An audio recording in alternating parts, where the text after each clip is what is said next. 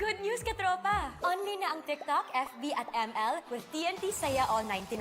At may only calls and text to all na rin at 6 gigabytes data for all sites and apps. Hindi ka mabibitin sa Saya for 7 days. Kaya lipat at load na sa TNT.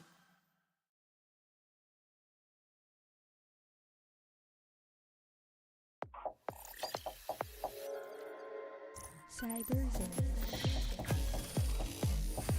Get it. Get it? Get it. Get it. Get it. Got it at Cyberzone. Get it, get it. Got it, got it. Get it, got it. Ooh, got it at Cyberzone. Get it. Get it. Get it. Got it, got it. Got it. Get it. Ooh, got it. Wow, got it at Cyberzone. Get it.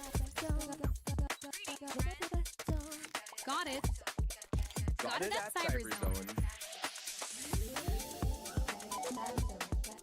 Get it. Got it. Got it at Cyberzone. No limits, all thrills here. Get it? Got it. Got it at Cyberzone. Get it. Get it. Get it. Got it, got it. Got it. Get it. Got it. Awesome. Got it at Cyberzone.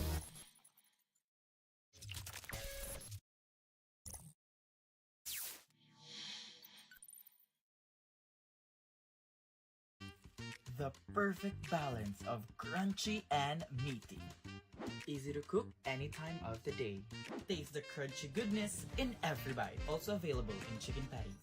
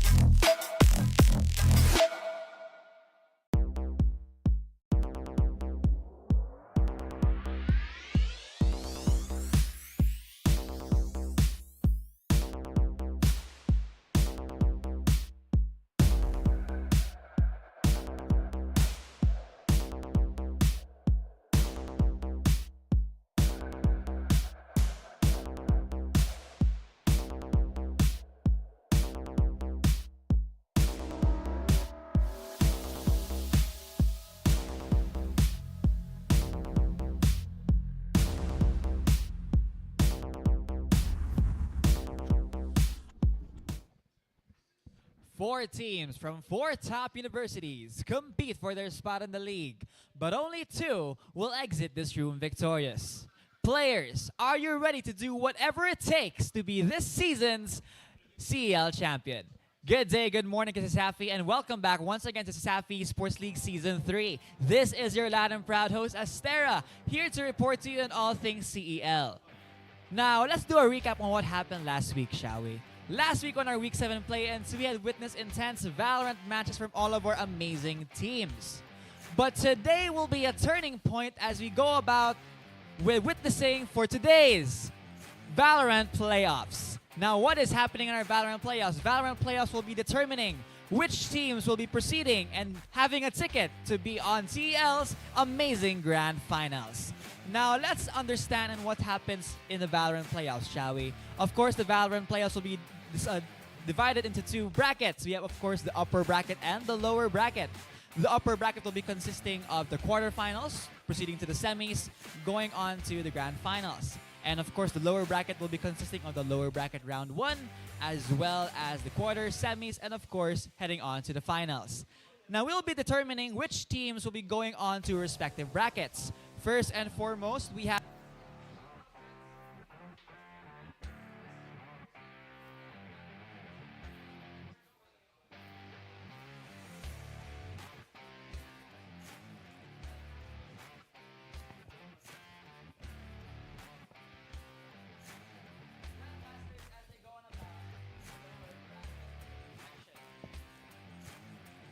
That being said, to our amazing viewers out there in our respective live streaming platforms, send in your cheers and show in your amazing emojis as we go on and support our amazing students as they compete for the CEL Week 8 Valorant playoffs. And of course, let's go on with our schedule today as well. We'll be seeing 4 amazing teams compete today. First and foremost, we'll be having the CIT-U Wildcats going against the USPF Panthers. And of course, the USC Warriors going against the UCLM Webmasters. That being said, CESAFI Esports League would not have been made possible without our sponsors from PC Express. Choose PC Express for all of your digital needs. Of course, we have Virginia Foods Incorporated, Basta Hotdog, Virginia, Smart, live more today with Smart, and PLDT, leading and inspiring Filipinos to create a better tomorrow with PLDT. We'll of course thank our amazing sponsors from Crayon Lab Custom Apparel and Digital Prints. And of course, we'd like to remind everyone that the CESAFI Esports League is now streaming on Puso Pilipinas, Smart Sports via the Smart app, as well as SM Cyberzone. So mga CESAFI dyan sa stream, make sure to like and follow all of our respective platforms and don't miss out on our amazing CESAFI action. Now, with that being said, I've done the amazing remarks and I'm sure you're all excited. So with that being said, let us introduce our 2 teams.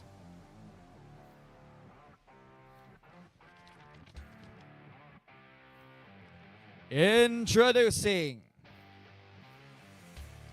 the fierce, fast, and fearless. This team has been tearing through the battlefield 1 match at a time, with an impressive 3 wins, 1 draw, and no losses from the group stage. They've clawed their way to the top with dominant and unrelenting power. Ready for the quarterfinals. Let us give it up for the Cebu Institute of Technology University Wildcats.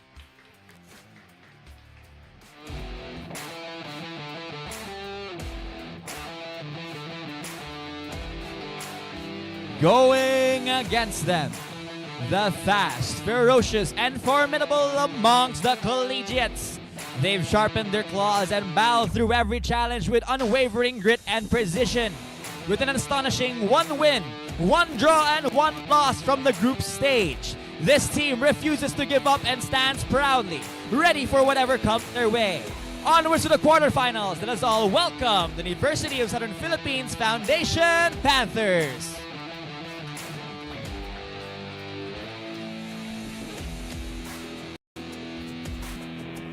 With that being said, our amazing teams have been introduced and our players are now ready to set in with their amazing Valorant match. So let's not delay any further.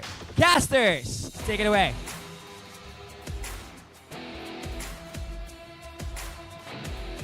Thank you very much for that, Astera. Yes, sir, indeed. We have a beautiful couple of games lined up here today. CIT and USPF is going to be a wonderful start for that. My name is Zico, and I am here joined by my most esteemed co-caster. I'm nobody. And just as Zico mentioned, today is going to be one heck of a matchup between both of these Wildcats since, Panthers versus the Wildcats.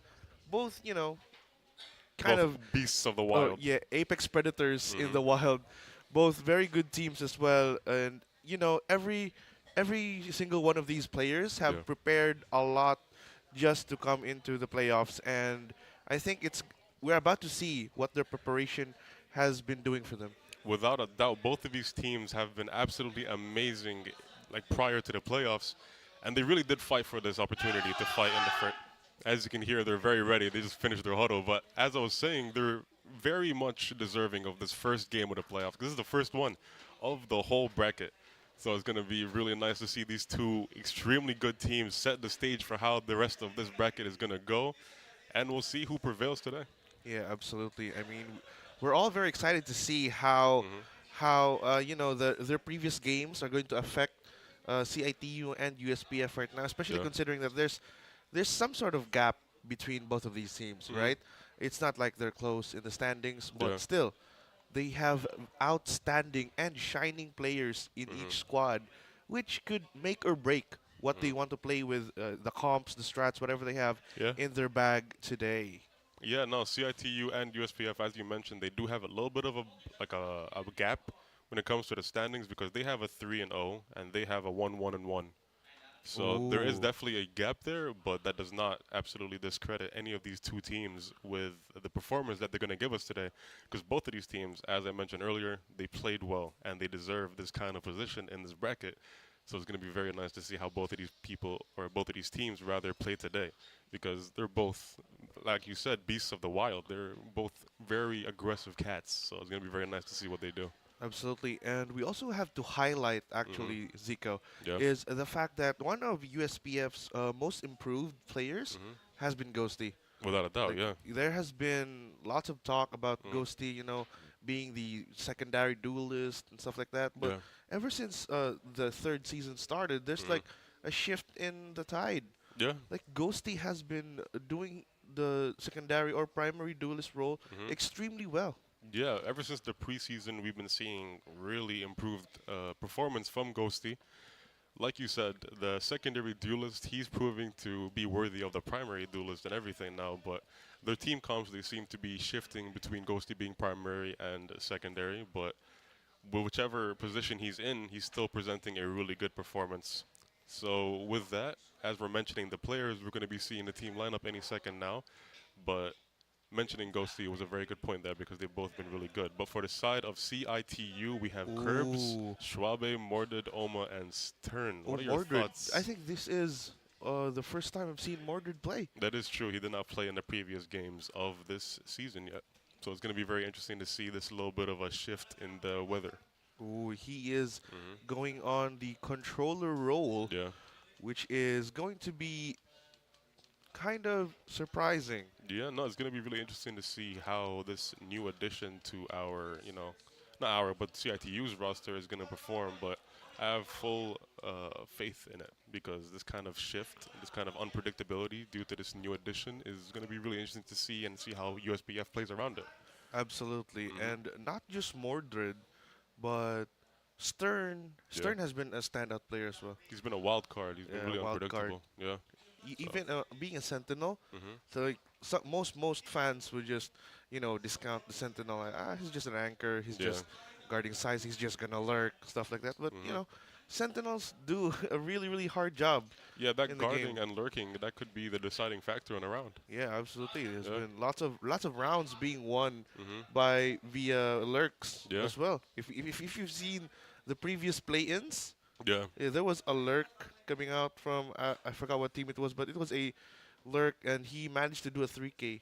Oh, that was Corpse in the last game. Yeah, indeed, that was Corpse. Yeah. So with that, I'm going to be mentioning the next team, USPF. Take it away. Oh, USPF. There's going to be some new faces. Is that Kibi Baby? Have you seen Kibi Baby play? I'm pretty sure, yeah. Oh. Yeah. No, but the rest of the team, we have 𝐿, we have 𝐏𝐋𝐎, Kibi Baby, Ghosty Baby, and Blurred. As we're mentioning, Well, they got Ghosty, 2 babies. they have 2 babies now, but that does not make them fight like men because Ghosty Baby has been performing really well, as you mentioned, but that's not without the help of his amazing team.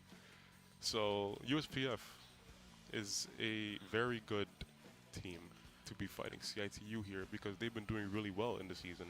So it's going to be like a immovable object versus an unstoppable force. Yeah, I'm glad you mentioned that. An immovable object versus unstoppable force because Blurred has been one of the standout players like in the entire tournament. Yeah, he has been There's really good. there's no mistaking it, guys. If you've seen our website, CESAFI Esports League.com, there's a lot of stats available for you to check out there. The standings, the schedules, everything you need to know about CEL, it's right there. And there's going to be lots of MVP counts for Blurred. Like I think he's the highest MVP count already for this tournament. And we have to note that both of these teams, in order to win these games, they have certain keys that they need to focus on. For CIT-U, that's going to be striking the vitals. Like I mentioned earlier, Blurred has been one of the standout players for USPF, and Ghosty has been improving quite a lot. So it could possibly be that their gameplay or game plan would revolve around shutting down USPF stars. But with that, we have the USPF side. While CIT-U strikes the vitals, they need to remember to parry and riposte. Which means they need to counter, they need to avoid those striking of the vitals and attack back. Because if they just keep on allowing them to do their key to victory, they'll never be able to, you know, unleash their own key to victory. Which brings us to the point for both teams, which is unleash everything. They cannot hold back. Yeah, this is the time when you bring out all the guns. Without a doubt. All of your tricks up your sleeves, all the aces you have, bring it out, guys. This is the time to really show them what you're made of. This is the time to bring out whatever experiments you've done in the previous games to the test. All the scrims all build up to this because all the new strats and everything, they all need to be unleashed today, which is why unleash everything is going to be very important for both of these teams because they need to be unpredictable.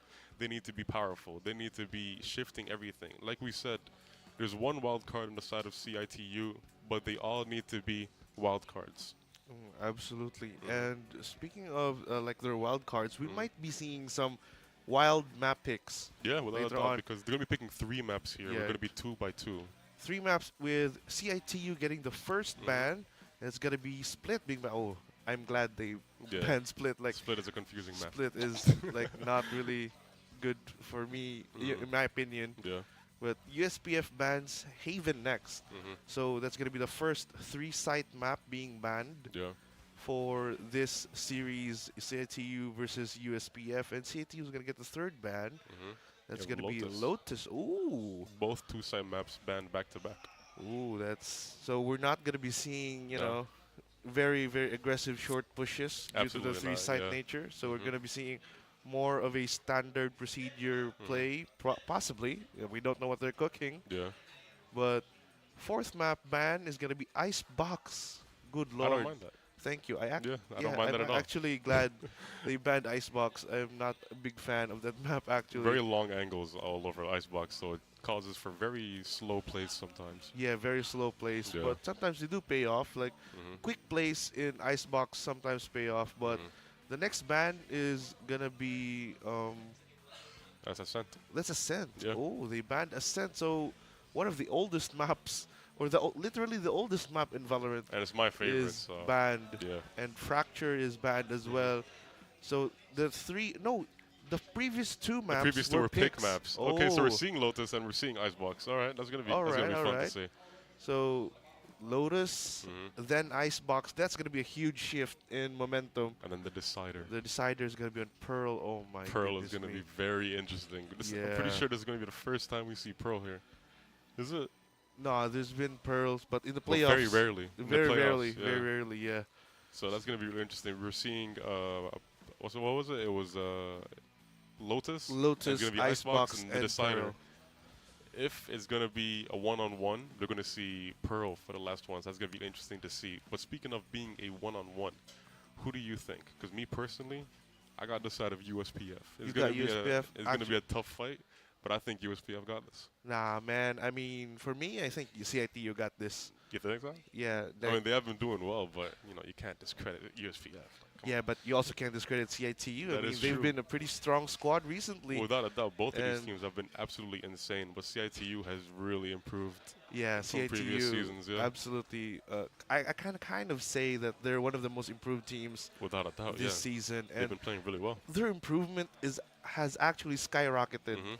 Like, it made them one of the most feared teams Yeah. already for the entire tournament. But take a look at this composition from CIT-U and USPF. It looks like CIT-U are opting for the breach, raise, and fade combo. I That's like that. that's a very, very lean commitment Yeah. coming in from CIT-U. They've got the leash, the fault line. Mhm. I don't think it's called leash, but it kind of leashes Yeah. them.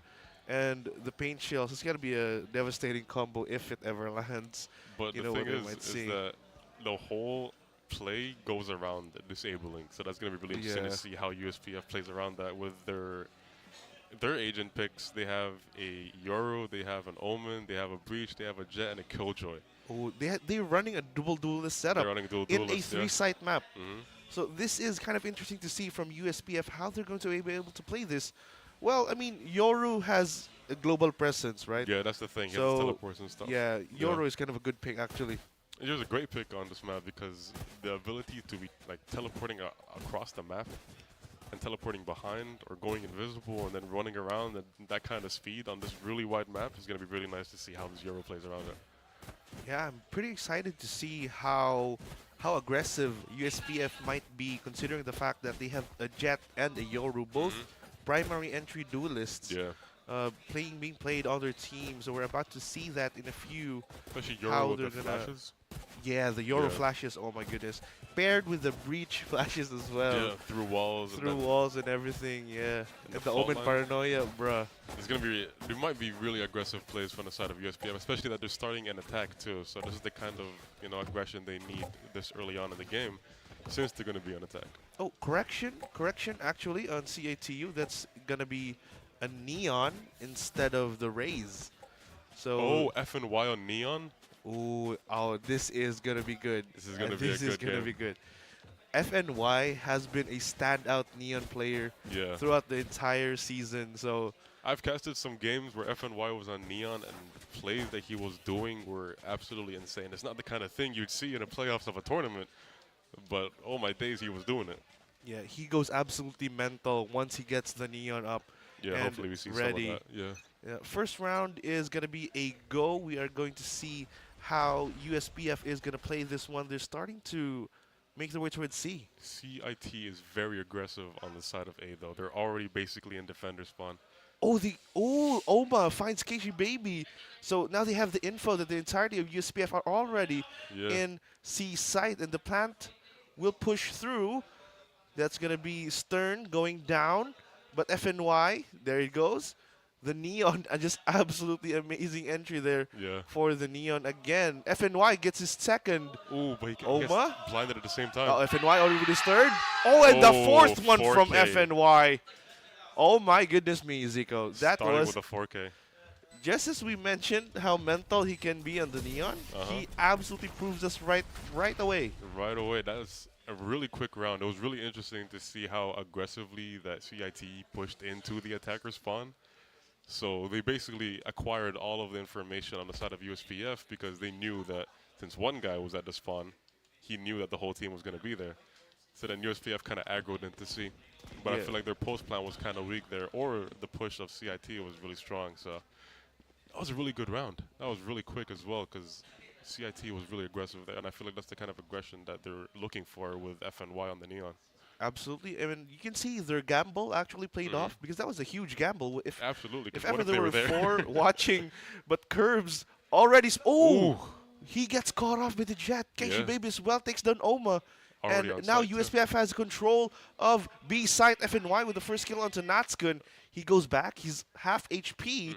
He needs to stay away from a bit here and let his teammates do a little bit of work, some scouting work, but he goes in. Oh, almost. He goes in, almost gets the Yoru, but He's Shuabe cleared will out, take him though. out, and Stern will clean house. And that's going to be CIT-U getting round number 2 despite that almost losing due to FNY running low on HP. The FNY running low on HP did nothing though, because the fact that he ran in and then got intel and then decided to be traded out at the end there, because if he killed the Euro that would have been great, but he did end up getting traded out really quickly. But that Stern, he kind of flanked. He went towards the left side of B instead of pushing with the rest of the team in the destroyable door.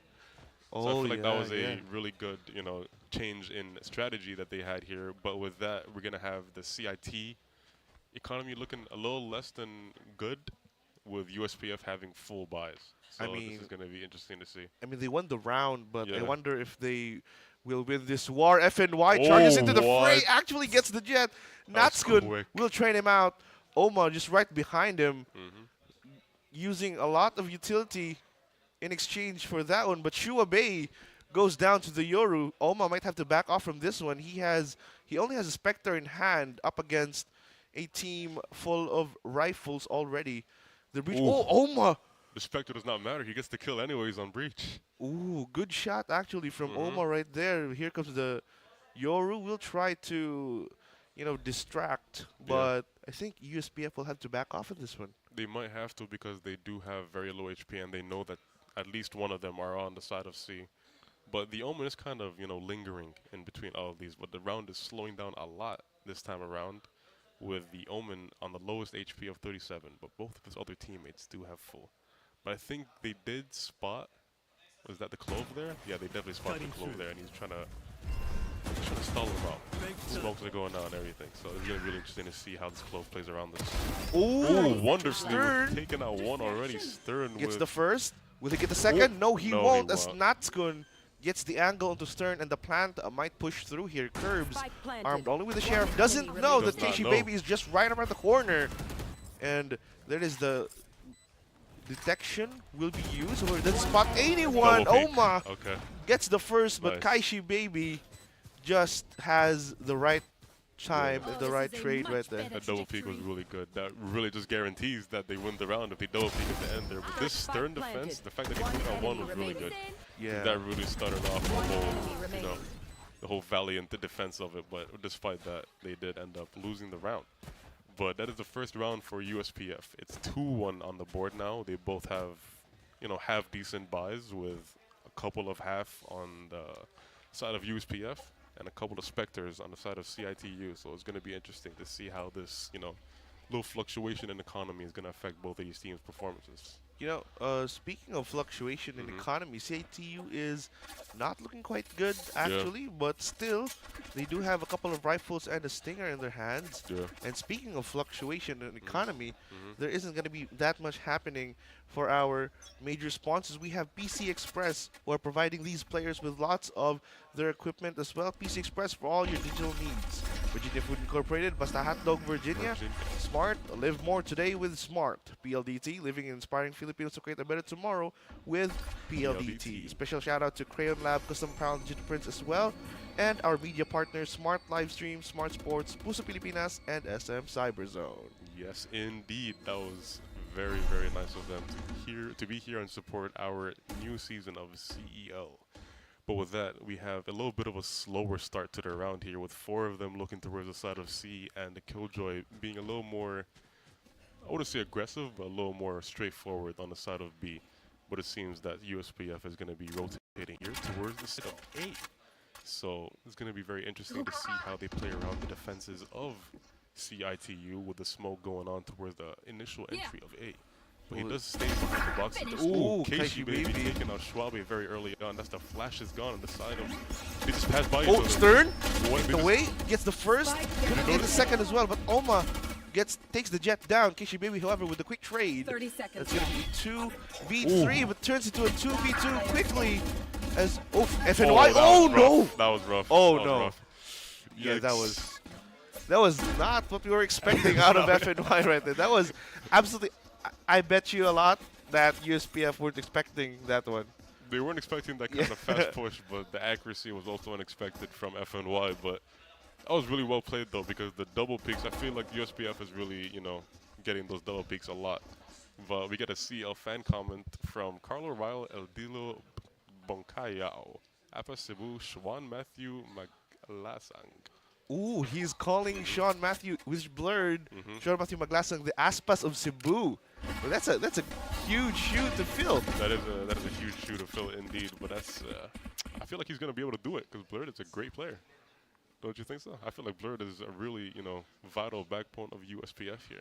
Yeah, he is. I mean, there's been lots of plays centered around him Yeah. in the previous games, and he just delivers almost every time as well. But speaking of deliver, you're here with the quick Delivering the information. intel. Has a lot of information available to him and his team that gets USPF their first blood onto Oma.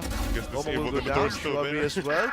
Stern with a quick trade, but Kaishi Baby will be taking down Curve. This is going to be 2v4. FNY running low on HP. Couldn't get this slide, however, Stern. Oh, yikes. Ooh, yikes. That was not a good show for Stern right there. And They're he will chasing him. get he will get eliminated right away after using the ultimate, and that's going to be USPF With the getting third. their third round. They're now leading the game.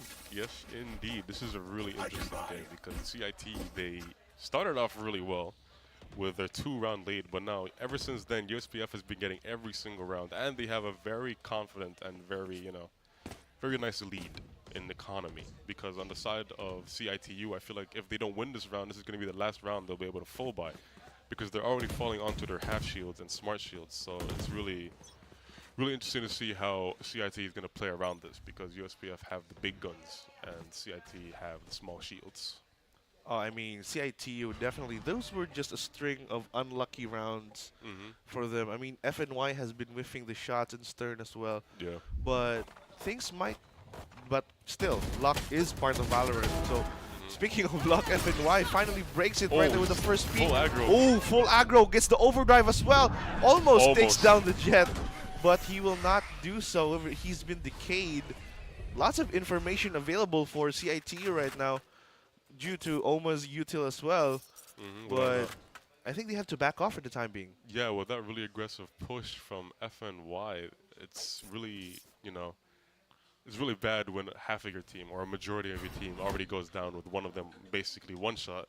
So USPF is going to try and play a little bit more slow and methodical this time around, with them going back to attacker spawn.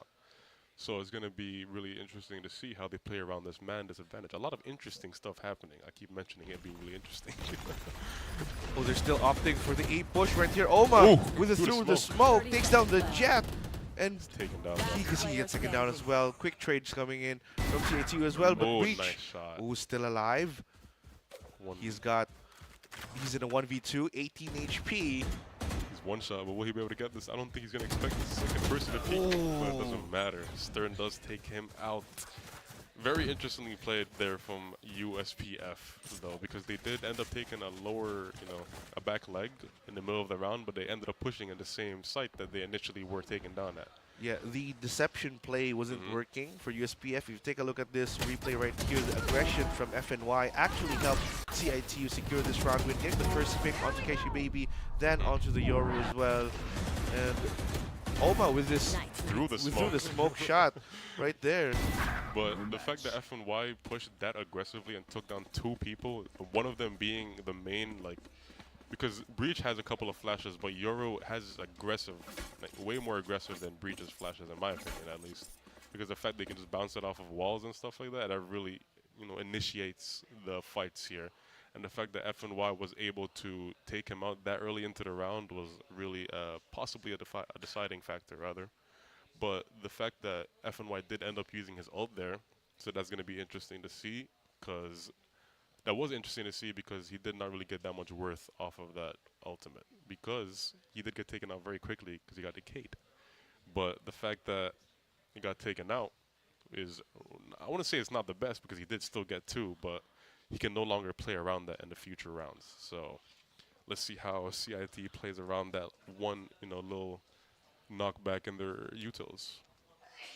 Absolutely. I mean, CIT-U hasn't been showing, aside from Oma, actually, hasn't been showing a lot of expert utility usage so far in the game, in contrast to USPF and their usual performance. I mean, USPF, they may have lost a couple of rounds here and there, but their util usage is actually pretty good. Yeah. Like they have been able to clear out sites, and they're trying new stuff. Yeah, without a Like doubt. they're trying to deceive the deception plays and stuff like that. Has They're been keeping going it for- fresh. Yeah, they're keeping it fresh. Definitely They're definitely keeping it fresh for USPF. And I think this squad has been cooking up a lot of things. Yeah. You know, like there have been lots of trainings, lots Yeah. of scrims happening, and I think they've done what they could to prepare themselves as best as they can be Yeah. today. Without a doubt, because they're neck and neck right now with a 3-on-3. So it's very nice seeing this kind of game go neck and neck, back to back, because they did end up getting 2 in the beginning for CIT-U, and we got 3 for the side of USPF, then we got 1 more on the side of CIT-U, because they're not letting this go. They're not going to let them get this, nice economic lead. And as I mentioned earlier, they have to win that round if they want to keep the economy in a good spot. And the fact that they did end up getting the economy down, or the round down, they did save their economy potential. But for the side of CIT, or not CIT-U, USPF rather, they did have a very confident economy. So it's going to be nice to see this first full buy round from both sides, I'm pretty sure. Yeah. A full buy would definitely benefit CIT-U, I mean USPF in the next round if they ever get it. But yeah, I mean USPF Yeah. just needs to continue what they were doing in the early rounds. Yeah. Like they have been very aggressive in the pushes, establishing their positions in certain parts of the site. I think that's what got them their 3 rounds before CIT-U managed to get it right back. Yeah, without a doubt, because that kind of, fluctuation is, I wouldn't say not easily played around, but it could be played around very nicely. But we're going to get back into the game in a second now, but their performance in general, what is your opinion on that? Because I feel like CIT, whether it's their performance being worse or USPF's being better, CIT is kind of struggling to get a lead here. No, I think USPF has been actually getting better. Yeah, no, Like I think that too. USPF has been slowly improving throughout the season. They may not have the best record, Yeah, but they do have a lot of banger matches yeah, as well. So it's not really a thing to discount USPF. But Very FNY aggressive once again. again on the aggression here. Relay bolt still available. He That will is not need good. to back off as the Rolling Thunder will get him. However, Shua Bay gets taken down by Ghosty Baby already. Oma has been found as well. 2K already for Ghosty. Almost gets the third, almost. but FNY shuts him down. 𝐏𝐿𝐻𝐻 Baby on the other side. Oh, they didn't notice. 𝐏𝐿𝐻𝐻 Baby with a 2K, but Stern with a quick trade, and Stern! 3K! on for It's going to fourth. be Nats. Oh! Unfortunate. Taken out by Kibi Baby. Kibi Baby absolutely just at the right time. He peaked at the right time At the perfect to time. stop Stern. That was a very valiant defense from Stern. That was really well played from him. But unfortunately, Kibi Baby was there and ready. So despite the 3K that he did get, he got shut down by Kibi Baby. But that's Yeah. really.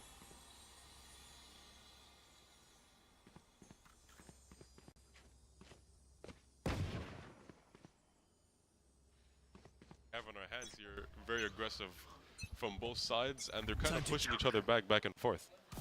Yeah, they've been pushing each other back and forth, definitely with the rounds. If you take a look at the results of the previous rounds, there have been, back and forth. But the aggression from Ghosty Baby, we're starting to see that happening in this game. Yeah, without a doubt. But the aggression that's been very consistent throughout this whole game has been FNY, with him in a very upfront spot right here. FNY? Ooh, but does get taken out by Ghosty Baby. Ooh, Oma gets a kill onto Ghosty, but Blurred takes down Shua Bay already. 𝐏𝐻𝐻 Baby into Stern as well. The plant will be pushing through, and 𝐏𝐻𝐻 Baby will clean house alongside Natskun, and they get that eco round away from CIT-U. The tug-of-war game is now going towards the side of USPF because they do have a 2-round lead. So this is going to be very fun to see how CIT goes against us, because CIT, when in this kind of situation where they need to get an economic round, right after they usually go full aggro. So FNY now has full shields and a rifle, and we have an op in the hands of Stern. Will they learn their lesson, or will they still push through He has a with sprint this ready. aggression? So Oh, he has sprint ready. Never mind. He is still going to go on the aggressive right there. Okay, he's waiting. Oh, I thought he was gonna wait out on No. Blurred's push right there, but 𝐶huaBei is waiting just right in the corner. There comes the flash. Rolling Thunder is available. Ghosty Baby dashes right into the site, uses the relay bolt. Ooh, FNY, however, will get taken out by unfortunate. Ghosty Baby and Blurred as well, but he will get traded out by 𝐶huaBei already. Ghosty Baby, 3v4. will he find 𝐶huaBei waiting right in the corner? There's the pre-fire. Couldn't get it just right, but 𝐶huaBei gets Okay, gets his third. He's in the prime spot, just at the right angle, but the unfortunate. wall bang from Ghosty Baby takes down 𝐶huaBei. 1v2, it's up to Stern. He has ult available in just one kill. He needs one kill or an ultimate orb, but probably going to be a kill right now since the spike has been planted. Jet, that's going to be Ghosty Baby. Way They're quieter covering, now. they're playing separately. Yeah. Oh, this is Two different not angles. might not end well, but it depends on who gets the Oh, he saw his barrel. catch on who first. Ghosty Baby has been found already. Stern. Oh, he doesn't. He's trying to check all the available angles first. Okay. Because he knows where Stern. Ghosty Baby is, but he doesn't know where. He finds Ghosty- one, but Ooh. the quick scope just couldn't work out for Stern. 𝐿𝐄𝐄𝐿 Baby with the correct and appropriate angle right there finishes the round for USPF. The fact that they were playing that post plans a little bit separately, holding two completely different angles, was a little risky, especially with an op being on the other hand. But despite that, they did end up winning the round. Wonderfully played post plan by USPF. But I feel like if he did hit that quick scope, he would have been gone either way because Ghosty Baby did end up peeking at the exact same time 𝐿𝐄𝐄𝐿 Baby killed him. So it was either or, but wonderfully done by USPF, taking the round and putting CIT on the lower end of the economy again. Yeah, definitely on the lower. I think lower is an understatement. I mean, Yeah. they've got Oh, an doesn't operator. matter. but Stern taking out 𝐿𝐄𝐄𝐿 Baby. Woo! What? Stern right away Yeah, that was a really nice takes shot from back Stern. what's lost of them, Uh-huh. what But they lost. But here's 𝐶huaBei in the corner. Oh, he gets wall banged. Oh, that is not a good look for 𝐶huaBei right there. He's down to 47 HP. He knows someone's pushing. what Oh, a shot. my goodness, we What? Blurred. Just absolutely goes down right there. FNY as well will get the second kill. But Stern cleans house. CIT-U, how are they able to do this?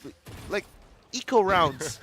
Eco rounds is the strong suit for some reason this time around because like their Guardian plays are really watch this one time. Oh my really goodness nice me. flick here.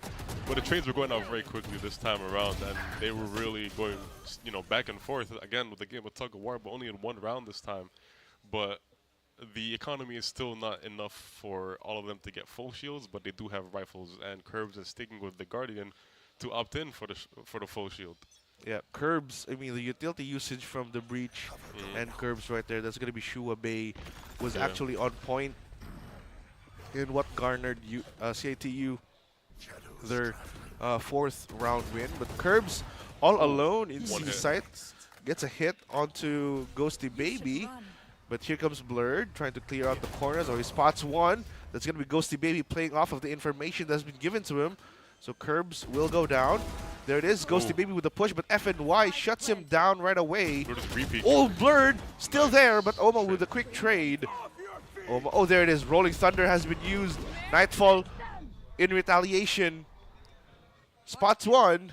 Only one, however. Only That's one. not going to be a good Nightfall coming in from 𝐿𝐿𝐿. But 𝐿𝐄𝐄𝐿 Baby takes down Stern, who was lurking in the background. Stern in a they followed 1v2. him. Could not do anything right there, but 𝐿𝐿𝐿 is still Oh. alive. Gets the Oh. second. Will he get the third? Oh, my goodness me. We got his fourth of Detection. the round. Haunt has been used already. That is it. Haunt. 𝐿𝐿𝐿 running out of time. He needs to be able to get this to at least half.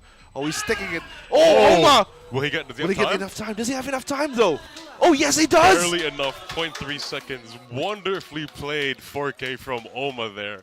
That was really well done. The fact that he got the half there too might have saved the round for Oh, them. take a look at this replay right here. This was when FNY was going on the aggressive, but here's 𝐿𝐿𝐿 with a One. quick 2K in a 1v3 and absolutely outplaying 𝐿𝐄𝐿 Baby Yeah. right there. The fact that he got that half was a really good. That was a really good call too. And 𝐿𝐄𝐿 couldn't peek from the left side or the right side of that pillar rather, because it was too low on the floor. Yeah. So really good call to get that half. It was really risky because if 𝐿𝐄𝐿 Baby or 𝐿𝐄𝐿 did, if he had pushed that, that would have been it. Oh, but here's Ghosty Baby once again on the aggression. He then he got out Pushes with the TP. side. Natskun with the teleport takes down Curbs. That's gonna be an Omen down. The real Oh, long barrel. another operator from Yeah. CIT-U. Like, this is their second Oh. round, but Stern gets the drop onto Ghosty Baby. Natskun, however, will take down FNY. A spike has been planted. Blurred takes down Stern. That's gonna be the operator down. Natskun gets his third. Ooh, Oma. Can Oma pull off something again? No, No, not this quite. time, not quite. Natskun with a 4K, and USPF will end the first half leading by 2 rounds. Natskun teleported into deep side very quickly. He was really aggressive with his TPs that time around. And when FNY tried to go for the concuss, he opted for peeking instead of avoiding the concuss. And he did end up killing FNY before he got concussed by FNY. Yeah. That is That really, it's a risky play, but it's a good one. Really risky play. Yeah, because it paid off with his 4K in that round. It's really apparent that it paid off. Natskun, I mean, this Omen has been, starting to rise up the ranks Yeah. so far. So Natskun, another player to watch. Yeah, For they this definitely series. to watch out for because that was a really interesting and aggressive, but it paid off really well. But with that, we're going to see a side swap with CIT on the attack and USPF on the defense this time around. FNY, despite the side swap being done, still playing really aggressively, but not quite. Oh, He's taking more towards the team this time around because he is on attack and he's more of a chance to meet more people in the site. This time around, CIT-U's FNY, his aggression could be used to a great advantage Yeah, if they manage to translate it well on attacker side right here. definitely, yeah. From Stern, having a bit of trouble with the turret Yes. actually. Gets spotted by Natskun right there. He still has Paranoia available, Yeah. so they won't be pushing that one. Ooh, nice Curbs one. takes down Blurred already. Stern, ooh, almost gets a jump onto Natskun, but Natskun with the better timing that time around. Shuabe onto Ghosty. Definitely heard Curbs. the door breaking. Oh, Curbs is still alive. Yeah. Very good stuff coming in from Curbs. Natskun will be spamming through the smoke, almost getting his crosshair onto Curbs. Just barely. All he needs to do is hit like 1 or 2. Yeah, Curbs is running low, 22 HP. The TP will have to push through, and Shuabe whiffs absolutely massively there. Oma 1v1. 1v1. I think Omo might have to stall here because he does want to get the time off in this round. Oh, Oma once again in a clutch situation. Natskun, there it is. The haunt will be used. Spots one. Will he get the Natskun, half? or will he get the half? Or will he? He got the half. Oh, He's no. sticking. Pros don't fake. Ain't no way, dog. My, Ain't and he no gets way. him too. He gets Oma as well. Ain't no way. Pros really don't fake, man. Good stuff from USPF. They get the revenge on Yeah. Oma. Natskun with still consistently risky plays because that stick was it was really interesting to see because that kind of situation I don't think anyone would fake. Did you But look he at still that? got it. He was at the edge of the smoke. The edge barely in it. barely inside the smoke, and he still pushed through with a defuse. Yeah. So, the balls on this guy, man. I mean, how could he walk? Without a doubt, it must be weighing him down because that's insane kind of courage to be pulling off a play like that, especially like this early on into the half because that kind of thing is you're kind of risking the whole economy of your team by doing something like that. But with that, Oma, he thought he faked, but like you said, pros don't fake. Pros don't fake, definitely. And what made that play even more, interesting was the fact that Oma used Haunt. Yeah, And Natskun was able to take down the Haunt. yeah, So Oma was assuming that, Natskun was going to be roaming around, stuff Yeah. like that. But Natskun, oh my goodness. he went straight back to the He went defuse. straight, trabaho lang. Yeah, Yeah, that's Natskun's motto. Trabaho lang talaga yeah. for Natskun. That Work was is work. really well played by Natskun there. That stick was absolutely insane, really crucial to the game, and very nice to see here at CEL. That being said, make sure all your friends and family see that too. Like, comment, and share the stream to anyone that you know that might be interested in Valorant or might get into Valorant because of our stream, because plays like this might be the main reason why people get into this, because we get some crazy plays such as that, such as the 4K from Oma, such as the 4K from anybody across both of these two teams. You're correct, Zika. We've got the top collegiate players in Cebu playing in one of the greatest tournaments here. Oh, but, FNY, that was very unfortunate With a stuff knife. there for FNY. And the aim punch actually got him right there. He could have, you know, jump peek, but Blurred was just a little bit too forward with the trigger. Oh, he goes in. Blurred, will he get the second? Nice. Yes, he does. 𝐕𝐿𝐴 will go down. He will teleport away 25 HP. into safety. Curbs running low. Here's 𝐕𝐴 with a bulldog. Will he get the second? No, But not quite. Oma will trade Stern quickly right there. 2v4. Blurred running low on HP. The entirety of USPF still fairly healthy. And Keishi Baby will be guarding C site alone. However, there's not going to be any action in C. Because now is really bad for the side of CIT. Because they're both barely one shot. Oh, It doesn't matter though because he did end up getting one kill. Oma on this Blurred. oh, 1 HP. He's literally 1 HP. There was no exaggeration. He's actually 1 HP. You can see a single digit Just one. on the screen right now. It's just one. And you know, the time's ticking, so the pressure of this 1 HP against 3 people with 30 seconds and you're this many rounds down with bad economy. yeah, might be just it. one It's bullet. over. That's all it takes. It And doesn't matter Natskun- because he got a headshot too. Natskun again with a final kill of the round. Natskun has been a pretty good anchor so far in the defender side. Definitely, yeah. He's been really playing well with how well he's been defending the site because, like, he was even here for the breach. He got fragged and then he almost got the refrag, but not quite. But the fact that Oman got that kill on breach, that was really well done because that kind of distance with the sheriff, despite him being on low health, still a nice shot. Yeah, 𝐕𝐴. And was it Blurred? I think it's Blurred. It was Blurred Blurred. is one that got taken out. Blurred on A main, A stairs right there. But here comes, there it is, aggression from CIT-U once more. FNY pushes through, but the quite on the fault line concuss. will actually be to his demise. Blurred, gets his second, dodges the flash, but Curbs takes down 𝐕𝐴 already.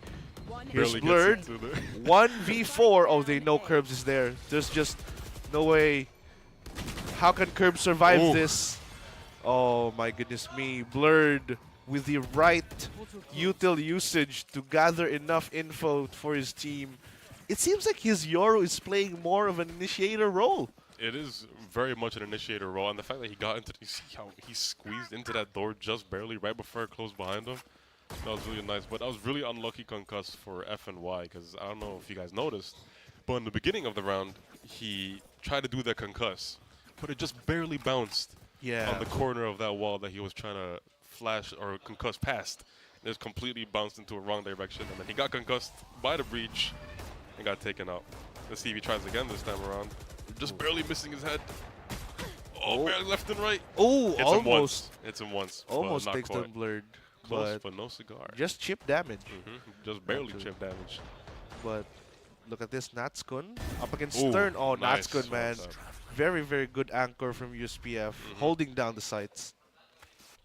They're a little lower on the side of the weaponry because they do have the weaker guns. Because we did just see a Spectre there. �KG Baby holding the angle on 2 people. Oh, but what? gets taken out by almost Guardian. Barely a wall bang. Natskun still anchoring Oh, on FNY. B. Oh, Does he FNY know wasn't F- spotted. He has no idea he's there. I think he's going to wait for the smoke to fade because running through that smoke is going to be... Oh, 𝐕𝐴 𝐕𝐴. making sure Blurred doesn't get a flank off. One shot with the Bulldog. FNY. FNY Barely has missing all it. the angle Ooh. he needs. Natskun Ooh. will get the third. Oh my god, Natskun is still fairly healthy. He's got 80 HP left. He's on for an ace. Will he get a fourth? Oh, Not 𝐕𝐴, however, the caster doesn't want curse. any part of that. Caster curse. My bad. My bad. That's going to completely jinx your ace there. The players are going to be absolutely pissed at Riziko. His caster cursed them. But Oma, oh! It does not matter That though. ends CIT-U's advances as 𝐕𝐴 Baby and 𝐕𝐴, the two babies, The two babies actually clutch up. finished and cleaned the round for USPF. This is not looking good for CIT. They're already this many rounds down, 11-5. That is 6 whole rounds back. And CIT, or not CIT, USPF rather, they need 2 more rounds. But with an anchor like Natskun, they're making sure they get those 2 rounds down because CIT needs to somehow, I don't know if they want to re-peek or double peek, if they want to double angle peek, they need to do something to catch Natskun off guard because so far, he has not been getting caught off guard with the headshots and everything that's been pulling off. Oh, FNY. Oh, almost gets taken down right there. The aggression Not quite. just still not paying off Not quite. for FNY, as USPF seems to have an answer every time he goes in the aggressive position. 𝐏𝐄𝐄𝐊 Baby taking down Curbs right away. The 3v5 turns into a 2v4 very quickly, but Stern has something to say about it. However, 𝐏𝐄𝐄𝐊 Baby also responds right back. His Stern, Oh. the classic, just won't cut it. And USPF now on match point. Match point for the side of USPF already. And CI2, this many rounds back, it's going to be really hard for CI to bring this back. But we can't discredit them because they are a really great team, and we might see them do this. A full, this many round lead, a 7-round lead. You think they'll bring this back? Because they have a chance, in my opinion. I'm rooting for them. They're Yeah. my prediction, Yeah. so I hope they do come back. But still, I mean, the keys to victory earlier, where you said parry and riposte They're for definitely pairing and USPF, riposting, yeah. they're absolutely doing it right now, and they're unleashing everything. Yeah. That's what I like about the playoffs. It's like nobody's holding back anymore. But I feel like FNY is definitely unleashing a little too Oh, much. Never mind. FNY. I am eating my words. He takes out the You jet caster very curse quickly. them right again. He does end up getting a Vandal in hand, but do they know that 𝐏𝐄𝐄𝐊 Baby's on their left here? Oh, 𝐏𝐄𝐄𝐊 Baby. Oh, he whiffs. Not quite. FNY. And he gets taken out by FNY. Just barely getting the shot off on the fade, but they already have control of C-Site. CIT with the plan down fairly quickly into the round. FNY aggression finally paying off. It did. It paid off in the 18th round. It's the first time it's paid off, but Better hey, late than never. at least it's paid off. Blurred. It's taken out by Ooh. 𝐶huaBei. �natskun. Ooh. Here comes �natskun once again. 1v4. Oh, Not but quite. 𝐲𝐻 this time around. 𝐲𝐻 has an answer for �natskun, and it's not going to be quite pretty for USPF. A bit of a rivalry here from �natskun and 𝐲𝐻. The game is heating up. Maybe a little bit too late for the side of CIT-U because they're still 6 rounds behind, and USPF needs to win just one more. Just one more. And they get this game. But I feel like if that same energy stays from FNY, where he pushes more tactically, because all the other aggressive pushes have been a little bit, I wouldn't say sloppy, but they haven't been, you know, They haven't been effective. they haven't been Yeah. really effective for the team, and it kind of just leaves CIT with one man down. So we'll see this time around if he does end up getting this. Oh, We the do see fault the line. fault line very much prepared for FNY to push up here. FNY starting to take a much more methodical approach Definitely. with his aggression here. ghosty Baby is guarding Mound, so this is going to be quite interesting to see how they're going to push this one. The Prowler will be expended. Couldn't find anyone, so they won't be expecting anyone on Mound. There goes the leash once again. Also But nobody. Stern, oh, Stern is all the way up in A. Very heavily lurk, but the fact that he's playing Clove means that he can still smoke. Yeah, but this is going to be a man disadvantage. But Ooh. Blurred takes down 𝐲𝐻. They need to Blurred bring once this- they again. need to bring this back. They haven't shut down Blurred. Like, you know, the keys to victory strike, the vitals. They haven't shut down Blurred and ghosty. Ghosty. Oh, this is not ghosty looking Baby good. just got a kill onto 𝐶huaBei. And he's guarding Mound. That puts CIT-U in complete disarray. 6-12 in Very a aggressive on 3v5. Here comes FNY once again. Overdrive is available. Into the molly. Oh, he's taking pushing that through the much molly. damage is very risky. There it is. Overdrive. He's been spotted by 𝐏𝐄𝐄𝐊 Baby already. 𝐏𝐄𝐄𝐊 Baby will spot the one through the smoke. Oh, he's still gunning for FNY, but Stern pushes Nice. through. Takes down Okay, 𝐏𝐄𝐄𝐊 good Baby. 3v4. Very, very crucial round for CIT already. Here comes Blurred. Does have Postman 2 too. flashes available. He doesn't have fake out nor the teleports. But what can he do with the flash? Ooh, Nothing, double as peek. Curbs takes him out. But ghosty Baby and 𝐾𝐄𝐊 Baby get a kill apiece. Stern gets alive. �natskun. Oh, ghosty Baby versus Stern, but Stern! barely misses it. Woo! That was almost looking really bad for Stern. The ult saved him. If he didn't get that ult off, that would have been it for the side of CIT. But despite me saying that, what happened is different. Stern clutching the round with its 2 lives in his pocket. Just barely missing it from the jet of USPF. CIT-U still alive. Still alive Zico. and They're kicking. still alive in this game. They want to actually claw their way back through the 12 rounds, but Indeed. USPF, we can see their aggression already. Without they're, a doubt, they're USPF overextending a little bit on the defensive side, just to try to get the round closing. Yeah. And But but still, going on his own on B. Which in my- ghosty Baby has been guarding C Mound for quite some time now. He did get a couple of picks off on Mound here. This spot is going to be really dangerous to play from Ghosty Baby, especially Oh, there it is. with FNY pushing fault and line. him being flashed. Ghosty Baby hasn't been spotted. They know he's there in the general location, but he's not necessarily spotted until now as FNY takes him out of the equation.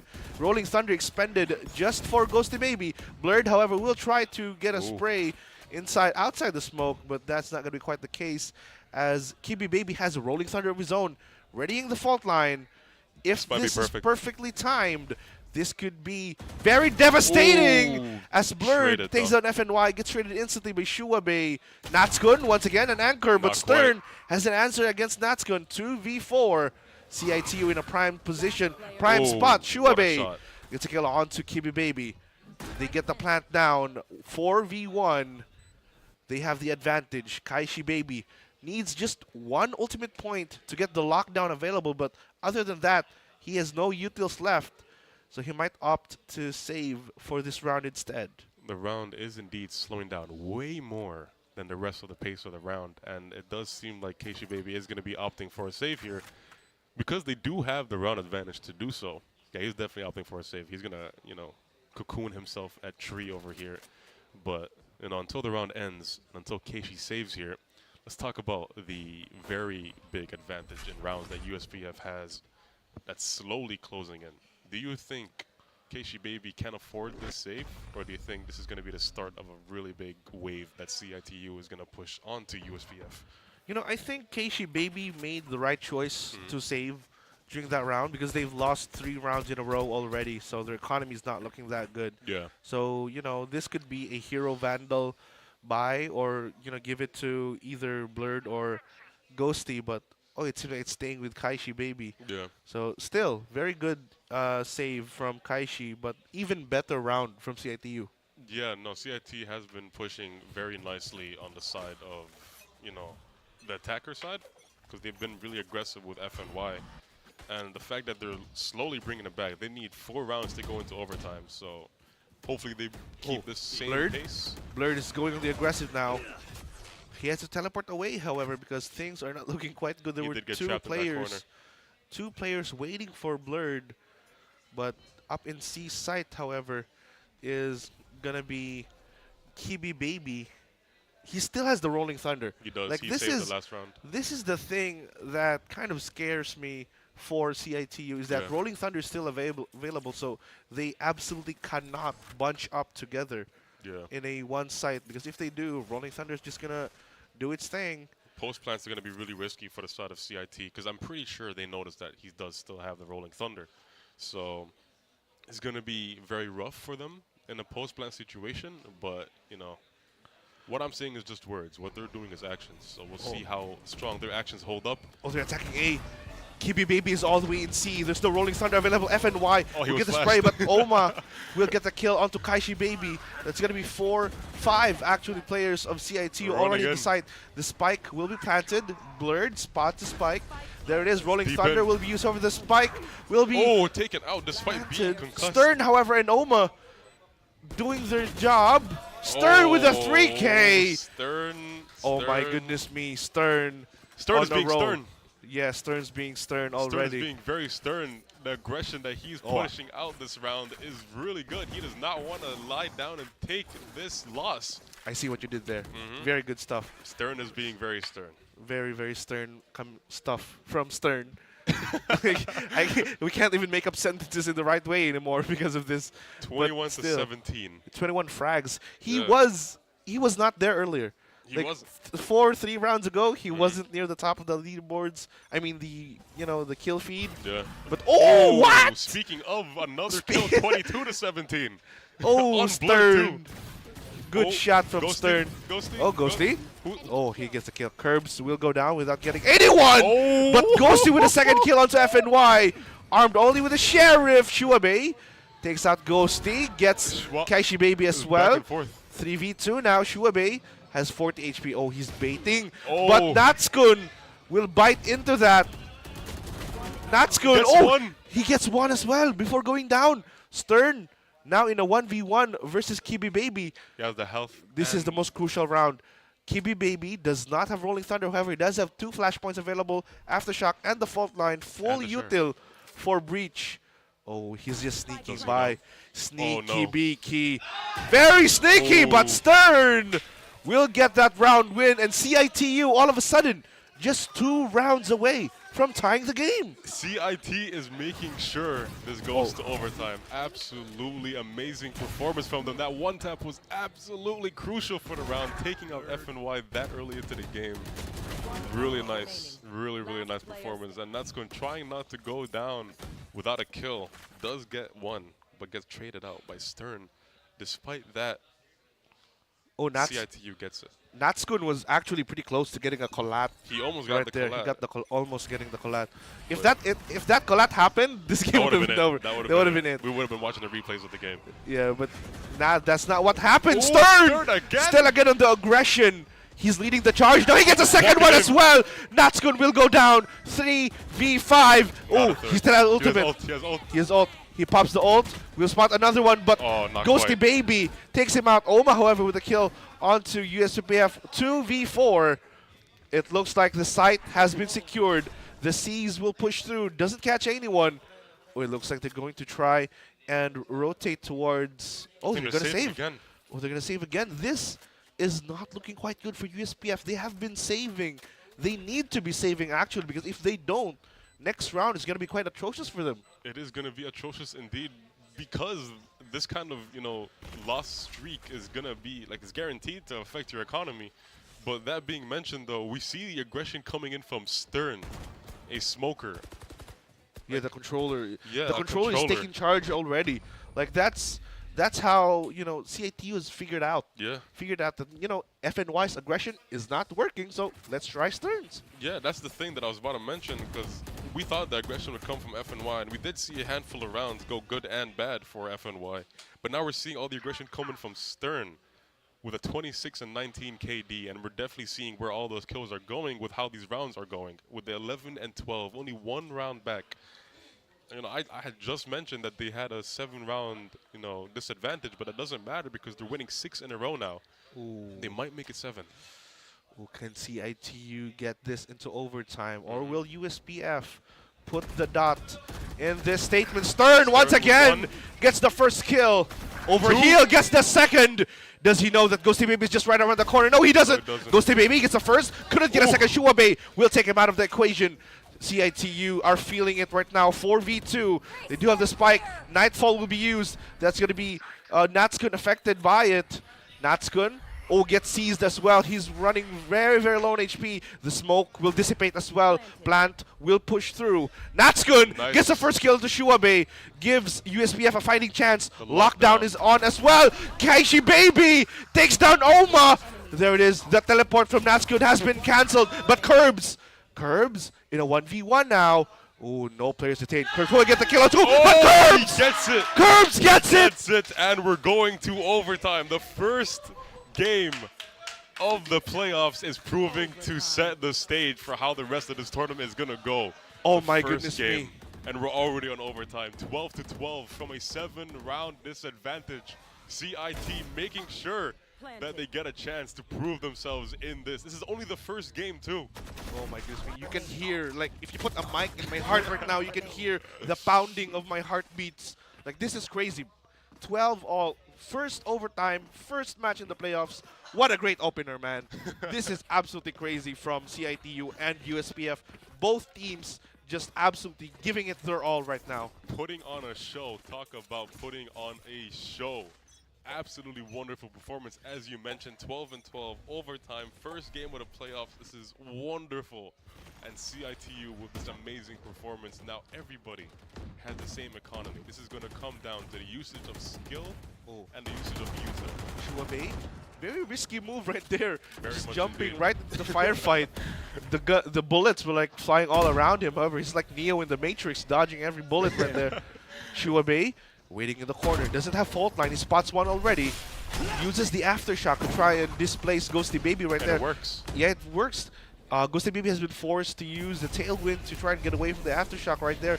FNY still You're on a keeping him very locked down. aggressive position.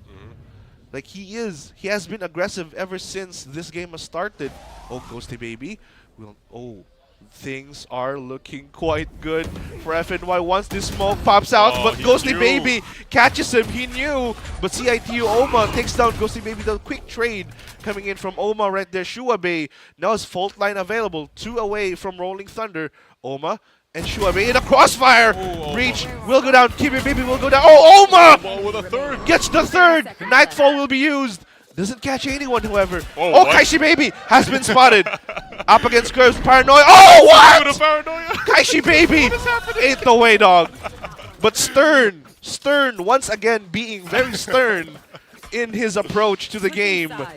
And that's going to be CIT-U now on match point. The Kaishi, tables have turned. He ran at Stern with his knife out. Yeah, that was actually pretty funny stuff from Kaishi. Just wasn't Look at expecting Curbs right there. But he Got him still through the paranoia too.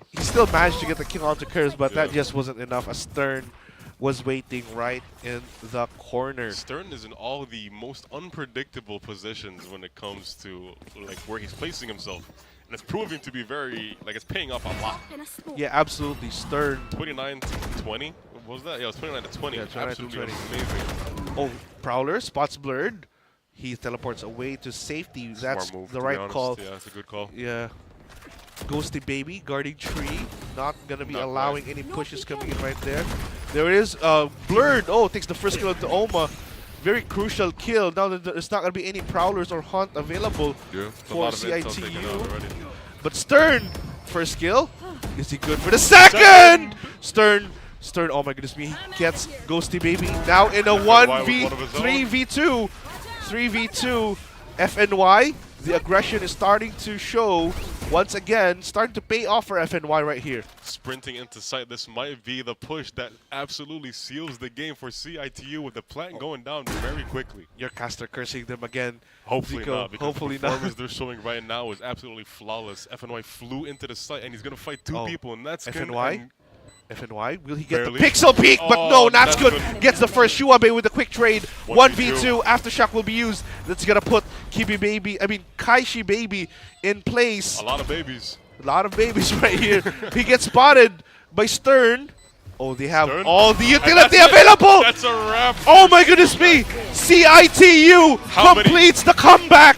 How many in a row was that? That was like 8 No, no. in a row? 9 in a row. 9 in a Nine row. rounds in a row. Ladies and gentlemen, if you've just tuned into the stream, CIT-U just completed the comeback of the playoffs. 9 rounds in a row from 12-5 to 14-12. 9 CIT-U rounds. showing 9 what they're made of. rounds. Absolutely amazing performance from CIT-U. 9 rounds in a row. That is insane. That really is, like I mentioned before, setting the stage for how these playoffs are going to go. CIT Woo! proving to be an amazing team, very much worthy of being in the playoffs. USPF started off very strong, but started faltering there towards the end with a 9-round disadvantage. They tried saving, they tried different pushes, they tried everything.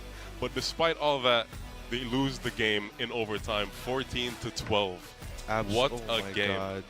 Like, I wasn't expecting that. Neither was I. I know I predicted CIT-U, Yeah, right? but not like that. Not like that. That comeback was absolutely diabolical. 9 straight rounds. Like, who would've Perfection. But, you know, expected that?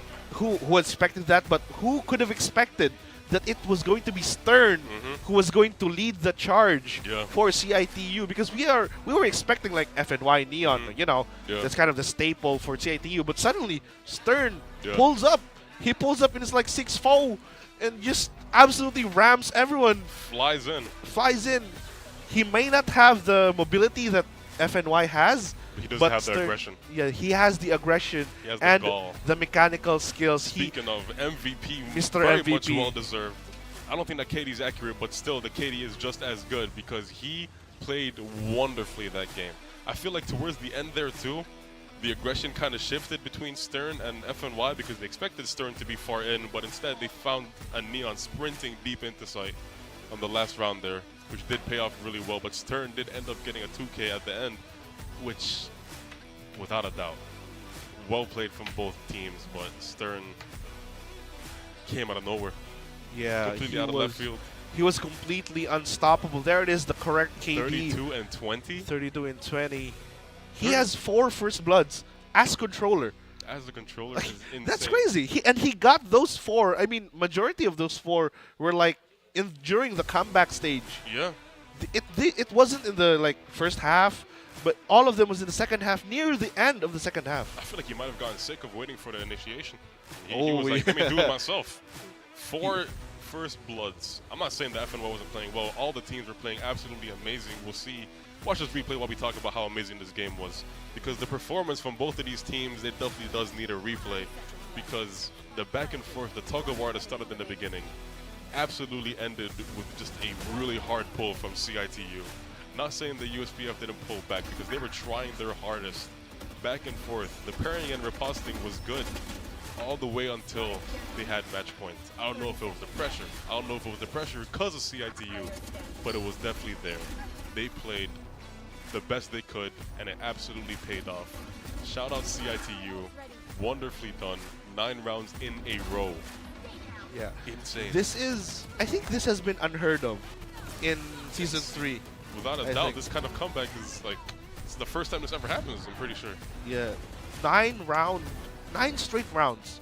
Like, this hasn't happened before. And you know what's even more interesting, Zico? Yeah. The overtime round. I know, the round that gets CIT into overtime, that was Stern, right? Yeah. It was Stern who died, popped the ultimate, And then brought it back. and then brought it back.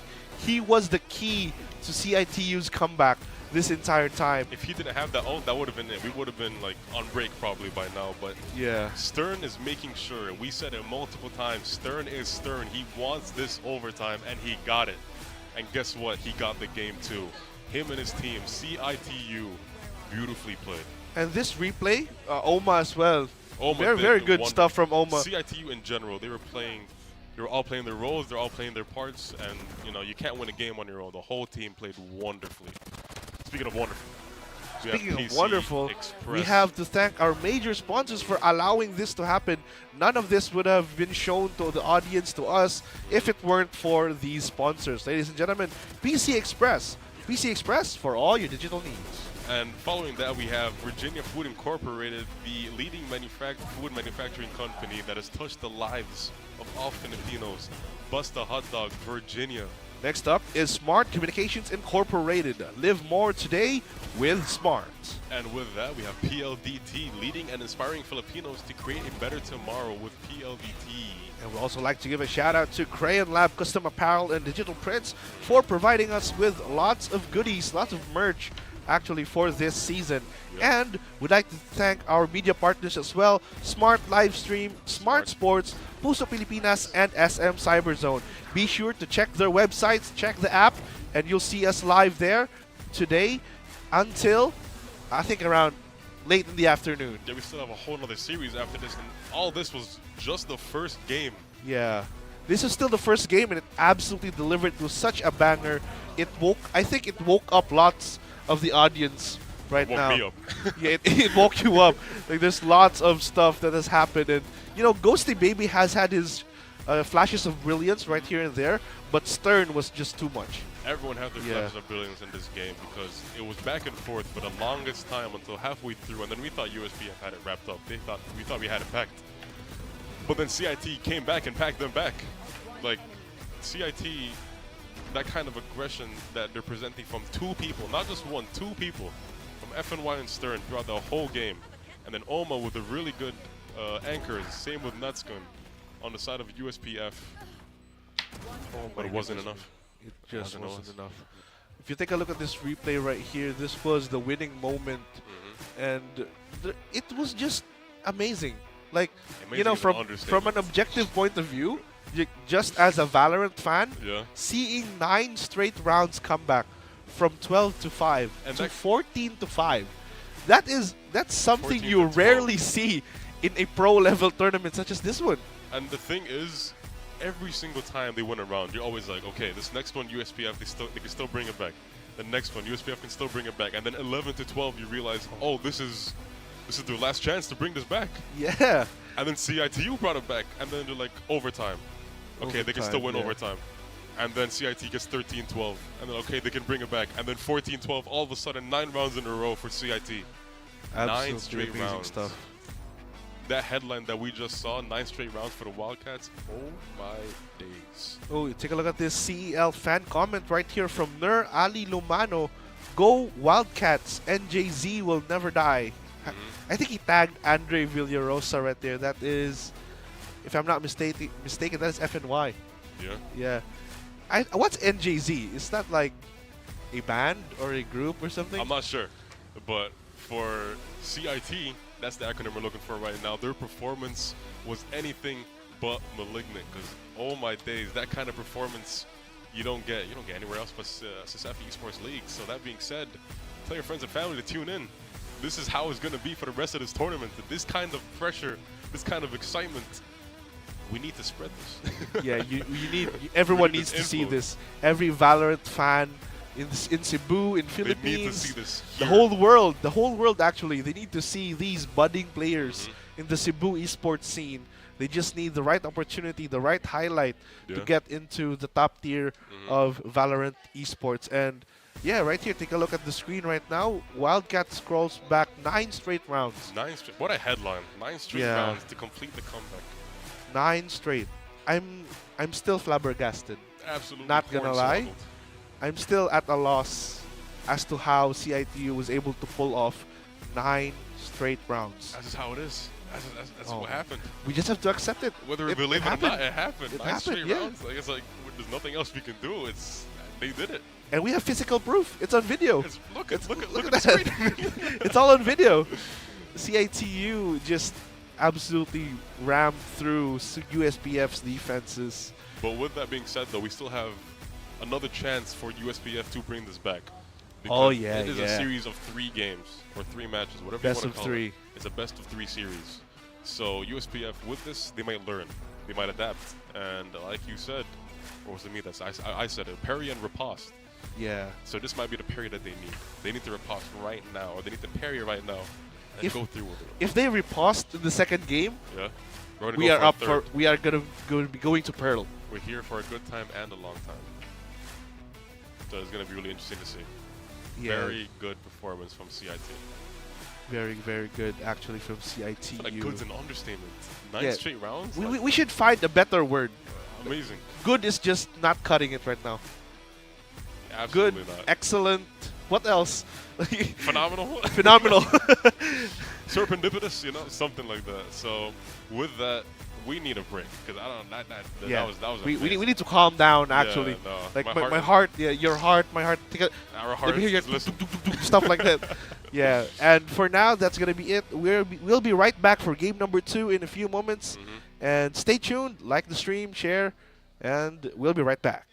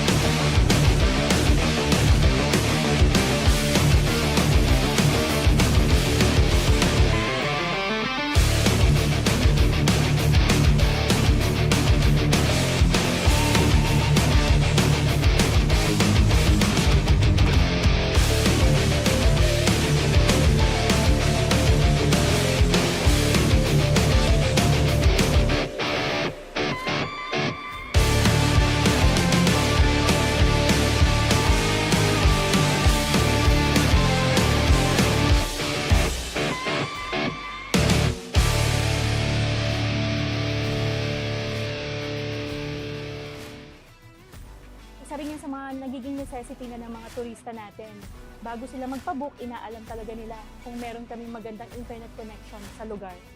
My name is Madel Tibay and currently I'm handling Lerna's Pension House here in Santa Fe, Bantayan Island. Para lang ako nagbabakasyon lang. Andito lahat peaceful, mental health ko healthy.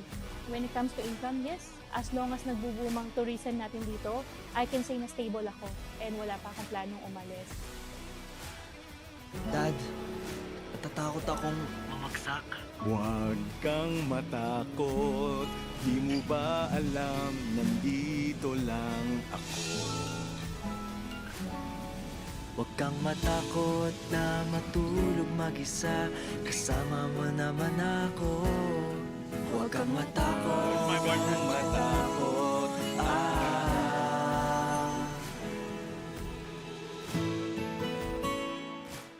Hindi aabot ang data! Nice! Don't worry! Be only with Smart Power All 99. Hindi nabitin with 10 gig data plus only Facebook or TikTok and more. Load now!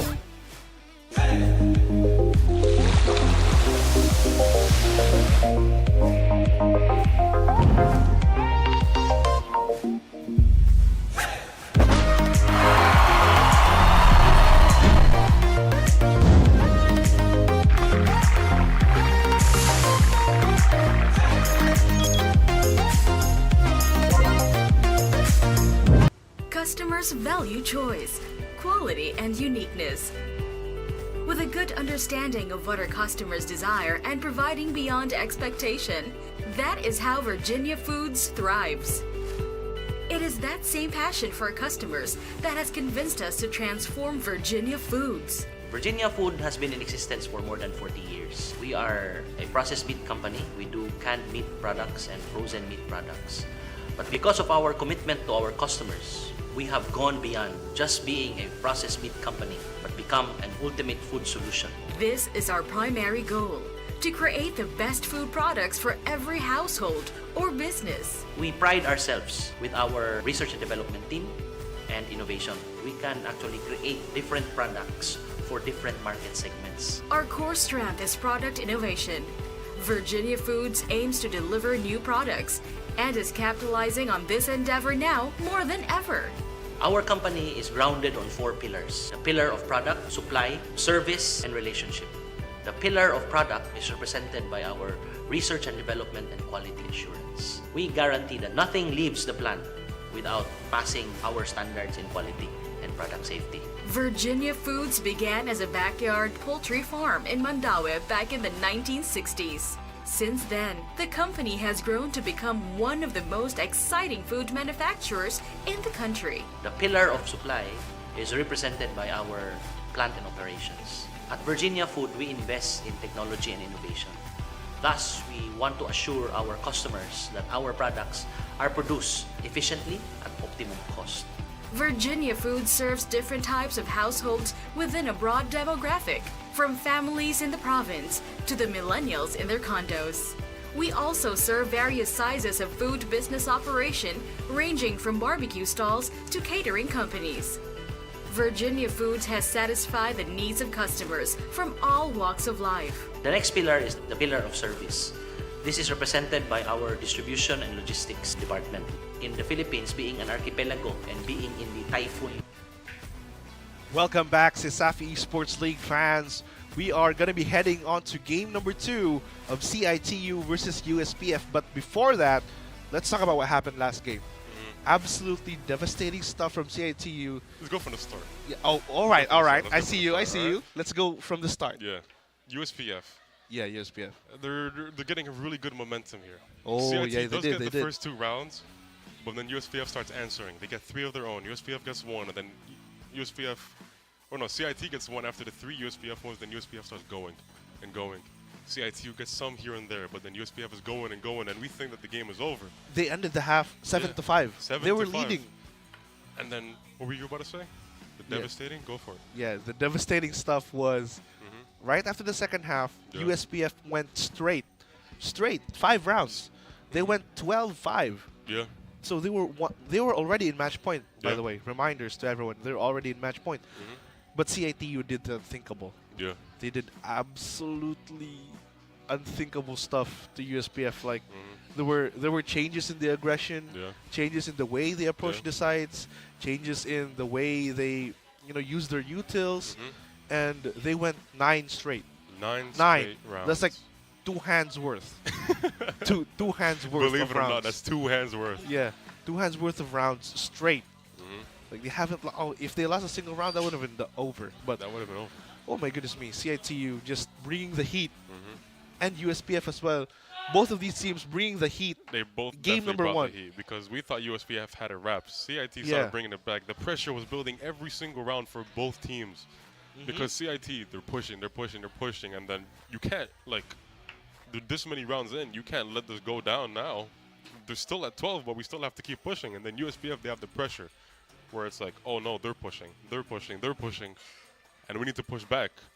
But it was not quite enough because they had some saves, they had some good plays, but then we thought they had it until they didn't.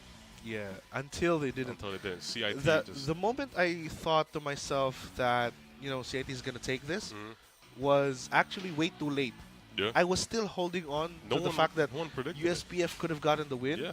But when the first overtime round, CIT-U won that, I was like, oh no, it's over. I don't even blame you for not expecting it because who would expect that kind of a 9-round back-to-back? Yeah, You know what I mean, that's not enough backs. That's you have not to count enough like back. 9 If I times. went more, that would be like another 5 seconds, but... 2 hands worth. Yeah, that's 2 hands, two whole hands, you know?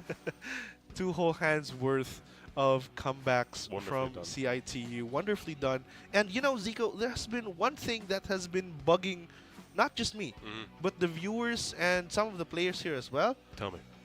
USPF didn't use a single timeout. That is true. Like, they haven't thought about cutting the momentum of CIT-U. Like, it's part of the game, right? Yeah. You cut the momentum of your opponents. You try to call a timeout.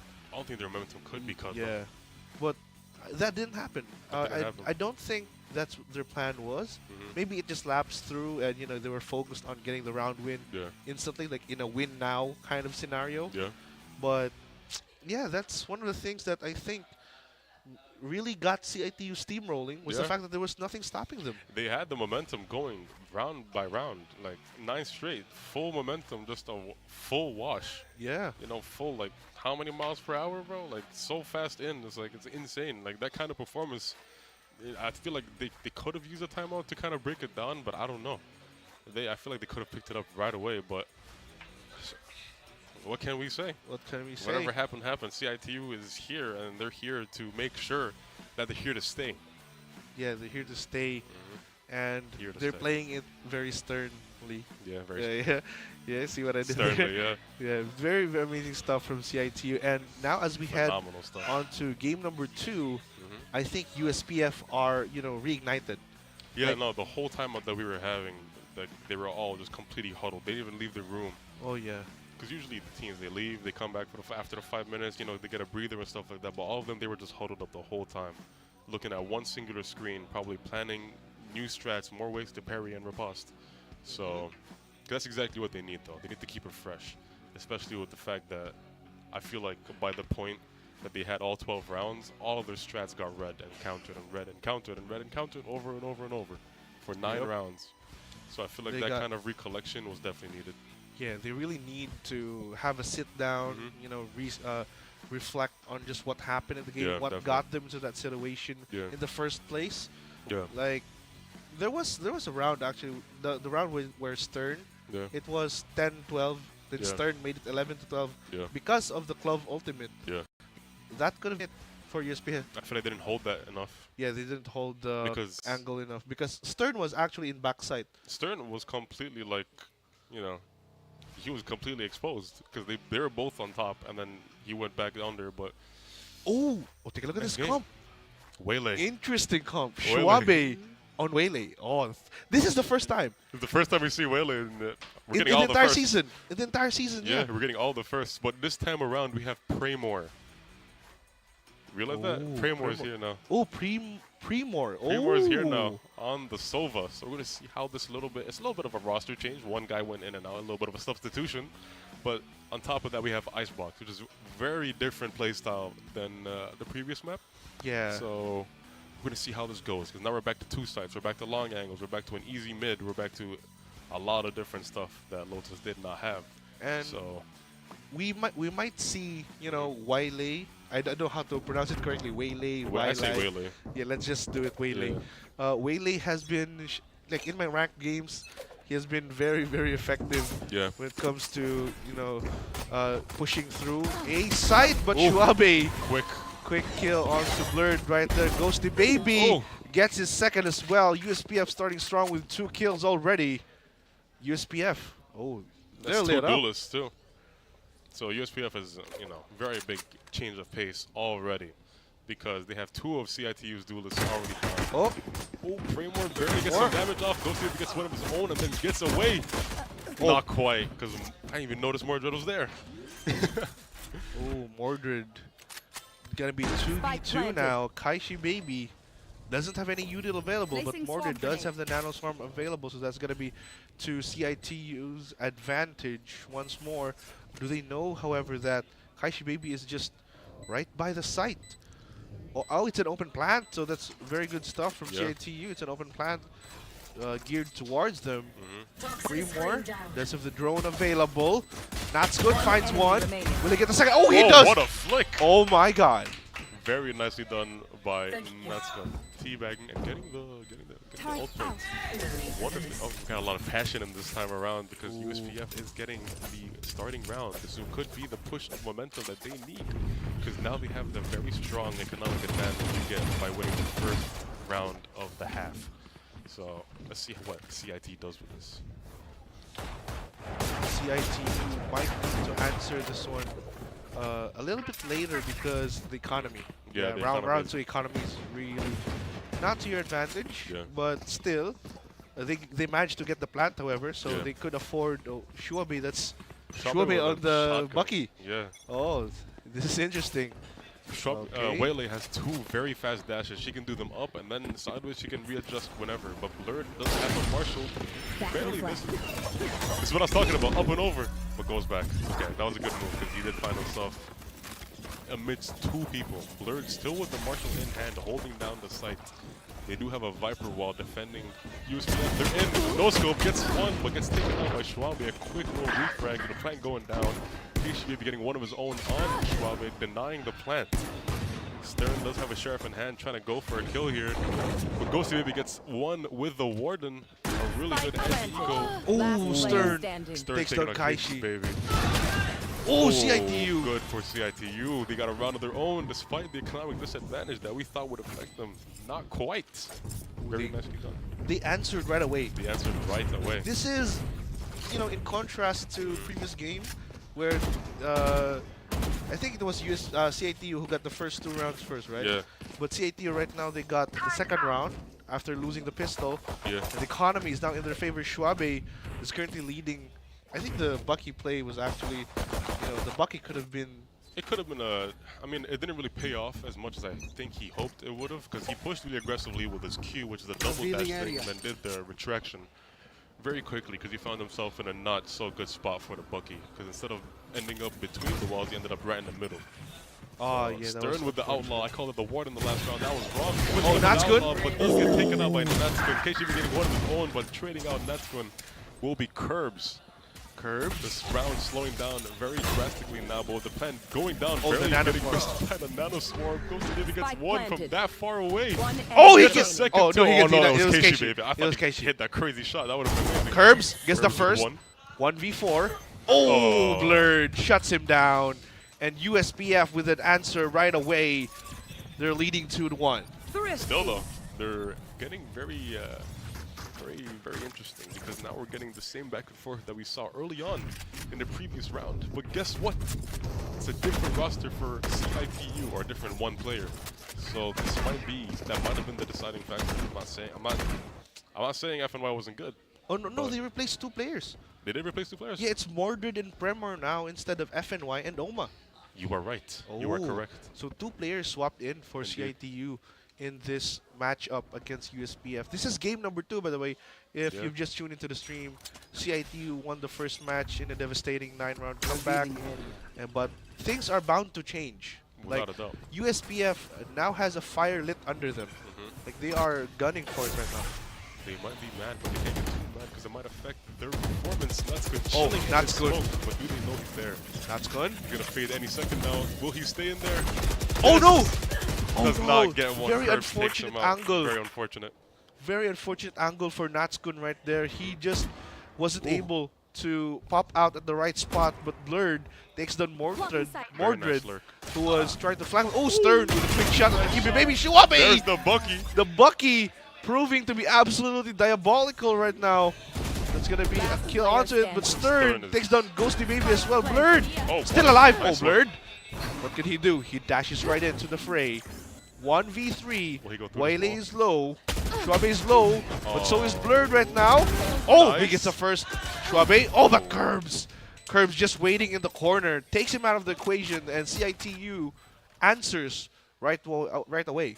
Stern definitely there. That was a really nice shot from him. Just mentioned that first. But Stern is definitely going for a very different playstyle this time around because the aggression that he had in the first game, he's bringing it to the second one with a Reyna pick. But despite that Reyna pick, USPF or CIT-U did get that round. Well, this is actually, quite Really interesting because Interesting, the yeah. roles are swapping around a lot. role swapping. And, Reyna is a very risky pick. Very. Very risky. You need to be like on point with your aim the entire game.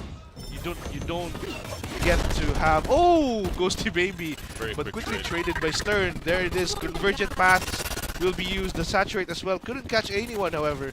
So the site is entirely open to CIT-U. There's going to be Tremor who's going to be planting.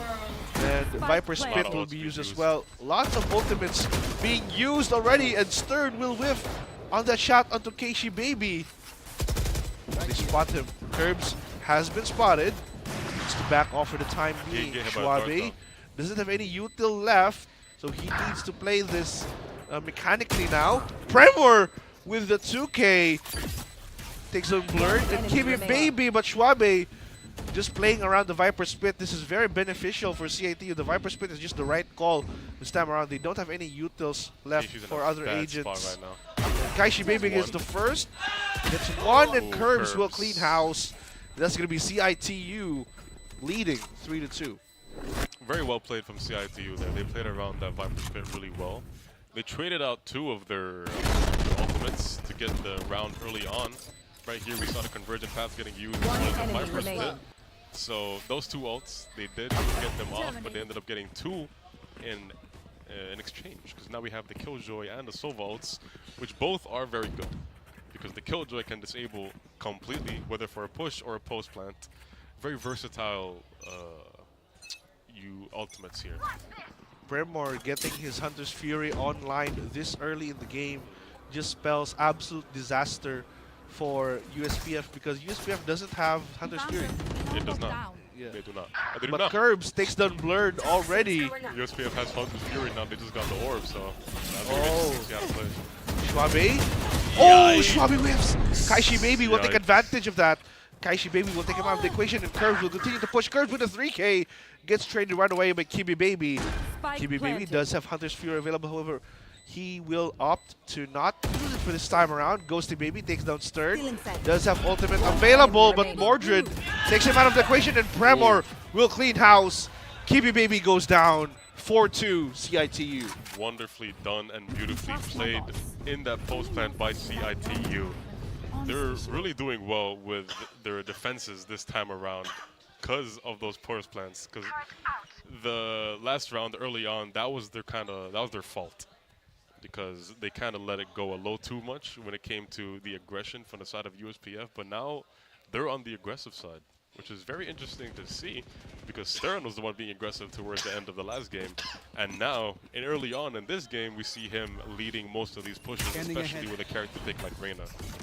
So he's kind of picking up the mantle left behind by FNY, the aggression towards the site and all that is going to be Stern's job right now. But Ghosty Baby with, this Reyna, the Reyna diffs are going to be quite insane. Ghosty Baby and Stern have been on a tear in the last game. And they're trying to continue it right now in this one. There it is. Light speed will be used, but Blurred spots him. It's going to be Shuabe down. Natskun with the lurk. Oh, does he spot one in mid? Oh, they just passed by each other. But I think Curbs might have hurt him. Kimi Baby gets taken down by Mordred, but Curbs with a complete lurk gets 2.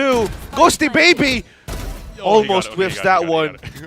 That was, quite unfortunate. Rough. Very rough from Ghosty Baby. But Stern will get that kill.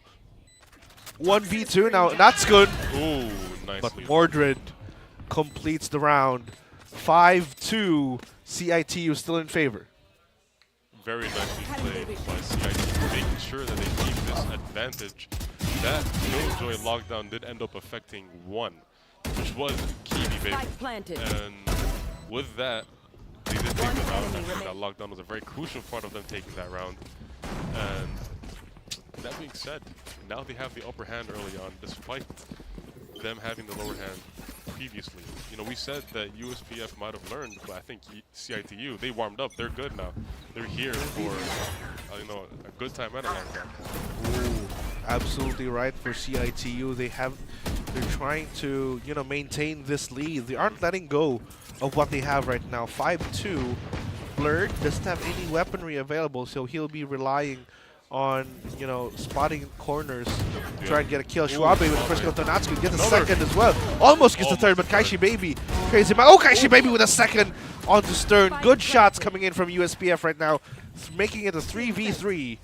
They have some shares, but 𝐿𝐿 once again on the lurk. Gets the first, gets the second as well. 𝐿𝐿 might spot the third one. Barely missed him. Oh, Blurred. Blurred is behind him. He does. Doesn't. Oh, they're playing hide and seek. They're playing against one another right now. Blurred and 𝐿𝐿. Who will get who? 44 HP. Will 𝐿𝐿 fall or will Blurred get the peak? Oh, classic versus classic. Viper. Oh, the snake bite. He used the snake bite. What? He got tired of peeking back and forth. He just used a snake bite, whatever. Yeah, like get over with. Like 𝐿𝐿 suddenly realized, hey, I'm a Viper. I got snake bite. Why not use this guy? This guy, man. Very funny stuff from 𝐿𝐿 there. Yeah, very much so. But with that, they're gonna be on equal grounds when it comes to the economy, with Blurred holding an up on the jet. So, oh, that's dangerous. That is very dangerous, especially with the side dash that Blurred can do right after taking a shot. But despite that, or other than that, we do have 4 ultimates ready on the side of the USPF. There it is. Light speed being used. Spots Natsuko in mid. However, that Viper wall is going to be very annoying to deal with, but 𝐿𝐿 Baby takes the third. Oh, gets the second as well. All in middle. Saturate will be used. 𝐿𝐿 takes down Natsuko. Blurred with the operator, takes down 𝐿𝐿. That's going to be 4v2. So USPF finally on the advantage, but 𝐿𝐿 takes down 𝐿𝐿 Baby. 𝐿𝐿 hasn't left that part of the map yet. There it is, convergent paths will be used. Oh, 𝐏𝐿𝐿 Baby has been hindered. 𝐿𝐿 with a 3K already. Will he complete the 4th? He has. Think either of them know where the other one is, so it's going to be very interesting to see. Oh, he got the spike. He did get a spike. That was really well played. It's the first time I saw that being used like that. He got the spike and then he kind of just went back, full reversal. The refract absolutely, you know, coming in clutch. Yeah. This part of the round right here, 6-2. 𝐏𝐿𝐿 Baby has been hindered, so he should have known the location of 𝐿𝐿 already. Yeah, but this time around, we have a very quiet game. Both of them slow walking very sneakily. 𝐿𝐿 and 𝐏𝐿𝐿 Baby just barely missing each other on that angle. 𝐿𝐿 might see him. Does get 𝐏𝐿𝐿. Very nicely done, very clean 4K. 𝐿𝐿 using the util very nicely there. Getting the dash to get on top of Tube, and then using the, what's it called? The saturate to go back. No, the refract. The refract going back, my apologies. Using the refract to get the spike and go back. Very nicely played by him. That saturate was actually kind of annoying. It actually caught one of the players of USPF in mid. And the convergent path as well almost actually hindered 𝐏𝐿𝐿 Baby, just rendering him, you know, very vulnerable for the time being. And that allowed 𝐿𝐿 to rotate and get the clutch. Yeah. He did a 4K on that one. Pretty good stuff from 𝐿𝐿. But with that, they have a really bad economic disadvantage for TV. Oh, what? Stern is already in. I couldn't even finish my analysis, and Stern already got one, but Natsuko gets one of his own, evening out the playing field, but going behind them now. There it is, the refract being used, but Mordred takes down Natsuko.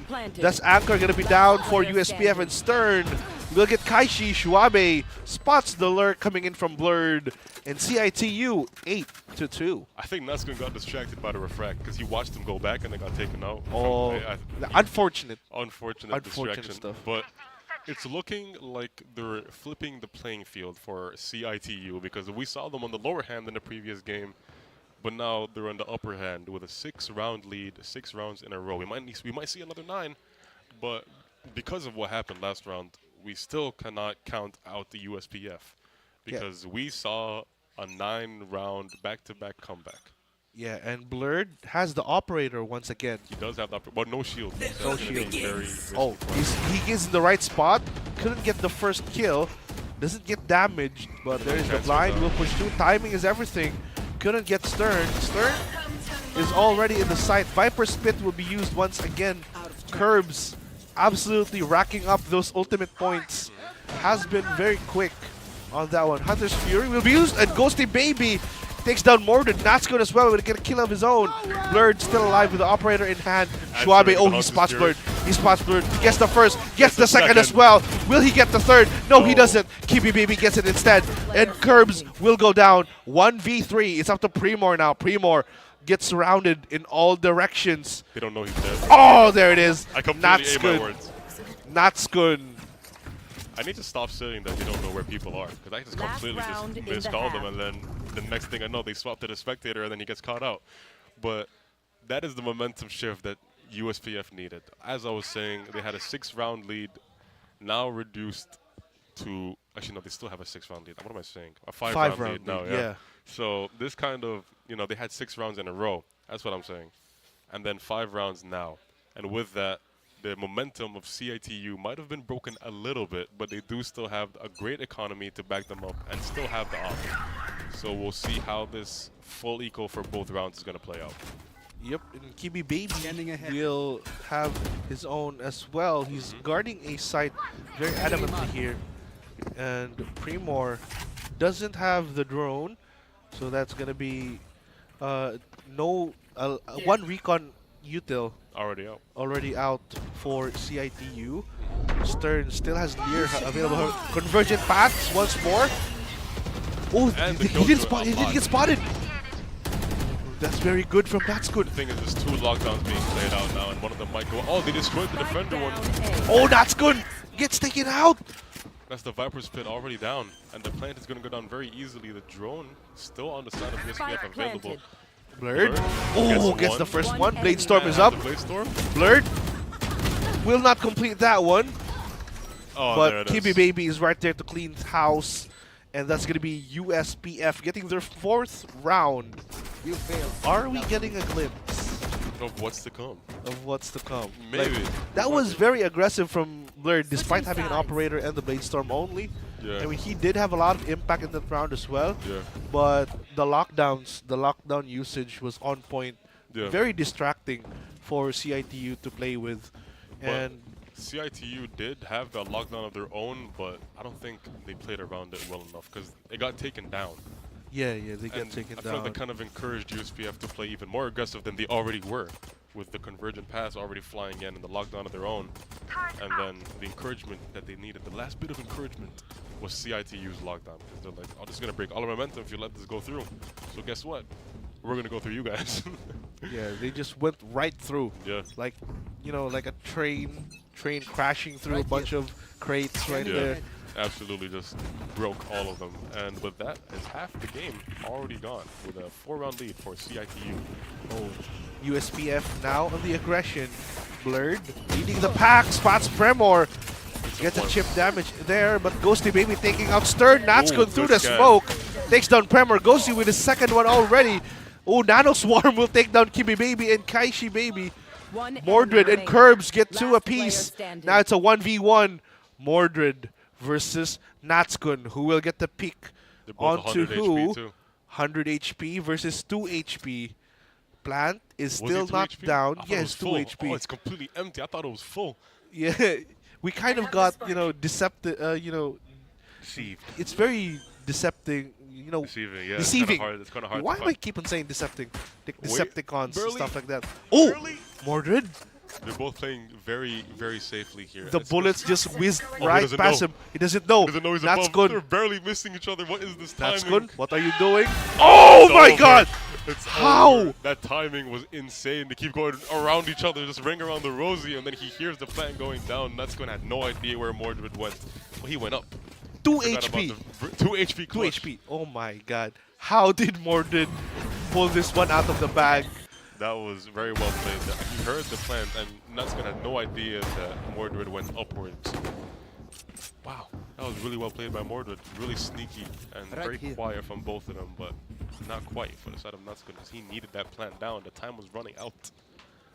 Yep, and you know, sneaky beaky plays. Sneaky beaky. Are still a thing in Valorant. Oh, gets spotted. 𝐕𝐄𝐄𝐊 once again with a light speed refract combo, but Blurred taking down Stern. Goes away. However, the trade from Premor is up. 𝐁𝐄𝐄𝐊 taking down 𝐾𝐿. That's going to be a 2v4 now. CIT-U with a man advantage, and 𝐕𝐄𝐄𝐊 does have a what seems to be a Spectre already. And 𝐾𝐿 will be still in middle. 𝐁𝐿 spots him. Oh, the wide beat coming in from 𝐁𝐿. Very wide swing. Natsuko, however, gets his first kill. Will he get a second? No, he won't, as Premor will complete the round for CIT-U. 10-4. 10-4. 10-4. I understand what's happening here right now. CIT is making sure they get this game. They're making sure they get the 2-round or 2-game advantage in this 3-game series. And it's looking like it's going to be the case. Because as you can see, under the 10 is that tiny little red diamond. That means they already have one. And they're looking for their second. And the economy is looking good for them. Because if they, I feel like 𝐕𝐄𝐊 might be saving for op here, though, because he's not getting a primary weapon. But he does have a sheriff and really good economy. But he has 200 credits short. So maybe not the best economy, but both of them do have equal ground when it comes to economy. What's surprising me from 𝐕𝐄𝐊 right now is that he's not getting the Bucky this time around. He's not playing with the Bucky, and it looks like, oh, USPF already in the site. Very quick. We were just talking about it, but Blurred already with 2 kills as well. 𝐾𝐿 with the third onto Premor. 𝐁𝐿 once again on the lurk. We've seen him deal huge amounts of damage right here. Mordred. Oh, Mordred with a second as well. Oh, there it is. USPF gets it. The high-low from USPF gets the better of CIT-U. There's nothing you can do about a high-low. It's really hard to counter. Yeah, very, very hard to counter unless you got like what? Godlike reflexes. Yeah, just flick up and down. Like, come on. You might rip your mouse pad out. Yeah, it's completely tear a hole through it. But speaking of tearing a hole, USPF is tearing a hole through CIT-U's economy with one person barely with an SMG and 0 credits to his name. So if CIT doesn't get this, this is going to put USPF in a very comfortable economic advantage, especially this far into the round. It might be a bit dangerous. It's going to open a chance for USPF to get a good comeback. 𝐕𝐄𝐊 gets the first. Premor gets traded out after getting gets killed the second as well. Spike down A. Blurred is already inside. Blurred is already Blurred. That's it. Very confidently. 𝐕𝐄𝐊 getting attacked a couple times, but Blurred answers. Oh, Blurred gets taken out by 𝐕𝐄𝐊. 𝐕𝐄𝐊 answers onto Blurred and gets a kill. 1 enemy remaining. 1v2 now. That's going to be Stern up against 𝐾𝐿 and Natsuko. And 𝐾𝐿 is all the way in B. It looks like they're going to try and plant for B this time around. Stern will be getting the read this time. Stern does still have 𝐸𝐿 and full HP, so he does have a chance here. We've seen him win these kind of rounds in the previous game. He has his knife out, and the timing 𝐾𝐿 might peek here. The timing is everything. Oh, there it goes. 𝐾𝐿 completes his 3K, and USPF clawing their way right back. Yeah, we're seeing a very familiar pattern from the last game, but this time on the side of USPF. Will we be getting a 3rd game in this series? USPF is making sure we do, but we'll see what happens towards the end of this game, because the momentum is pushing towards the side of USPF, because they have a very nice and confident economy, as we can see here. But 𝐕𝐄𝐊 is on the Bucky again. The dude is on the Bucky again. He is absolutely a menace. That's not a good look though. 5 Vandals and 5 full armor with 5 half armor, a Bucky and 4 sheriffs. Not looking good. But Blurred again pushing in very aggressively, but has no updraft or dash. So he's gonna have to play around only his smokes. Stern. Oh, almost spots 𝐾𝐿 right there. Oh, he gets spotted by 𝐾𝐿. And he narrowly escapes death. The plant will push through. ghosty and the gang already in sight. 𝐁𝐿 armed only with the sheriff is 1 point away from Viper's Pit. Toxins going up. There it is. Toxins will go up. Waylane with the light speed pushes through. Oh, almost gets him, but we have Premor, however, with a kill onto Blurred. Natsuko second onto 𝐁𝐿. 𝐾𝐿 will go down to Stern. Oh, Stern's going to be picking up a Vandal. All things might look quite different here. Oh, nice one 𝐕𝐀𝐿 with the Premor. third kill. 𝐿 on for an ace. On for an ace! Oh! 𝐕𝐁𝐿! Oh no, it's not an ace, it's a 4K. It's a 4K, but still, it's going to be a round win for CIT-U if they have the time. With the economic, they definitely have the time. Oh my god. 𝐕𝐁𝐿.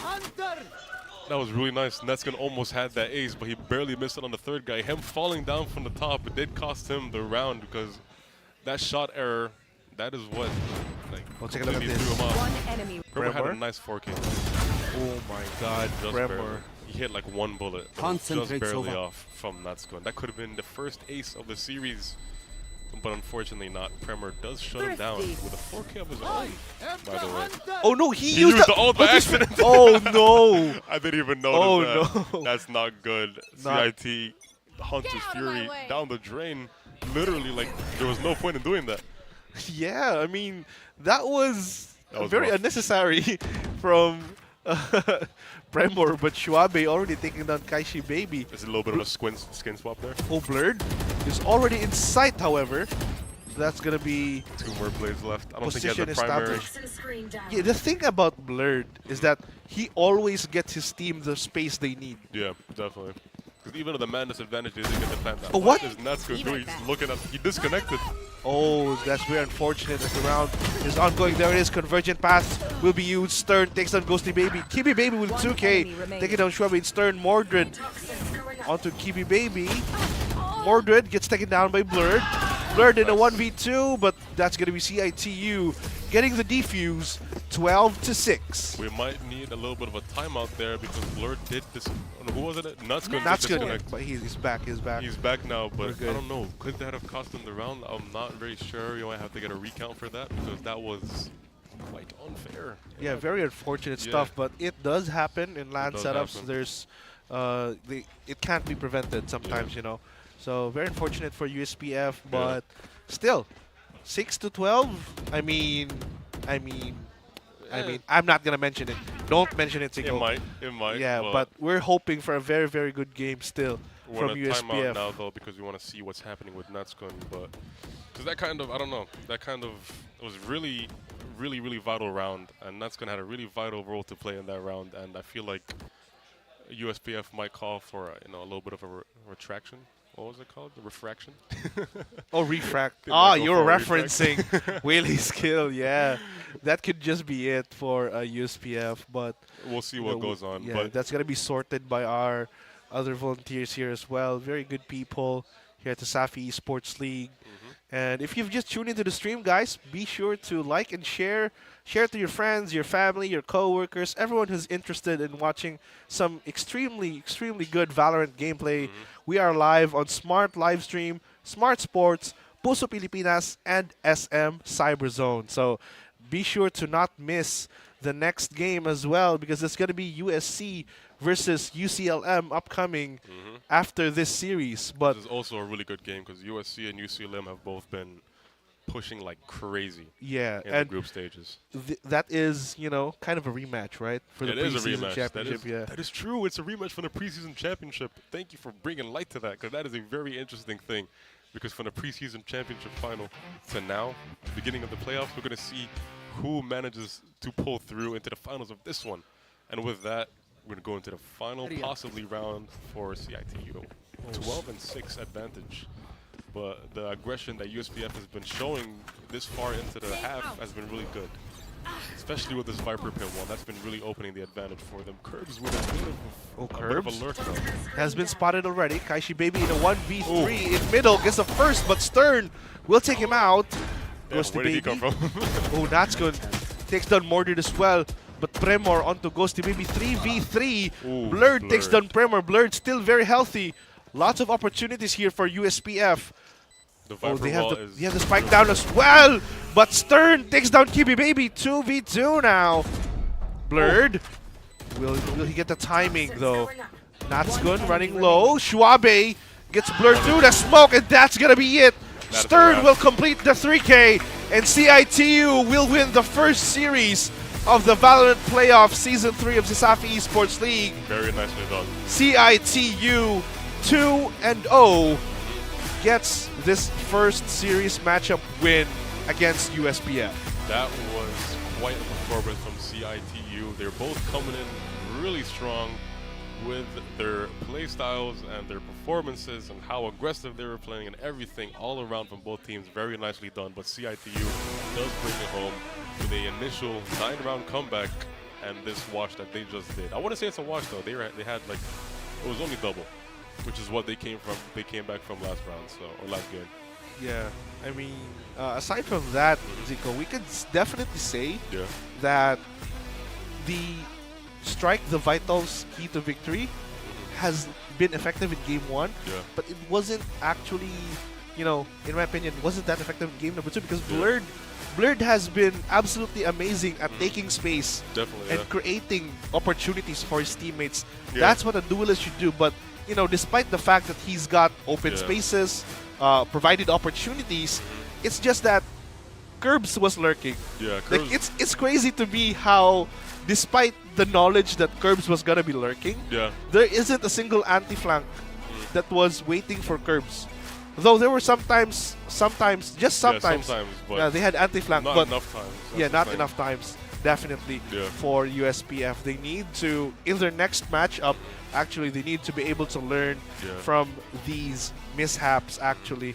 And we are done with 2-0 for the first game. You can see on your screen right there, the match winner is CIT-U, ladies and gentlemen.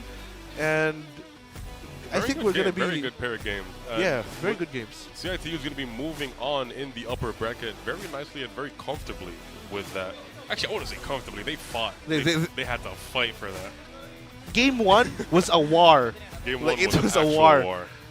But with that, they are going to be moving forward in the upper bracket very nicely, going into the semifinals, waiting for their opposition to come through from the lower bracket. And with that, USPF is going to be heading into the lower bracket, I'm pretty sure, right? Yeah, USPF is going to be heading to the lower bracket, and CIT-U will now be waiting for the winner between USC and UCLM. But before we are going to talk more about that, let's get more insight from our very own host, Astera. Take it away. Good day, good morning once again, CESAFI, and welcome back once again to CESAFI Esports League Season 3. This is your loud and proud host, Astera. And here with me is the winning team for this series match. Of course, it's the Cebu Institute of Technology University Wildcats. Once again, guys, congratulations for advancing to the upper bracket semifinals. Now, with this, we'd like to ask you a couple of questions because, of course, you just won, so the emotions are up top high. So first and foremost, anyone can answer, of course. Because of you advancing to the semifinals, how does the win shape the team's expectations for this playoffs, considering that you're already ahead?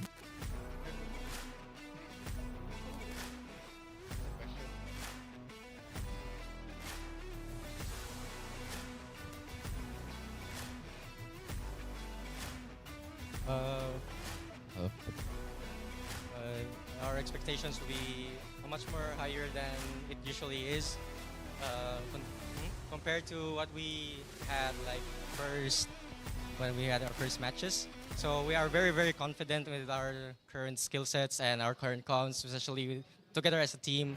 Even though sometimes we have some altercations, we still stand up and then help each other to calm down and then keep composure and try to win the game, because it is never over until we don't go back to the lobby. What a very educated response. I love that so much. And of course, another question for you guys. Since you just secured a spot in the semis, how is the team preparing to face tougher competition and matches going forward?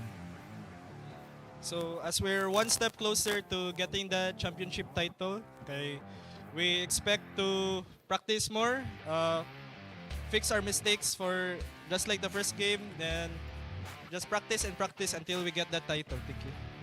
All right, and of course, let's make sure that this moment is well savored. So let's go for our shout outs, starting from my left all the way to the right. Shout out to my family at home. Thank you. Shout out to my family and my sister for cheering me up, and then my girlfriend for also cheering me up. Shout out to the CESAFI staffs. Thank you so much for a wonderful setup. Yeah, To our family and friends supporting us live, watching our game live, thank you so much for your support. Shout out to my family, friends, everyone who is watching us. Thank you for supporting CIT, and yeah, shout out to my girlfriend too. Shout out to my friends and family, and especially to my girlfriend. Thank you. All right, once again, that was CIT-U Wildcats, everyone. Thank you so much, and congratulations for advancing to the upper bracket semifinals. We hope to see you again, CIT-U Wildcats. With that being said, of course, let's take a moment of opportunity to thank our amazing sponsors. First and foremost, we have PC Express. Choose PC Express for all of your digital needs. We also have Virginia Foods Incorporated, Basta Hotdog, Virginia. We have, of course, Smart. Live more today with Smart. And PLDT Home, leading and inspiring Filipinos to create a better tomorrow with PLDT. A special thank you to our sponsor from Crayon Lab, Custom Apparel and Digital Prints. Once more, we'd like to remind everyone that we are now streaming on Puso Pilipinas, Smart Esports via Smart App, as well as the SM Cyberzone. So once again, our viewers, make sure to follow all of our amazing pages and don't miss out on CESAFI action. Now, I'm sure our two casters are looking at me right now, so they're very much eager to go for the analysis. That being said, casters, take it away. Thank you very much for that, Esther. That was absolutely beautiful interview we had there. He said, we're hoping to see you again, but with that, we definitely are going to see them again in the upper bracket. CIT-U with an amazing performance, getting them the upper bracket position. Yeah, and you know, the answer from one of the CIT players, the Schwabe, if I'm not mistaken, he mentioned that it's not over until we're back into the lobby. Obviously. Like, that's And such strong words. Yeah. That's a strong mindset, strong mentality to hold on to, especially in the playoffs. Yeah, that's what you need here, because we saw them like portray that kind of attitude in the first game. They had that many rounds down, and they brought it back, and that was like the beginning of their absolute just momentum. The momentum carried out, despite the 5-minute break in the middle, carried out further into the second round. That was really, really inspiring words there, I say. Yeah, very inspiring, and they even put it into action. Yeah, they like definitely that's the did. thing. They don't just, you know, they aren't just good with words. They're good with action as well. So, you know, the first game, 9 straight rounds. Yeah. Second game, they absolutely dominated Yeah. the second game. And CIT-U just this time has been overall a better team than USPF. Yeah, but I think with that, USPF is going to be going into the lower bracket. Correct me if I'm wrong with this. They do have a chance to still bring it back in the championship. Oh, yeah, they do have. Because into the lower bracket, if they start consistently winning their games and their matches, we might further, far into the future, we might see a rematch between USPF and CIT-U. But we'll see what happens. The lower bracket is filled with some monsters such as UC Main. UC Main. And I think it's USJR. USJR. It was USJR. I was about to say, yeah. And those two are monster teams as well. yeah, they did really good in the what's it called, the play-ins. But with that, we have Schwabe as the MVP this time around with 21-15. Very nicely done on that Waylay. Yeah, I mean, his Waylay was absolutely diabolical, man. Insane he was aggression, using yeah. meta stuff from Waylay, like Bucky, light speed, and refract combo. That has been very, very amazing stuff from Schwabe, actually. He has 4 first bloods, which is actually very good for a duelist as well. But we have to also take note that most of those rounds were actually won because of 𝐕𝐀𝐿's lurk. That's the thing. The 𝐕𝐁, he made big impact with the lurks, yeah. Yeah, very much so. He had like, what, 3 or 4 successful lurks? Not just in defending side, by the way, and the but attacking also side in attacker side. Yeah. So he's always in unpredictable places, which is exactly what you need to have that kind of jump on people. And you might see them in a couple of these replays. But yeah, very good lurks from 𝐕𝐁. But Schwabe's, like you said, the meta pushes that he did, the double dash into the refract was really well executed in so many different rounds. Because he got those, I'm pretty sure a majority of, if not all of those 4 first deaths were all because of that exact strategy that he did with the Bucky. So wonderfully played by Schwabe and the rest of his team. And into the playoffs they go. And you know what makes me a little bit more interested about CIT-U, this team, is that even with the roster swap, you know, Premor and Mordred, they got into the game. This just goes to show how deep the CIT-U roster actually is. So we might be seeing some different names as the playoff progresses. Yeah. And yeah, these highlights being shown to you right now, the Curbs, So the many Curbs Curbs. versus Blurred Yeah. by Snake Bite. It's actually pretty funny to see if you're like in live setting. But yeah, there's been some glimpses of brilliance from USPF. There are rounds where they showed that they can compete, they can absolutely take control, but most of the time it's just CIT-U just manages to get the better angle, the better peaks, the better timing, especially on this one clip from Mordred, who was 2 HP, literally 2 HP. Anything could have, fall damage could have killed him. Yeah, fall damage could have killed him, and Natskun just wasn't able to get the timing onto Mordred, so that resulted in a CIT-U round win. But Schwabe has been an absolute menace as well. I don't know if we'll be seeing some of his clips right here, but Premor, this one clip from Premor, his 4K, was an eco. Yeah, that was that much in an eco is, or that much impact in an eco is very, very much like a huge deciding factor when it comes to how a round is going to go. Especially it being a 4K with a sheriff. Like, he killed that many people, he didn't even pick up a gun. He was like, okay, I'm going to just stay with the sheriff for now. That was a really good round because Natskun himself did have 4 of his own. And if he had gotten that last kill, that would have been an ace. Yeah. So it is what it is for the side of USPF. They played wonderfully, but they do still have a second chance when it comes to getting into the deeper end of the championship. Yeah, and they're going to be facing up against monsters. That is true, Like, but USPF is a monster of their own. yeah, so. they're a monster of their own, but waiting in the lower bracket are 2 teams that just came in from the play-ins, right?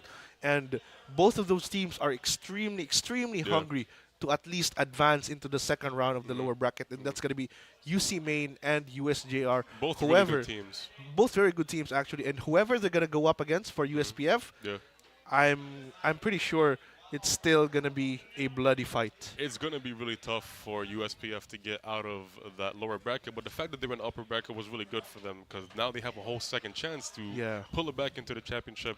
Like I said earlier, we might get a chance of getting a rematch, but with that, USPF in the lower bracket now. We're going to see who they're going to go against. Stay tuned for that. And we have a second game coming up as well. But congratulations to CIT-U. Yeah, congratulations to CIT-U for winning 2 straight games in a row. That amazing comeback. Amazing comeback from game number 1. We are not going to forget that. Absolutely not. We're going to be talking about that off screen all day. Yeah. And yeah, speaking of second chances, there's also going to be a second game coming up, and that's going to be USC versus UCLM. Stay tuned for that matchup. Yeah. And this has been Nobody and Zico. You're going to be seeing Ben and Oko, Ferreras and Oko rather. And with that, stay tuned for that. Thank you very much for watching, and have a great rest of your day. Stay tuned, though. Customers value choice, quality, and uniqueness. With a good understanding of what our customers desire and providing beyond expectation, that is how Virginia Foods thrives. It is that same passion for our customers that has convinced us to transform Virginia Foods. Virginia Food has been in existence for more than 40 years. We are a processed meat company. We do canned meat products and frozen meat products. But because of our commitment to our customers, we have gone beyond just being a processed meat company, but become an ultimate food solution. This is our primary goal, to create the best food products for every household or business. We pride ourselves with our research and development team and innovation. We can actually create different products for different market segments. Our core strength is product innovation. Virginia Foods aims to deliver new products and is capitalizing on this endeavor now more than ever. Our company is grounded on 4 pillars. The pillar of product, supply, service, and relationship. The pillar of product is represented by our research and development and quality assurance. We guarantee that nothing leaves the plant without passing our standards in quality and product safety. Virginia Foods began as a backyard poultry farm in Mandaue back in the 1960s. Since then, the company has grown to become one of the most exciting food manufacturers in the country. The pillar of supply is represented by our plant and operations. At Virginia Food, we invest in technology and innovation. Thus, we want to assure our customers that our products are produced efficiently at optimum cost. Virginia Foods serves different types of households within a broad demographic, from families in the province to the millennials in their condos. We also serve various sizes of food business operation, ranging from barbecue stalls to catering companies. Virginia Foods has satisfied the needs of customers from all walks of life. The next pillar is the pillar of service. This is represented by our distribution and logistics department. In the Philippines, being an archipelago and being in the typhoon belt, where there are a lot of calamities happening, there are a lot of servicing disruption. You cannot ship your products from Cebu to Davao or to Cagayan because of typhoon, but because we have depots across key cities in the Visayas and Mindanao, we have maintained a level of inventory that will assure our customers of uninterrupted service. Just recently, we launched our express delivery service, bringing our quality products right at your doorstep. Our comprehensive range of food and other products now have a nationwide reach, even venturing far beyond our borders to our Southeast Asian neighbors. The last pillar is relationship. It's represented by our sales and marketing department. This is where we forge partnerships with our customers. We try to understand the need of our customers to be able to give value to them. More than just food company, we believe in cultivating a brand relationship with our customers by providing the best customer support to our partner businesses.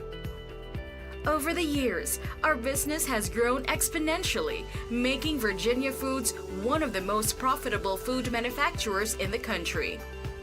But none of that would be possible without our people, who share our passion for success. What sets humans apart from machines is man's ability to be creative and man's ability to forge relationship and partnership. That is the reason why at Virginia Food, we invest in training and seminars to really draw out the best in our people, to help them become the best version of themselves. In Virginia, we really rely on our people. The success of our company is grounded on our people. Virginia Foods is all about innovation and quality. But our values do not end there. We give back what we can through community outreach and environment protection programs. The culture of Virginia Food are founded on different values. The values of integrity, the values of passion, excellence, and creativity. Customers, quality products, efficient distribution, and good values. That's Virginia Foods. Now ready to serve you even more with our latest innovation, the ultimate food solution. Basta Virginia!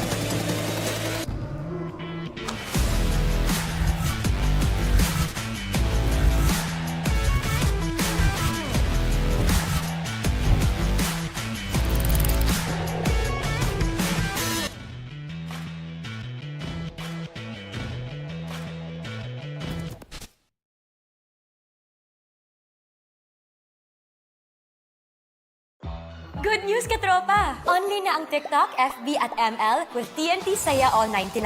At may only calls and text to all na rin at 6 GB data for all sites and apps. Hindi ka mabibitin sa Saya for 7 days. Kaya lipat at load na sa TNT.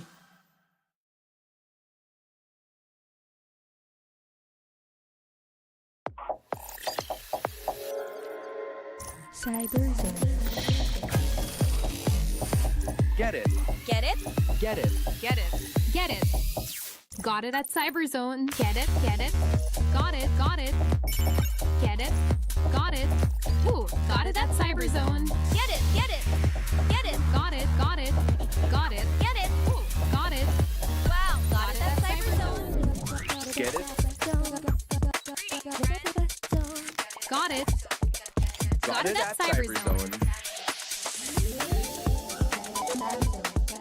Get it. Got it. Got it at CyberZone. No limits, all thrills here. Get it? Got it. Got it at CyberZone. Get it. Get it. Get it. Got it. Got it. Got it. Get it.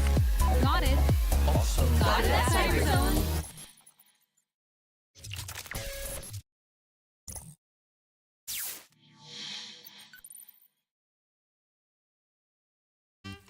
The perfect balance of crunchy and meaty. Easy to cook any time of the day. Taste the crunchy goodness in every bite. Also available in chicken patties.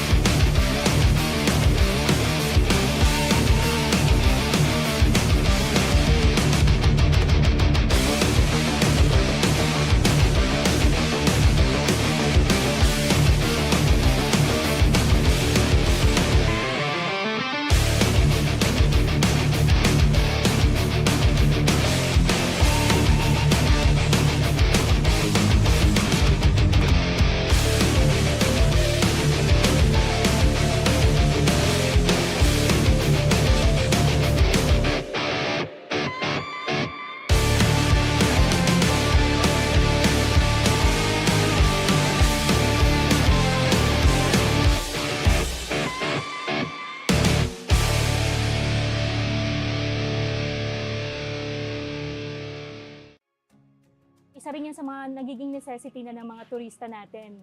Bago sila magpabook, inaalam talaga nila kung meron kaming magandang internet connection sa lugar.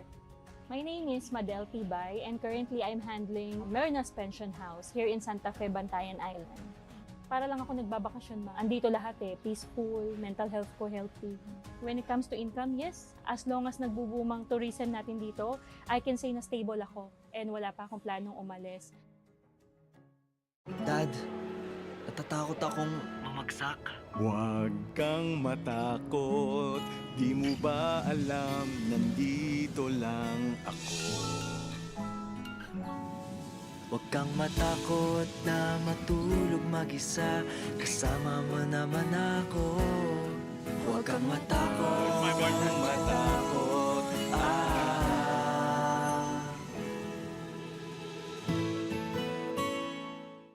Hindi aabot ang data! Nice!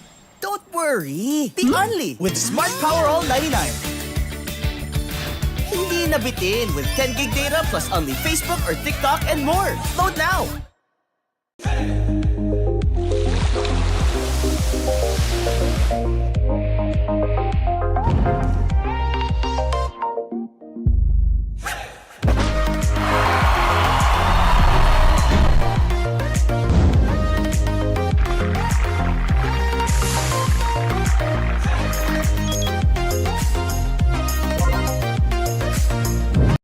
Customers value choice, quality, and uniqueness. With a good understanding of what our customers desire and providing beyond expectation, that is how Virginia Foods thrives. It is that same passion for our customers that has convinced us to transform Virginia Foods. Virginia Food has been in existence for more than 40 years. We are a processed meat company. We do canned meat products and frozen meat products. But because of our commitment to our customers, we have gone beyond just being a processed meat company, but become an ultimate food solution. This is our primary goal, to create the best food products for every household or business. We pride ourselves with our research and development team and innovation. We can actually create different products for different market segments. Our core strength is product innovation. Virginia Foods aims to deliver new products and is capitalizing on this endeavor now more than ever. Our company is grounded on 4 pillars: the pillar of product, supply, service, and relationship.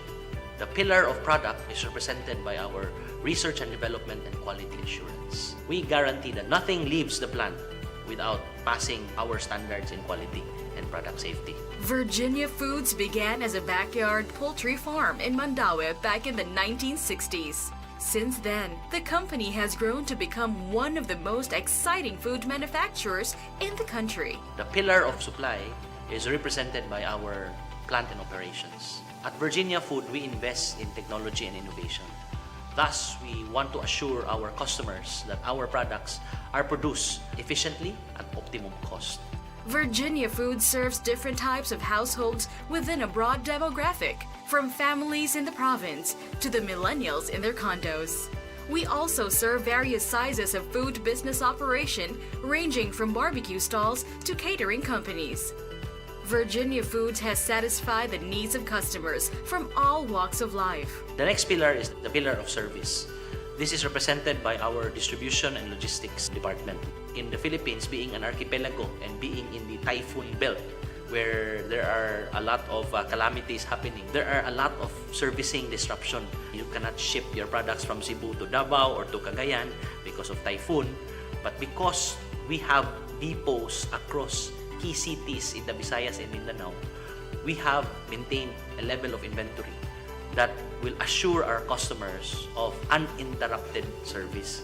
Just recently, we launched our express delivery service, bringing our quality products right at your doorstep. Our comprehensive range of food and other products now have a nationwide reach, even venturing far beyond our borders to our Southeast Asian neighbors. The last pillar is relationship. It's represented by our sales and marketing department. This is where we forge partnerships with our customers. We try to understand the need of our customers to be able to give value to them. More than just food company, we believe in cultivating a brand relationship with our customers by providing the best customer support to our partner businesses. Over the years, our business has grown exponentially, making Virginia Foods one of the most profitable food manufacturers in the country. But none of that would be possible without our people, who share our passion for success. What sets humans apart from machines is man's ability to be creative and man's ability to forge relationship and partnership. That is the reason why at Virginia Food, we invest in training and seminars to really draw out the best in our people, to help them become the best version of themselves. In Virginia, we really rely on our people. The success of our company is grounded on our people.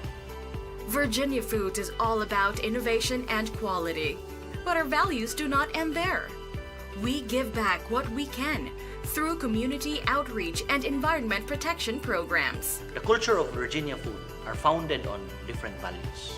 The values of integrity, the values of passion, excellence, and creativity. Customers, quality products, efficient distribution, and good values. That's Virginia Foods. Now ready to serve you even more with our latest innovation, the ultimate food solution. Basta Virginia.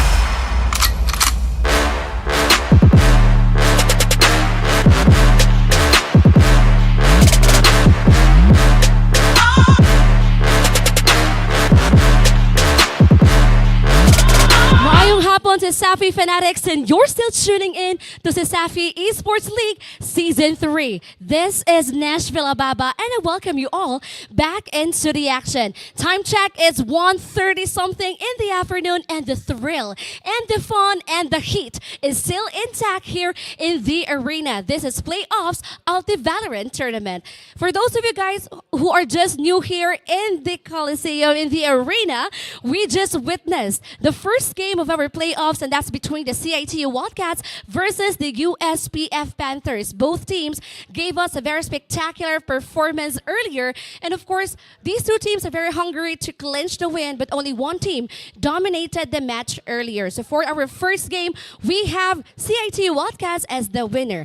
And for today, we are just getting started because we are about to witness the second game for this playoffs tournament. And of course, that is between the USC Warriors versus the UCLM Webmasters. I know for sure that for those of you guys, you are really waiting for this game because once again, this is a rematch of our preseason finals. So for those of you guys who are just here in our live stream, comment down who's your guess if kinsang madaog for this second match. But of course, before we are going to introduce our players, our teams for this afternoon, let's have a quick energy check or a quick game from one of the players for both teams. So at this juncture, I would like to introduce you here in the camera. We have CERAC from USC Warriors and 𝐏𝐋𝐿 from UCLM. So guys, please join me here in front. Once again, we have CERAC and 𝐏𝐿. Okay. Hello. Okay, so CERAC, okay, very good. CERAC and 𝐏𝐿, good afternoon and welcome to our segment for this afternoon. So, do you have any idea what will be our segment? Kuan ra pasayawon si 𝐏𝐿. Do you agree with that segment, 𝐏𝐿? Dili lang guro. Dili.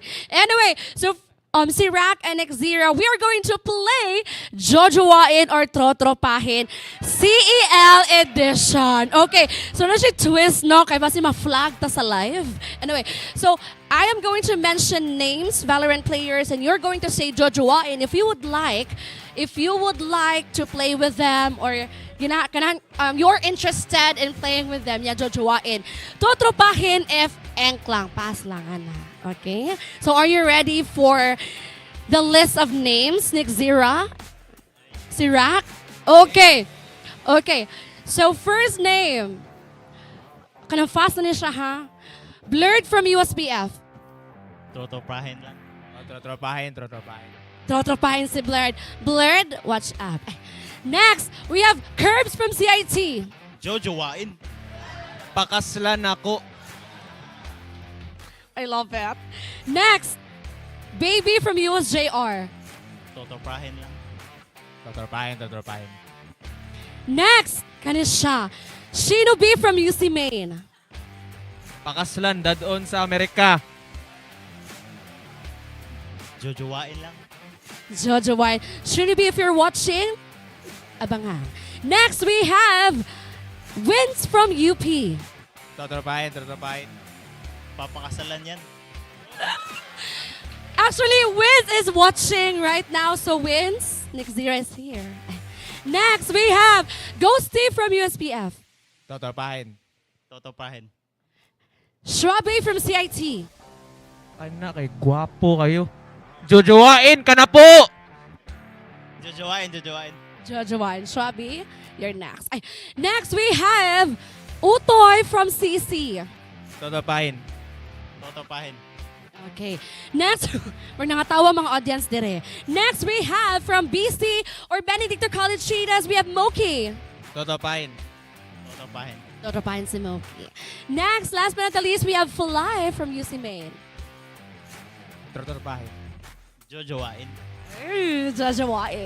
Anyway, thank you so much, guys. But of course, before you're going to go, any shout out from our audience and of course from our players as well.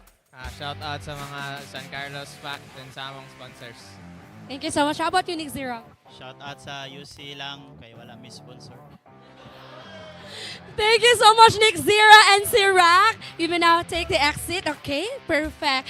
So that's it, ladies and gentlemen, our very special segment for this afternoon. And right now, I'm going to pass you on back again to our casters, Oko and Ferraris.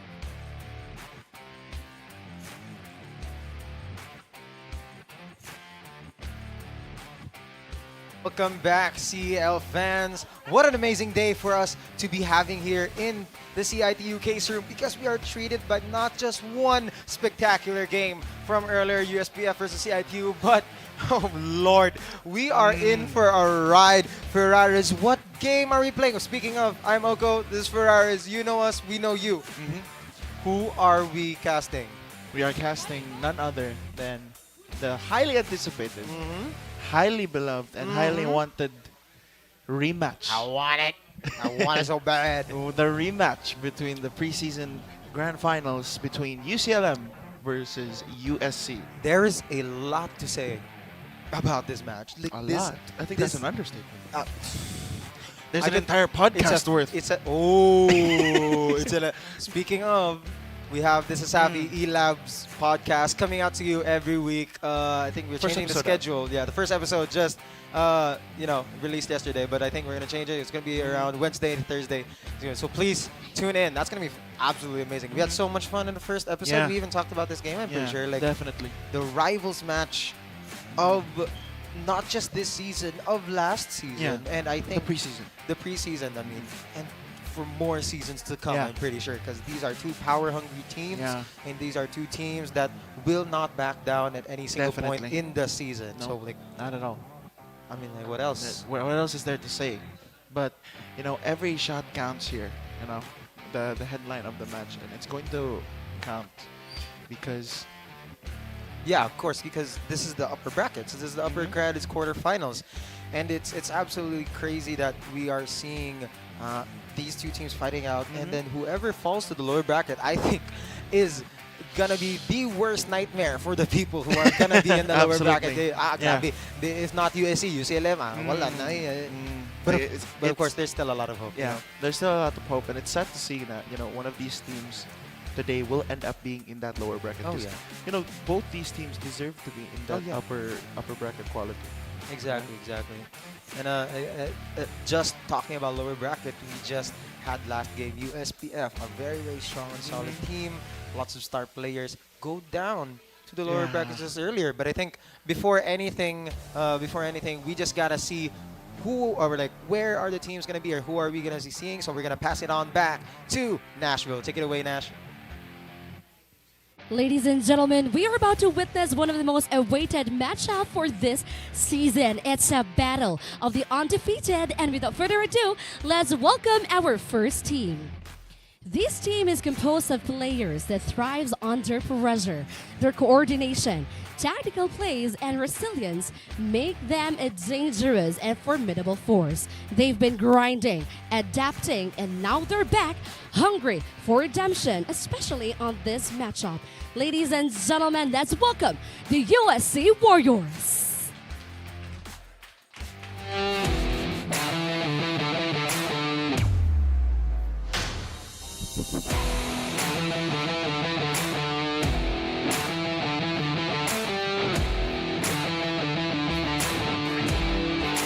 And now for our second team for this afternoon. This team has also been undefeated so far, proving they are dominant force in the meta. Their synergy is unmatched, their executions flawless, and their momentum unstoppable. Ladies and gentlemen, the UCLM Webmasters.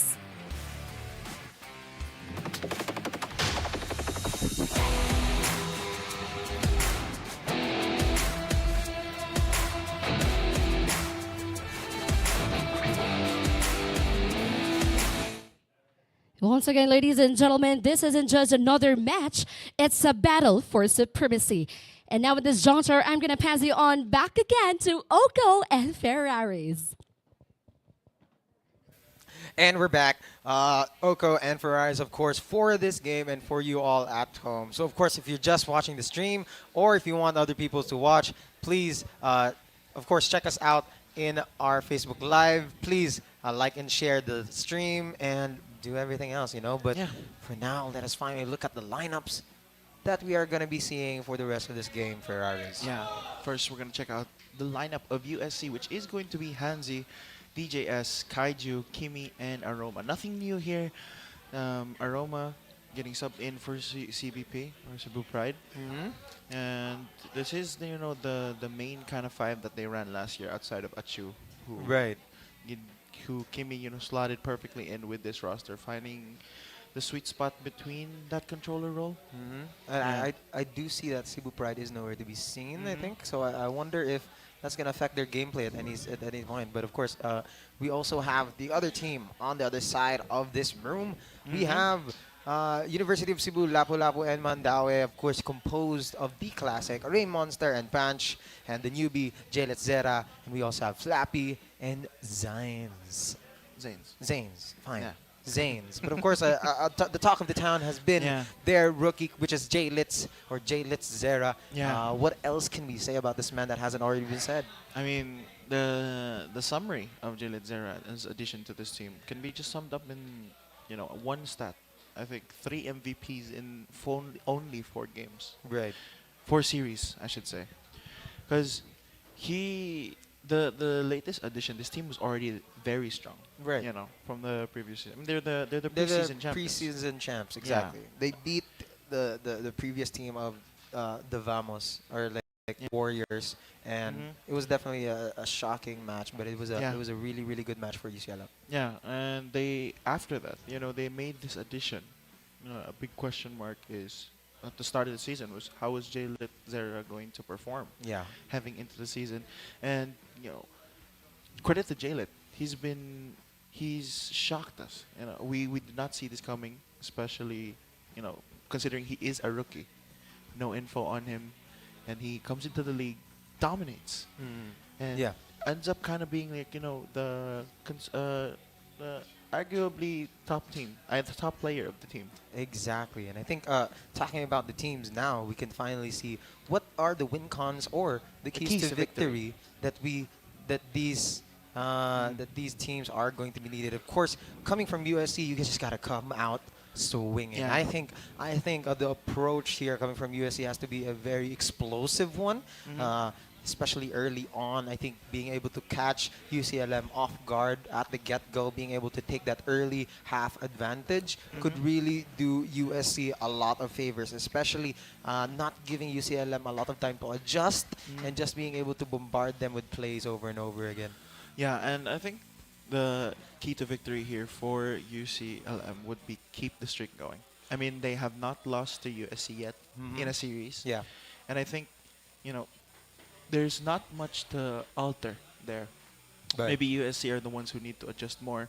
But UCLM, they've had the winning streak over USC. So the simple thing here is to maybe change a few things, lessen the mistakes, but, you know, don't change too much where you kind of lose your identity as a team. You're right. Exactly. And of course, for both teams, they have to adapt or die. Because this is it. This is the grand finals, and I think this speaks a lot to how the tournament is going to go at the tail end of the tournament, right? Yeah, and you know, just how different the meta is from compared to the last time these two teams faced off against each other. I mean, since then there have been 2 new agents. Make that 3 actually. 3 Vice, yeah. With Vice now, they recently added 1.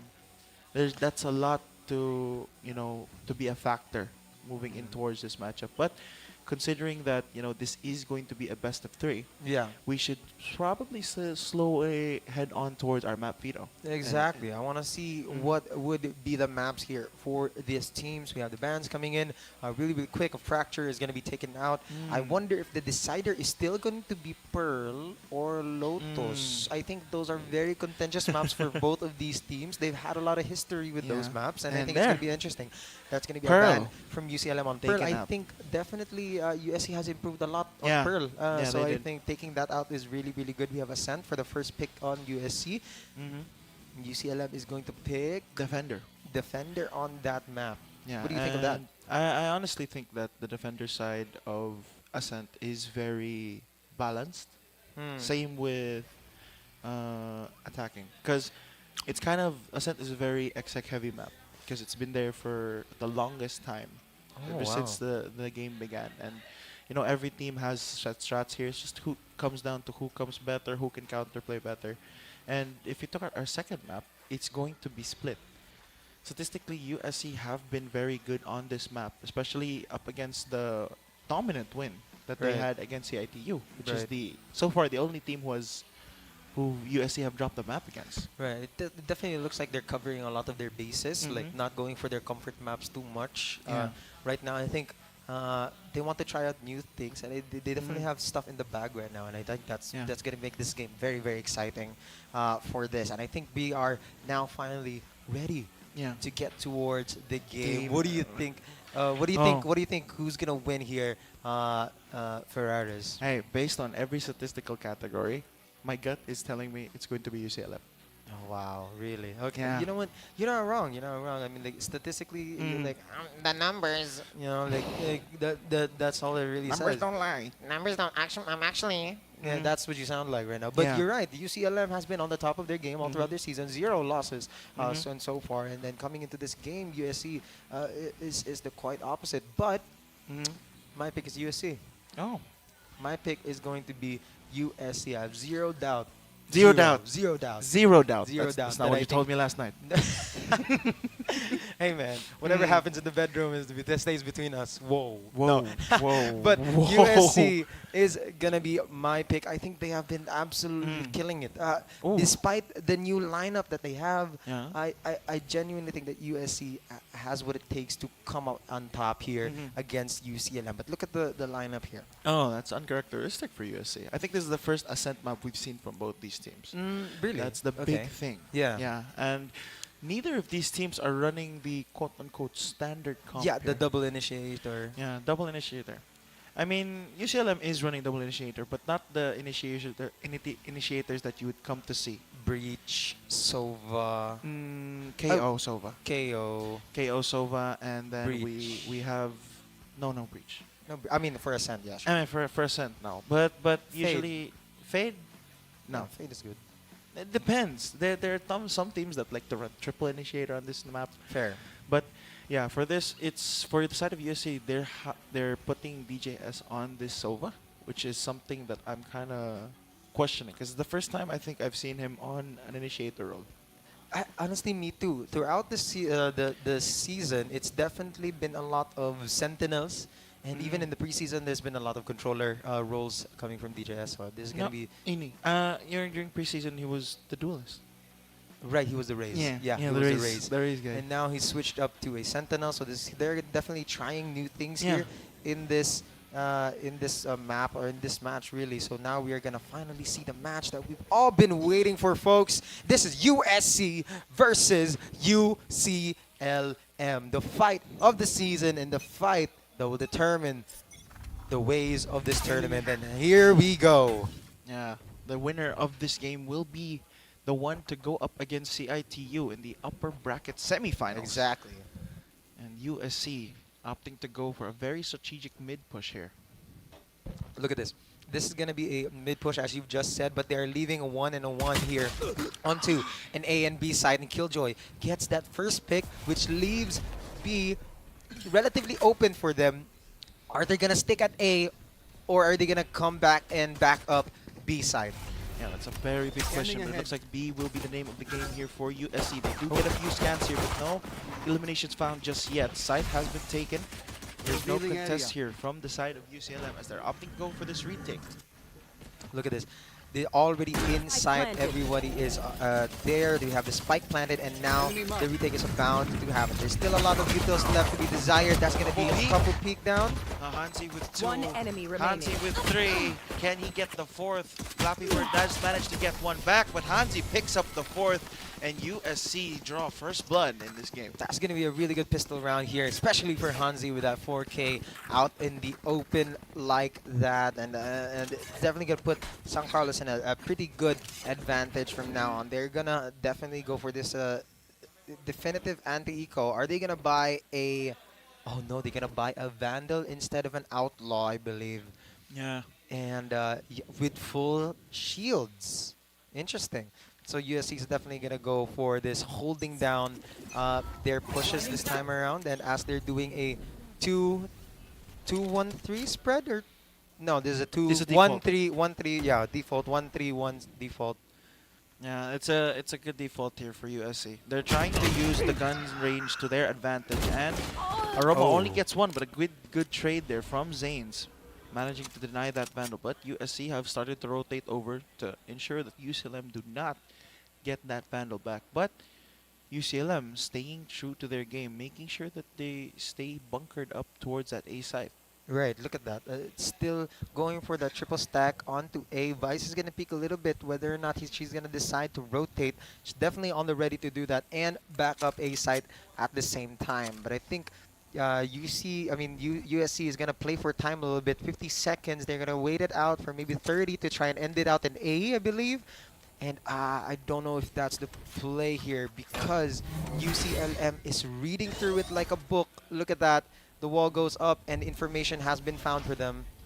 Yeah, the bunker, the shear already been used. The trap play here, the pincer from USC side, dash forward from 𝐏𝐿𝐿, and 2 quick kills here for the side of USC. That's an A side open, but Punch still inside, trying to get 1 kill, but he just can't. 𝐏𝐿𝐿 able to cover the gaps, and that's the free A site for USC. Right, they weren't too ready to hold that side, and they weren't too quick on the retreat there. And now we have the Sova all alone, and it's Zanes. That's going to be out for the count. 2 points here for the University of San Carlos with a nil for UCLM. Of course, this is their bonus round, and whether or not they are going to be able to take this round is going to determine how the economy is going to snowball for USC, or is finally going to turn around for UCLM. Yeah, that's the very big question moving on towards this round. UCLM do have that gun round, so they do have, in hindsight, the gun advantage here moving forward. But there are still some Bulldogs and some Vandals over towards USC, so they can still make this round theirs if they play their cards right. Look, they're still going to go for this default, try to scout out any information, placing the spike down just to not to reveal it to any other if ever they get picked off by UCLM, but the default's still out. It definitely proves to be a lot more difficult task for UCLM to try and hold down a site. This push up by Jalen Zera immediately gets punished by Hanzi. Now we have Ray Monster 99 gets the kill onto Hans. The good trade is good 4-4 with 𝐏𝐿𝐿 going down by 3. Punch. There's already a 1-for-1 exchange here, but Punch gives his team the man advantage, taking out 𝐏𝐿𝐿 as well in that exchange. So USC are going to have to play the rest of this round a man down unless there's going to be heroics from the rest of the key players. They're slowly creeping up towards that A site, not knowing that UC will completely have this red. This is going to be their strong side. The drone to try and get information. There is going to be a tag deep in towards the site, but Punch is here to support the rest of his team, and the timing there not in favor of Aroma, getting caught out in mid. Zanes will pick up the kill and instantly retreats, and the rest of USC try to book their first class ticket over towards the B side. 20 seconds. But there's not enough time, I believe. They still have to get towards that B main and try to get this plant down. No, that's 10 seconds and he's still not inside. It's gonna be it for USC, I believe. And look at that lockdown. Razor Vines. Amazing. That's gonna be it. Save. No, he gets a kill actually onto Kimmy. One less gun to worry about here for the side of UCLM. And now they have the economy is finally reset back to UCLM. Now, if we're going to see a fair enough gunfight for the next round, we do see a Bulldog, but of course we also see half shields in UCLM. So I think it's pretty even on that end. So now the game can finally begin, Ferraris. It all comes down to how they want to play this, whether or not they still want to go for the default. Coming from USC, since that didn't work last time, we do see a lot more aggression coming from UCLM since they want to force San Carlos to make a mistake on their defaults. Yeah, but USC opting to go for a very heavy mistake as they've been doing so the entirety of this game. That Echo drone over towards A main will give them the necessary info, as well as that Sova drone mid will give them so much info on towards the whereabouts of USC. So as you can see, the rotations are slowly moving backward towards the site. They're no longer holding these close angles. Instead, they're starting to shift their attention up towards mid. Well, USC have already regrouped the majority of their players over towards that B site. The paranoia gets thrown out. Still no kills found just yet. Neither side want to try and aggress because of those razor vines, buying so much time here for UCLM. Right, we have Flappy Beard holding it down. We still have 2 back at A, ready for a rotation. It's 45 seconds left. If they want to rotate, they should do it now, and I think they are going to do just that. Question mark, or are they going to fake this rotation? Yeah, the fake rotation, they're trying to slow it down, but UCLM still steady, holding, waiting for 30 USC seconds to make left. their move, and there's the first contact. No kills found just yet. J-Lit gonna use that KO flash. The Yoru flash, I should say, but DJS still firing back, finds 3. And Flappy Bird gets taken down deep and towards the side, brings it down to a 2v2 for both sides. 14 seconds left. Spike is going to go down here in just a second. The 10 recon seconds drive gets left. destroyed. and DJS, along with Kimi, tried to play this post plan. But DJS has worked phenomenally with that Bulldog, and he's trying to extend this. It would have to be the ace, unless Kimi can find value here. DJS trying to fire. The shot's not landing just yet. Spam into the smoke. And Punch able to pick up the last 2. Clutches the round for UCLM, and now USC have to go back to the drawing board as their economy gets broken in half. Yeah, very unfortunate timing there. DJS's decision to try and push to the smoke was very bold indeed, but I think it managed to catch both of them off with the fact that UCLM was so ready for that push onto that side. Very unfortunate there, but of course, we are going to go back to the drawing board. It is 2-2. The score has been equalized, but let's look at the replay really quickly. Amazing flashes coming from J-Lit Zera, and the pickoffs from DJ really cemented their side take. But you have to give it up to the patience of UCLM. I think that in itself has to be commended. Despite seeing all 5 already here in the main, they were able to hold their ground and not succumb to basically a fake rotation here coming from USC. USC, just I think they've been trying to cook way too much, and it's kind of like burning up the pot instead of making it into a delicious synchronization of flavors. They've been overcooking, and they find it so hard to decide where they want to end up that the moment they do try to end up in one site, UCLM completely have them read. UCLM right now with the Odin on hand here coming from Ray Monster. He is going to be able to hold down A site again. The A control coming from UCLM, absolutely beautiful. It forces USC to go mid and to go B and play right into UCLM's hands. And now it all goes down to this. J-Lit Zera gets a kill. Zanes picks up the second. USC slowly walking in towards this crossfire. A very lethal one at that. The shock dart ends up doing harm instead of good for the side of USC. 30 seconds left. As it ends up damaging the rest of the team. Now USC are stuck towards B main, not realizing, not knowing what to do. The spike is down out in the open, and UCLM, 3 members are waiting to try and pick up an engagement. The first member falls, DJS. They're trying to pick up that Vandal. They do get it back, but the stun is going to land. The spray with the Odin is there, and Aroma's late lurk is completely read by Zanes. 3 straight rounds now for UCLM. They need to get around this A lockdown here coming from UCLM. The UCLM has basically funneled USC into a do or die situation. We have to go mid, we have to go B because there is no other way to go, and they're just falling right into it. I think taking mid is a very, very good decision, I'd say. So I don't know about them backing out of that play. It hasn't been working for them the past few rounds, which is why they had to switch it up. But I don't think they should give up on the mid secure here, but they are going to do something different. They're going to go for the 3-0-2 push here coming from B.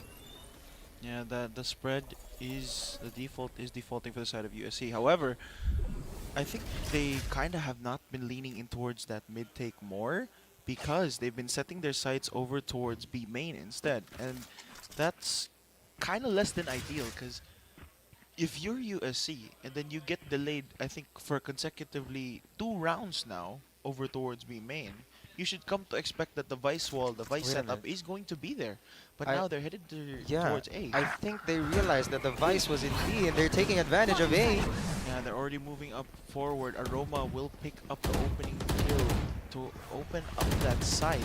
Punch goes on by that door, tries to spam smoke. Not there, and Oh, DJS wow. wastes a golden opportunity. That was the kill gifted to him. He just couldn't convert that round. The Steel Guardian is going to get used for this retake. Now UCLM pushing the pace, realizing that USC do not have the primary weapons online, and they're going to get smoked through. The spams towards the smoke. The cancel TP from 𝐏𝐄𝐄𝐊 is huge. Deep towards the site, and 𝐏𝐄𝐄𝐊 with the amazing from the shadows returns back to his original position and completely blindsides UCLM in that retake. What a play. I don't know if you guys realize what just happened, but Ben said it perfectly. He used his ultimate, disappeared in front of UCLM and canceled it just in time to get a kill and jump onto UCLM. Absolutely beautiful to secure that entire round for San Carlos. Finally has stopped the bleeding so far, and now are they still gonna go for their default? Actually, 2-1-2 spread, if I believe. Yeah, they're slowly starting up that default, but UCLM are starting to fight back. They're not giving USC the free space that they so desperately desire in these defaults. But DJS able to crawl up once again over towards short, but Jaylit again wreaking havoc in the server, picking up one more. DJS runs straight in towards the crosshairs of Zera, picking up another kill. The Zera brothers wreaking havoc in the server. Look at this. This is a 4v2 situation right now. They're being surrounded as we speak. They do still have... Oh, the flash. 𝐏𝐄𝐄𝐊 fighting back. Flappy Bird will pick up one as well. 𝐏𝐄𝐄𝐊 left in a 1v3, and it's too much for him to handle for UCLM. Absolutely beautiful. That's going to be another take here for UCLM. The default hasn't really been working out for USC since they're getting picked off here, not just in B side but also in mid, making their manpower a little bit more difficult when it comes to taking their sites. And I think they also have to deal with the Ray Monster or Ray Zera on that Odin. It's a bit of a troublesome gun to go up against, especially in a scent. With the paper thin walls. Outside of course, the recent update, which helps the attackers so much in that B-main area. Imagine. Can you imagine? Yeah, I've had to go through that for the last 7 splits, I think, before they actually changed that. So I can do more than imagine. I can feel, of course. But yeah, they're finally making the read that I kind of think USC should have caught them before, opting to go for that mid take instead. Look, it works phenomenally. Punch now is alone in the back of the site, so they have to retake this, but that's a very huge pickup to find as well. Punch still wreaking havoc in the back of the site. He manages to pick up 2, but Hansi and Aroma trying to get this back. Somebody take care of this Omen. Oh, the lockdown. They're going to use it to secure this round. Now Punch is forced to push forward here because I think he may just have a pocket here. There's a little gap. They should know about this gap. Oh, he's going to try and TP through. But he's still not detained. The Damn. shot comes through from Punch, brings it down to a 1v1. Hansi, 11 health, gets taken down. Aroma clutches it up for USC. Both the teams going blow for blow with one another, and we're tied up 4 apiece. 4. Yeah, 4 apiece right here. You're definitely right. We talked about this earlier. I think they should not have given up mid so easily, but I definitely think it's part of their conditioning process. They keep on going default. I think going default very early into the game is a good idea. I don't think it's the play. It's the quickest way to know what your opponent how your opponent reacts to certain stimuli, how they set up, and exactly. So before they do the big plays like push straight into mid or push straight into whatever side, they have to go for this default, and they have to lose a few rounds in order to gain some. You know what I mean? Yeah, that's a really good analogy there, Oko. And right now, they're still going for that default push. Mind you, last round they did try to pick up the pace, but right now they're slowing it down once again. Exactly. Now we have 3 on mid site, but the Vice is looking directly in through this gap. He can only find so many, and they are going to choose to back away and maybe take tree. Some A control would be nice. There is the spike down in B, but they have mid completely controlled. I'm going to look at this and just look at the zones right now. There's a whole lot of red going on in this mid side, and it's all going to converge into A. Oh, the shots from 𝐿𝐻𝐻 not going to land. That was the golden opportunity for them to pick up Punch now. Caught in the middle, trying to get a smoke, and Hansi not clearing the corner. Not expecting Punch to be in that area. TP's across to pick up the Vandal. Does manage to get that upgrade. 𝐿𝐻𝐻 not giving the TP. Punch! Somebody Punch! Drops the gun and gets up the ace. Punch out of nowhere. A quick 1, 2, 3, 4, 5. And that's going to be 5 rounds for UCLM. Did I not tell you? Somebody stop this Omen. I was talking about it last round. I'm still talking about it now. Somebody stop this man. That replay, look at that. Taking that kill early on the Reyna. 1, 2, 3. This is the voice thing. Ace, buddy. All for UCLM Punch. They were pretty much lining themselves up there. A bit of a misplay here, but of course, it's all on the trigger with Punch. Absolutely beautiful. Now he has this ultimate ready to go just for that ace. Yeah, and that's the problem with not having the KO, because you can't flash through those types of corners. Maybe the Reyna, it is possible, but it's harder to play as the Reyna because it's not a full blind. It's a near sight. Right here. And that near sight can, you know, still give the defense opportunity to try and fight the round through. And try and clutch up the situation because you're not completely blind. There's still an opportunity for you to hit the headshot. Revealing and area. right now, that just goes to show why USC's comp is, you know, not favored that often, especially in pro play. Exactly. But flash once again, UCLM just go meat grinding over towards mid, but 𝐿𝐻𝐻 able to secure that Vandal. Yes, those words definitely I would have said, but look at the spike. Still down in main. 𝐿𝐻𝐻 trying to find a kill here. They might be able to see the Silva lurking around if they try to go for this wallbang, but again, Punch is still alive and well. 2v3 situation. Up, Zane gets caught out completely off guard. And the first kill found here for USC, evening us up here. 2-2, 𝐿𝐻𝐻 almost picked off. Tries to cross the road, but not working impossible. And 𝐿𝐻𝐻 now 10 seconds. has to pick this up. Punch walks Somebody! forward. Oh! And hits the headshot. 𝐿𝐻𝐻 clutches up for his team. Clip after clip after clip. Come on, bro. Stop clip farming. Crikey. It's the highlight reel round for round.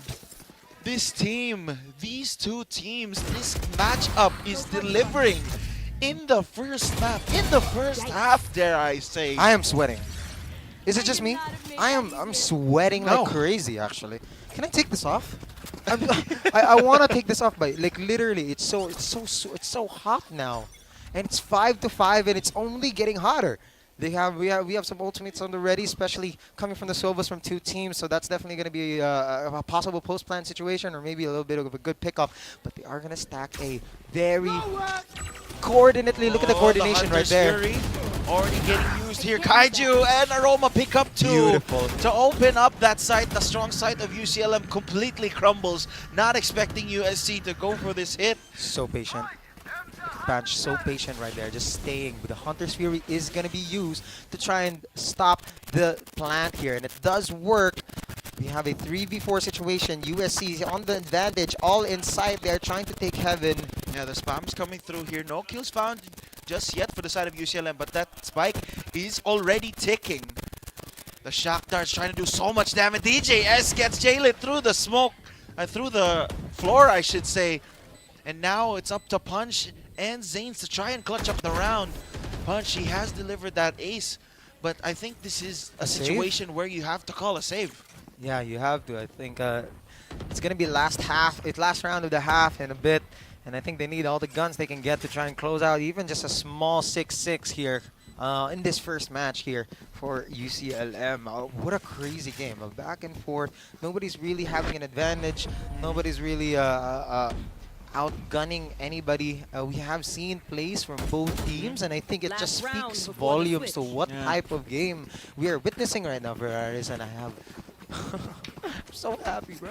Yeah, this is great So Valorant. happy. This is great Valorant. And Absolutely great One of Valorant. the big things I actually want to talk about is the person that we kind of highlighted before the entire matchup Yeah, started. who? And it is going to be J-Lit Zera, who this first half has not been his best.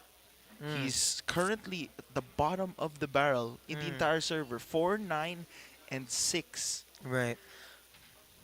I think it's because of how Yoru is built and how USC is hard hard countering a lot of the aggression that coming from the type of agent that Yoru is and the type of team that UCLM is, because USC is not the team that you aggress with on defense. You're not going to be able to get a lot of value out of you're not gonna get a lot of value out of trying to catch USC off guard while you're defending, because USC is just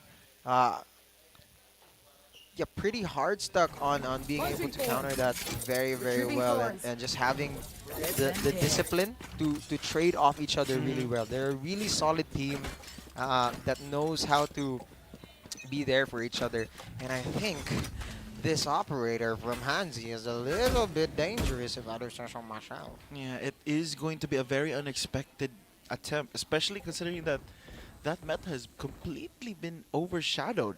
Is he the judge, the jury, or the executioner? We're gonna have to wait and see, because that Molly actually does get shot before actually going to use it. And great patience there from Aroma, realizing that he does not have the teammates. And UCLM, the pattern that they've been showing, they've kind of been looking to aggress over towards B main. So It's realizing so quiet. that, they do move back. Quiet. It's so quiet right now. No movement, no info is being given at all to USC, so they can only guess how they're gonna approach this. And what they're gonna do is they're gonna try and end it in the only site that they've been having a lot of success with. And those are going to be where the Razor Vines are, so there is going to be a little bit of delay. The Steel Garden is going to come into play here. The Sheriff is not going to be enough there. Punch with the superior weaponry is going to take him out, but Aroma cats out Zanes, the rotating Zanes, deep in towards CT. Will get caught out. The Molly to delay UCLM here. The flash dodge. Ray manages to get one more before going down, and it's a big one to get. Ray Monster already taking out early and towards the round. Meanwhile, the rest of USC have already made their way towards the site. Spike has gone down. Really good lurk there, actually, coming from this Killjoy. It's actually, Aroma has been really good. He managed to pull away UCLM so effectively that it was able to secure Universidad San Carlos this side. The paranoia is going to be there, but it's not going to matter. Hansi still picks up a kill, but Punch able to trade one back. DJS lands the headshot. Can he get the second? Jalen able to answer back. But complete sequence of trading there from USC. One after the other, going blow for blow, and it ends up with the person or the team who gets the first kill. That is gonna be the first half of this series of match 1. Absolutely beautiful. We are in a 7-5 right now, and there's a lot to say about that round. I think UCLM's comp is going to be very interesting. Double initiator, especially on attacking, is super oppressive, considering that there is going to be a Tejo and a Sova. You have double scans that you could put anywhere around the map. Not to mention Yoru is literally a free hero in order to what's going on? Janelle Paliogo spectator sing tab kay bot frag si Junli. Hey man, stop exposing our guy. I say exposed Junli. And ironically, Janelle is supposed to be Junli's IGL in their other team. Right. Yeah, so there's a little bit of friendly banter there from your teammate, from your captain in another team. But as he mentioned, to add to that, it hasn't been the best J-Lit game. Yeah. Right? We can say that. And for UCLM to continue the streak that they've been going. They need him to pop up. They need him to play as well as he did during that group stage. During the group stage where 𝐿𝐿𝐿 was just tapping heads, taking names and chewing on them. How does the saying goes? I don't know, but you're onto something. I hope I am. Okay. but also at the same time, we are seeing a little bit of a... I'm sorry, you guys are not seeing what we're seeing, but it's really funny here on the map. We have Gael, Villarin, palingkuran na sa Rockers. Rockers, lingkod daw. Rockers, lingkod daw. Yun sa comment. Yun sa comment. Rockers, I think you need to take a seat, man. Yo, sit down, bro. Yeah. I think init na kayo dribay. Speaking of, I think I had a commenter yesterday ask for a shout out, so I'm gonna shout them out. Shout out Carl Umbina. Let's go Surigao people. You know what I mean? Like, yeah. So that was a small shout out. Thank you all for watching. Of course. Yep. This would never have been possible without our major sponsors. We have PC Express. PC Express for all of your digital needs. Yes, and of course we can't forget about Virginia Food Incorporated. What's the Oh. hot dog? Virginia. There we go. We also have Smart, of course. We have Live More Today with Smart. And of course, we can't forget about PLDT. Oh, we leading can't. and inspiring Filipinos to create a better tomorrow with PLDT. And of course, thank you so much to Crayon Labs, custom apparel, digital prints. They specialize in uniforms. They specialize in sports jerseys and personalized shirts and hoodies. They're absolutely amazing. Go check them out. Yeah. We are live right now, and where? Media partners, of course, our smart live stream app, the Smart Sports Pusok Pilipinas. In a way. SM Cyber Zone. In a way. And of course, on Facebook here in course. CESAFI Esports League. We are still experiencing some technical difficulties. We have another CL fan comment. Janelle again. Janelle again. Graduate na daw, upaw. Graduate na daw. I'm sure that's coming from Punch. I mean, Or Mark. Or Mark. Possibly Mark. Possibly Mark, which is our prod guy. Upaw na po siya. But I'm pretty sure that's for Punch. Yeah, I'm pretty sure that's for Punch. Shout out daw from Janelle Yeah, Punch. but you know, a heck of a game here for Punch. Currently leading his team. 14-7. And that's the in-game leader. But this time he's not kanang, I don't know, he's not He's taking the commanding his reins. team. He's taking the lead. Yeah. He's reeling in. He really is pulling on He's the leading reins. by example. Wow. Yeah. That exactly. And of course, there's a lot to be desired from both of these teams right now. I think there has been a lot of mistakes that were made, but with this technical difficulties, you could definitely call this as a moment of reset, right? Especially now that it literally just reset. This is gonna be the pistol round, and we need UCLM to win this. This is a need.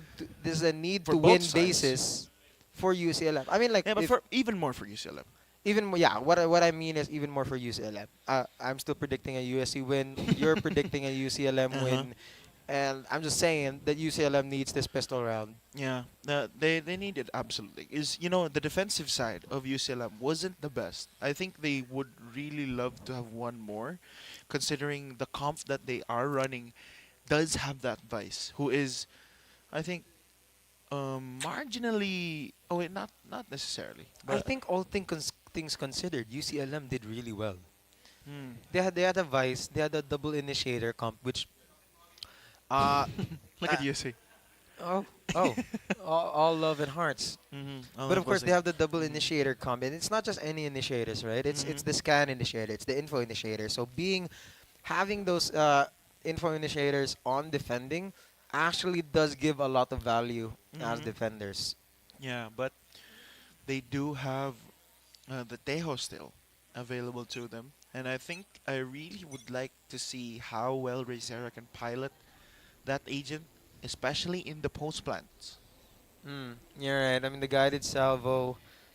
Easiest molly lineup you need. Easiest molly lineup. But of course, we're seeing a classic one-way here on A main. Good recon.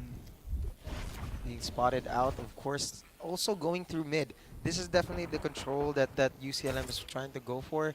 Punch tree. timing? Oh, wait, he doesn't know. Oh, he doesn't know! Oh my goodness, that's unfortunate actually. Hansi goes down for the count. They are gonna take over tree now. Yeah, they do manage to pick up the kill, but will Punch expect 𝐏𝐿𝐿 to be in this angle? Spots him out before the fight, but Punch can't line up the shots. Aroma picks up a kill. Meanwhile, the off-screen as well as Kimmy now joining into the fun, but 𝐿𝐿𝐿 starting to run here on gases. Hey, no way. Gets the third. He's slowly warming up here, 𝐿𝐄𝐄, and brings it down to a 1v1. Aroma versus 𝐿𝐿𝐿 taps that spike, pushing it forward. Tries to stick it here, but the take! Oh no! Doesn't even matter. The headshot hit by 𝐿𝐿𝐿, and what a time to come in and getting warmed up early on in towards our second half. The first round already a quad kill for 𝐿𝐿𝐿. Asa naman to mga 𝐿𝐿𝐿 doubters? Real. Asa naman to?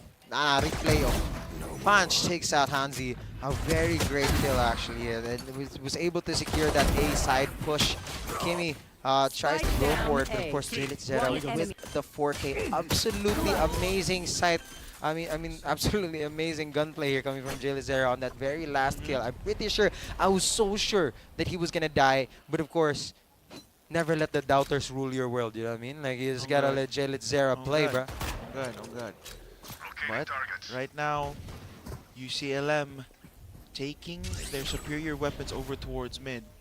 They don't get a scan, however. 𝐿𝐿𝐿 is going to be able to pick up one and get out. �K𝐚i does get spotted out by the drone. Forced to go for that duel and can't win it out against the Guardian. But DJS has something to say. He picks up one himself, but Zanes evens us all out here. Oh my goodness, he got picked off here. DJS on the way through mid. That's going to be a 2v3 situation with 𝐿𝐿𝐿. He gets pincered. With 𝐿𝐿𝐿 The in scan. the middle. Oh no. The scan perfectly times it, gifting it to Punch there in a silver platter, serving up that kill. Now Aroma left in this 1v3 with only a sheriff on hand. 6-7. So hard. UCLM might be able to equalize this real quickly here. There's no use of saving. This is just a sheriff, so just go in guns a-blazing. Boom. That's going to be 𝐿𝐿𝐿 for you. Stopping Aroma in their tracks. Yeah, that was guns pretty perfect. a-blazing. Yeah, no, I'm sorry. You know what? That was timing on my end. You know, my bad. But as you know, as we talked about it before, 𝐿𝐿𝐿 already now making up for his slow start in the first half. Already second fragging, only behind their captain, Punch.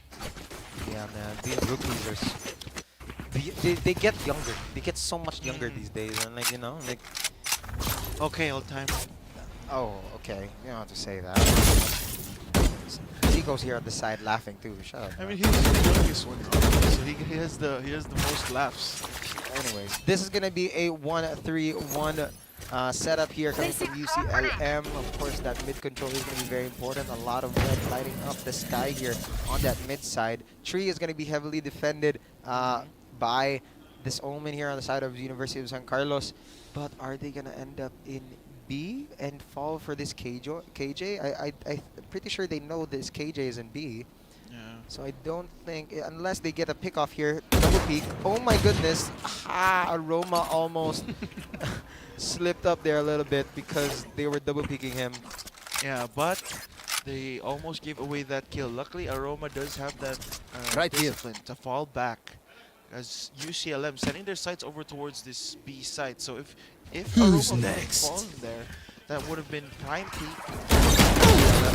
That play towards the B side. Still, they decide to do it anyway, as 𝐿𝐿𝐿, the paranoia does land on towards Aroma. They get him through the smoke. 𝐿𝐿𝐿 will pick him up. DJS now caught in those razor vines. Going to have to wait that out as to not bleed out damage, because even though you move there, 𝐿𝐿𝐿 able to pick up Razera as well. Before the retake begins, DJS with a big timing finds two. 𝐿𝐿𝐿 will be able to shut him down, but it is a 3-on-2 now. Man advantage in favor of USC as they slowly come swinging through. The double duelist of USC completely deliver, and that's the first round on the board for USC in the second half. This is absolutely crazy. It really all goes down to straight up who can shoot better in this game. Because, like, yeah, we already see UCLM take position here on B side, completely flushing out San Carlos. But if you remember that kill out on Market here, taking it very neatly just before the door closes, was able that impact on that kill itself made it possible for San Carlos to retake B site so cleanly. Yeah, and the timing there on DJS was able to slip through the defense. Beautiful. UCLM were not expecting him whatsoever. And I don't know what was going on in that no, post plant. No one was watching him. No, because they couldn't. As I was saying, like they literally took out they literally took out a player in switch, which made a majority of B site available for DJS to slip through. Like that was absolutely beautiful play here from USC. It's just pure gunplay at this point. Now we have 𝐿𝐾𝐿 on 3, going up against 2. Yeah, the paranoia will land, delaying them from going for that push. No info. And no info gathered by that drone outside of a wasted paranoia. Now DJS gonna drone themselves, but 𝐿𝐾𝐿 may have just overheated there. Gives away his life. That's the controller down for USC. That's a big factor. No more smokes here for the boys in green. That is gonna be 3v4 situation here.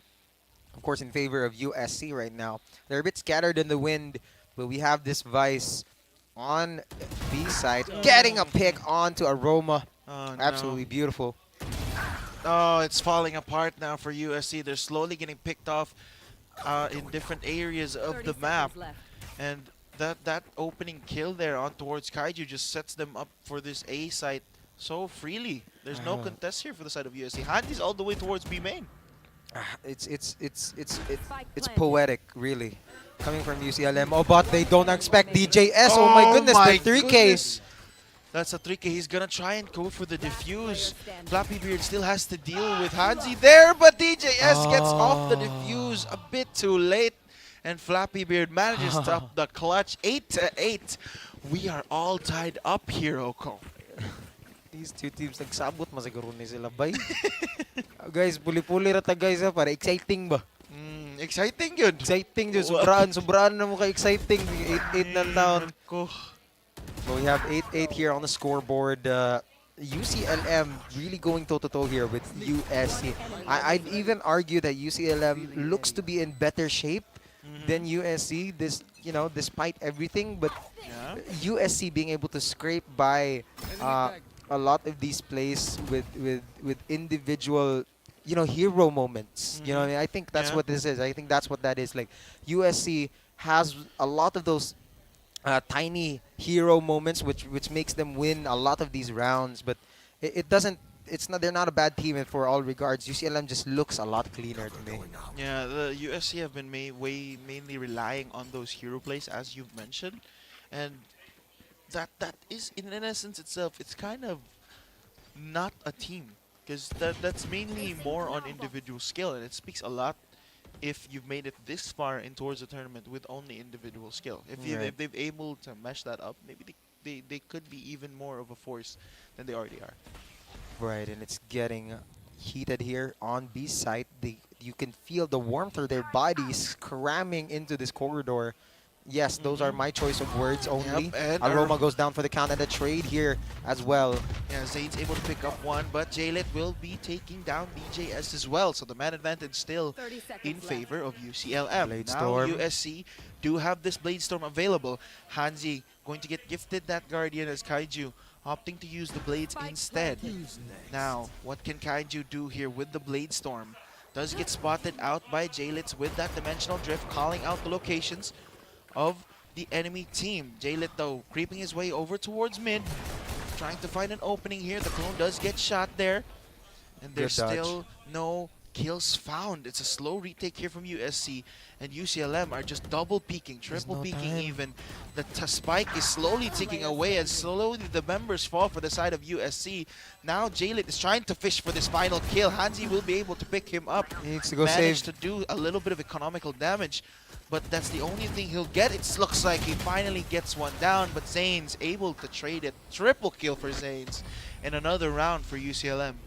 Right. I mean, I would have loved to see a little bit more of a time play here coming from USC on Hansi on that last round. If he played it out a little bit more relaxed here, if he played it out a little bit better, not better, but if he played it out a little bit longer there on those fights, he might be able to secure even a spike kill onto the rest of UCLM. But unfortunately, that did not happen. But we are here right now. I think the record is now 9-8. 8. Yes. 9-8. Very close, neck and neck. It's your round, and then it's their round, and it's your round, it's their round. It's their round, and then our round. this is pretty much how the season finale went. They just went back and forth each game. It always came down to the wire in game 5, and I wouldn't be surprised if there was going to be a game 3 today. Hey, I wouldn't be surprised either. If they were going to be here for a total of 5 games, I would be here for every single one. Yeah. And I would love to see that. My voice would hate Would probably leave mid-series. Mid-series, but I'd still be here though. Yeah, I'd still be here. I'd Mhm. completely lose my voice. Yeah, completely agree. I think so far this game 1 has completely delivered in terms of hype moments, in terms of what we were expecting, what the fans were expecting to see out of this rematch. The two teams have completely delivered, and they're still continuing to do so as Tech Pause still in play here. As I think there may have been a little bit of miscommunication. What's going It's on? okay. It happens. It happens. Wait, are the walls down? Yeah, the walls are technically not down. They're visually down, but if you're in the server, if you're trying to move through those walls, you actually get stopped because there's the barrier's still there. All right, You thanks. just can't see it. Thanks for the information, nerd.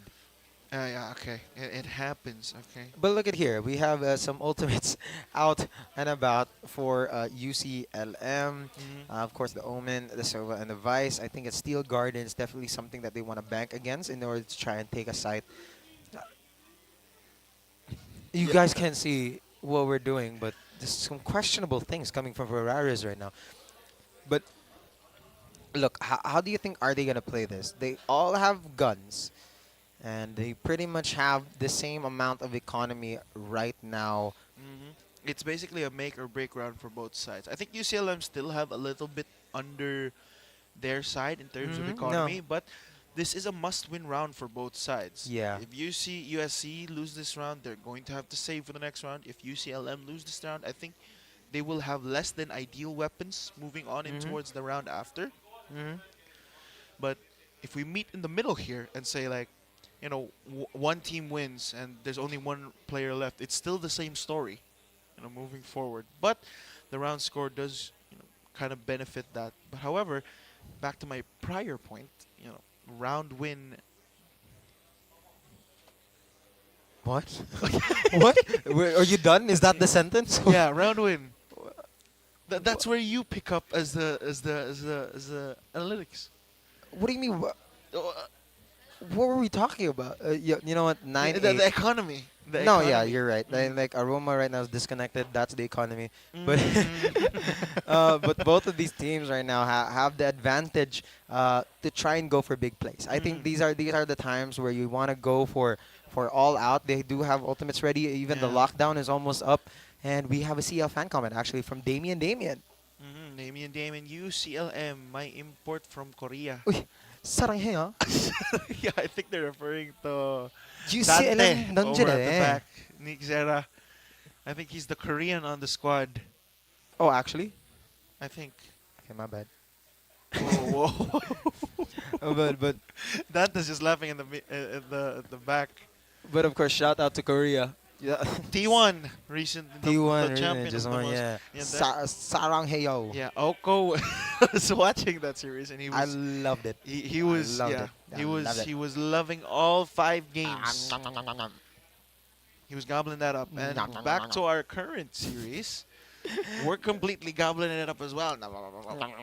Yeah, and the game is going to continue here.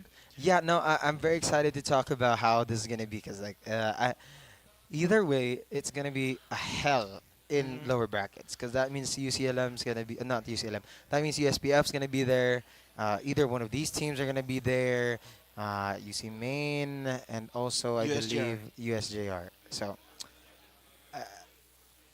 It's the it's gulag. It's a hard climb, but I think it's a doable climb. It's a very exciting climb. It's like let's go hiking, you know. Asa man ta Starbucks, tas mahugro day ka.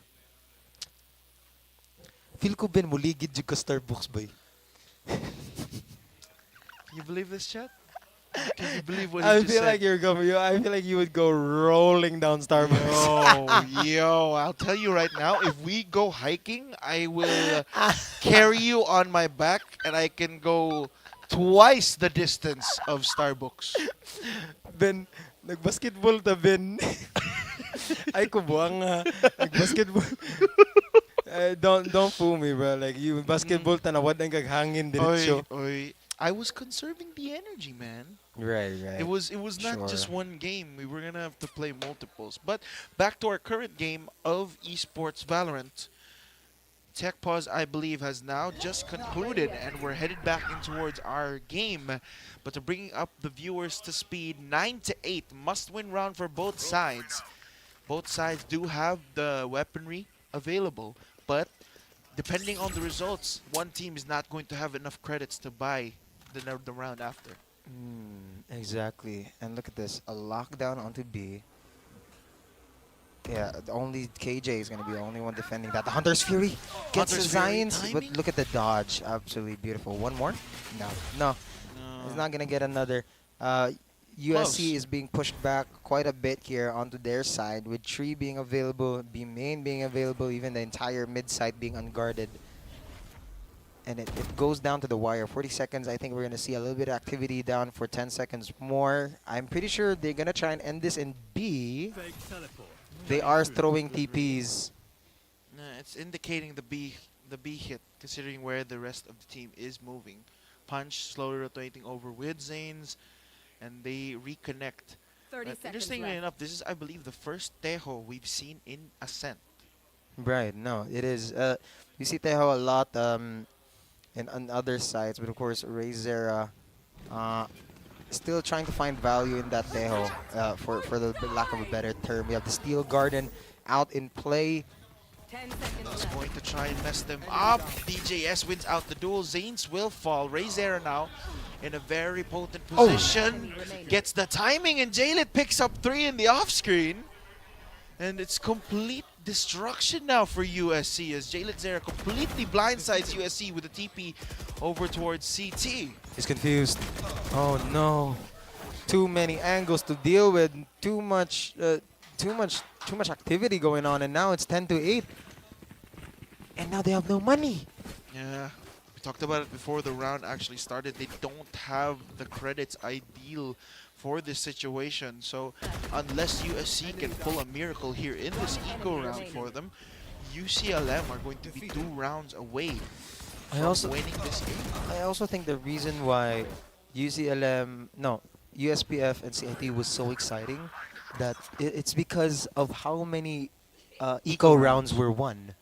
You have to imagine there were so many eco rounds won out by both teams that it was absolutely beautiful to see. It's the back and forth from those two, and I'm very excited and very thrilled to see whether or not USC is going to be able to take advantage of this eco round as well. I'm so happy with that analogy, Oko. Okay, that calm was down, Dad. Flawless analogy of the current situation. And that is the question to ask here if you are a fan of either side. Because USC are stuck in between a rock and a hard place in terms of economy and in terms of guns against the Vandals. You know, it's mura kanang kuan, pre. Unsa man, pre?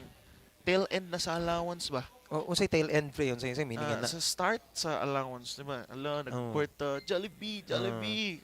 Kahumana na. Kabutas padong na mabalik na po ang next batch sa allowance.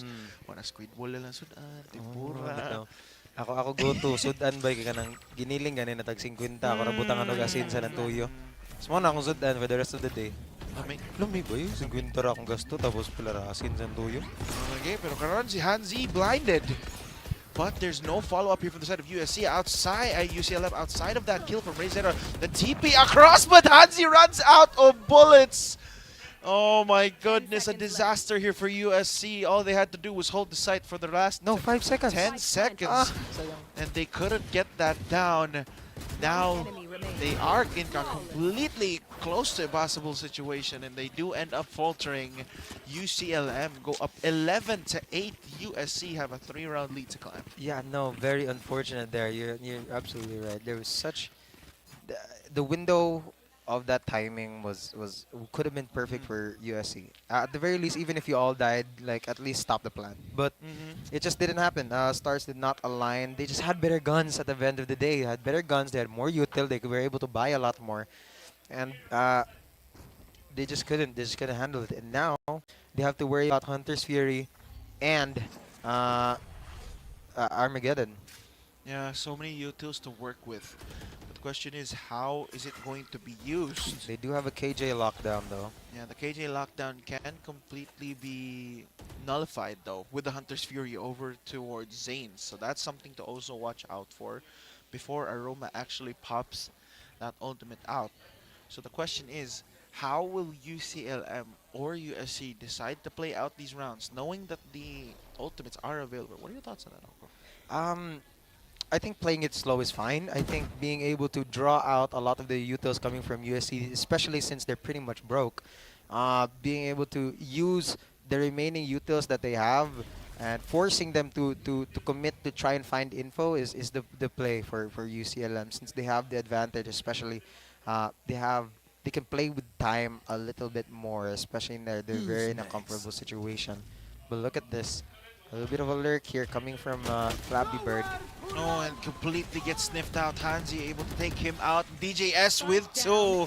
3 down for the side of UCLM, and Zanes only manages to get 1, but 𝐿𝑒𝑁 still in the side. Goodness. But taken out instantly by Hansi as soon as I said that. Now it's all up to Zanes. Hunter's Fury already used. 1 recon and shock dart available, and 𝐏𝐿𝑒𝑁 knocks him out with the operator. Absolutely beautiful. That the team play coming from USC to be able to converge into A site so quickly like that. And I think the sniff out onto Flappy Bird back in mid definitely helped move the momentum a little bit more. You know, they didn't have to worry about any more lurkers coming from the side of UCLM. So being able to just go on a full frontal assault like that is much needed. Now they have an operator on their hands. And I think things are definitely going up here. They can now defend mid in a very comfortable situation. They can now take up a lot more space, make sure that UCLM can't draw any more info as much as they can. But I don't think they're going to wait on info, because this is going to be a 1-0-4 split into A. Stacking into A here with only a Reina and an Omen. As defending might be a very good idea. This might be the read for UCLM, actually. Yeah, let's see how well they can control the round has started. This round, though. Yeah, the drone already expended here for the side of UCLM, so the Owl drone will no longer be available for UCLM. But that's still a huge info to find. No one playing over towards screens, and that is a main control. It's so slow. Super slow. They're going so slow. So now we have USC attempting to find a perfect timing here to try and converge into this A main, right? They do try and go for that one way, but it was not contested. So now going into this the near tree, they will be able to hear footsteps and activity coming from A main. Now there is some scans and as well as smokes go up. Yeah, a few blinds getting thrown out as well. The TP towards backside. 𝐿𝑒𝑁 will be opening up the site for UCLM. Hansi tries to spam through the smoke, manages to get a few tags, but no kills found just yet. 𝐏𝐿𝑒𝑁 forced to dash back out. Hansi will get taken out. Flappy Bird sniffed out over towards short. Can they deal with him is the question, because they really need to get this lockdown ticking. But does it even matter? There's already 2 kills found here for the side of UCLM, and the lockdown is completely taken down before it can even get used here. 𝐏𝐿𝑒𝑁 forced to swap with the weaponry, but does get that Vandal. Now the retake is completely coming into fruition here for the side of USC, but this is a crossfire for both. For UCLM, the Tejo, the guided salvo, we talked about it, Oko, that's going to buy so much time for UCLM. Now they're playing close quarters here. The updraft from 𝐏𝐿𝑒𝑁. Oh my goodness. DJS gets Wala na, one, no but time. there's no time to defuse the spike. DJS will DJS goes even down. fall. That's match point for UCLM. And no credits for the side of USC. Little to no credits. This might... I mean, no. We have seen this before. Yeah, chat, you understand? When the CIT-U and USPF game happened, it was a 13-5. Yeah, if I remember correctly, right? It was 13-5. Kanina sa CIT-U versus USPF. The first game. I remember it was 12-5 di ay. 12-5. And I said to myself and to Marlon, shout out Marlon, that wala na ba? USPF won. And USPF won. Because they had no credits. They had to, just like in this situation, they had no credits. They had to force buy and even buy sheriffs. And they managed to get the comeback win. 9 rounds straight. Yeah, Absolutely beautiful. That's still a possibility as long as that round count has not, or has not reached the win screen. It's the game is not over. No, it's not, good sir. But of course, we're still seeing that same old slow, defaulty type setup here, which we've seen from all game. UCLM. Super common here right now in this game. Pretty much a staple. But they are gonna go for A. I think they want to. I think they've seen how exposed A can be, especially considering that KJ is still stacking herself up to B. Yeah, but I think right now USC need to make a move here if they want to hold this A side, because good smoke. The post plant from UCLM is so hard to maneuver, considering that 𝐕𝐀𝐿 does have those guided salvos available, and now 𝐿 again with that dimensional drift up and available, he scans the site and realizes that there's no one home from the side of USC, so that's going to be a free spike plant here.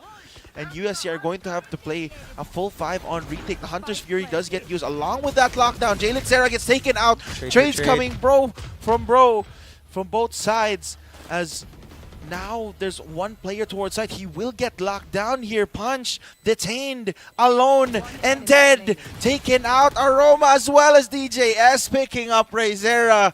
The retake from USC showing us that there's still life in the boys in green. What did I say? Never count them out. Of course, this happened earlier. It's happening now. 12 and an eco. And the eco won. We have 12-10 right now. The momentum has completely shifted back to USC's favor. We have pretty bad buys and pretty bad economy coming from UCLM right now, but the timeout is in play coming from UCLM. Wow, there's so much to say. How do you think UCLM should execute this match finish? I think the first thing to note is UCLM have done a great default. And mind you, it took 2 ultimates for USC to win out that last round. No, we had the lockdown. We had the Hunter's Fury. So I think if UCLM can just do what they've been doing the entire game, which has been gathering info and then deciding where they want to go. And if that doesn't go according to plan, hey, we're a team who's been through this before. We thrive in that chaos. And, if they can maneuver the chaos in this entire game, which they've shown us they can, then I think during this final round of regulation, if they just stick to their guns, if they stick to their playstyle, they'll eventually, clutch it out in the end. Right. I think you're definitely right. I think the fact that USC had to pull out 2 ultimates in order to try and win out that last round is not only was necessary because of the fact that they were on eco, but it definitely tells a big story about how UCLM has been playing all throughout. And look at this. Finally, they hit a B. This is the first time, I think, or the second time they've hit B, considering that 𝐷𝐷𝐻𝐿's lying in wait there like a predator. Yeah, but the question is, will 𝐷𝐷𝐻𝐿 peak here? Because if I'm 𝐷𝐷𝐻𝐿, I would not. You would not? I would not risk dropping a Vandal towards a very weak buy of UCLM. Because, mind you, if a single player, or if either one, Punch or 𝐿 can pick up a weapon, a Vandal, and win out on a few duels, that could just completely off the mark. But the flank from �KiMi here finds 2. Punch able to get 1 back. But do they expect the other 2? Man, my Phantom does not do that, bro. What? You need some tips? You need some tips? Well, how did headshot from far away? My Phantom does not do that. My Phantom like headshots and goes like, I don't want to work anymore. You need some tips? Some what? Tips. There we go. Oh, Aroma. Flappy goes down with the hands of Aroma. It's now a 2v4 situation, looking pretty grim right now for UCLM. The whips. Oh, DJ spike down. The flash. Zera flashes. Flash dodge. But J-Lit Zera able to answer back. The spike secured here. 3 versus 1. J-Lit, can he clutch this round out so for far away. UCLM once again? USC still giving a chance here. There's a fighting chance here for J-Lit. Oh, no. But Aroma says no. Completely locks down the B site. And that's going to be 12 to 11 now. It's all right. They saved. They were able to save, so they are going to get the buys. Oh my goodness, no way they're buying a Nodin. What? Ray monster buy. But look at this. 𝐿𝐄𝐄 coming off from tree, being able to spot out 2 was the play for USC. Without those picks coming from 𝐿𝐄𝐄, that would have never happened at all. And I think it's a very smart move to finally push, like before, they've been playing patiently. They've been playing very patiently, and to finally commit to a push, knowing that they were all in B. 𝐿𝐄𝐄 has definitely the game sense in order to do this, but that pick is horrible for USC and amazing for UCLM. Yeah, I think they've been kind of Hanji has been usually the tip of the spear for USC. He's been the one trying to play these dangerous spots as the Steel Garden gets used over towards B. Oh no, that's gonna be oh no Aroma, but everybody's not looking. 𝐏𝐄𝐄 manages to hit the shot before, manages to trade out DJS, I should say. That's a 3v4. The From the Shadows gets used and it's instantly cancelled. So Aroma is going to be alone in the back of the site. He manages to get one down. 𝐏𝐄𝐄 answering attack. Bringing it down to a 2v2, but Flappy Bird clutches out the game for UCLM. And we talked about it, Oko. If UCLM just keep playing their game, it will result in a win in this game number 1. And what did they do? They stuck to their game, and look at that. After that very slow start, the person leading UCLM to that victory was none other than their rookie. J-Lit Zera. Wow, absolutely beautiful game coming from both of these teams. I don't think we could have asked for such a high skill ceiling of Valorant here in CESAFI Esports League. This is definitely peak Valorant.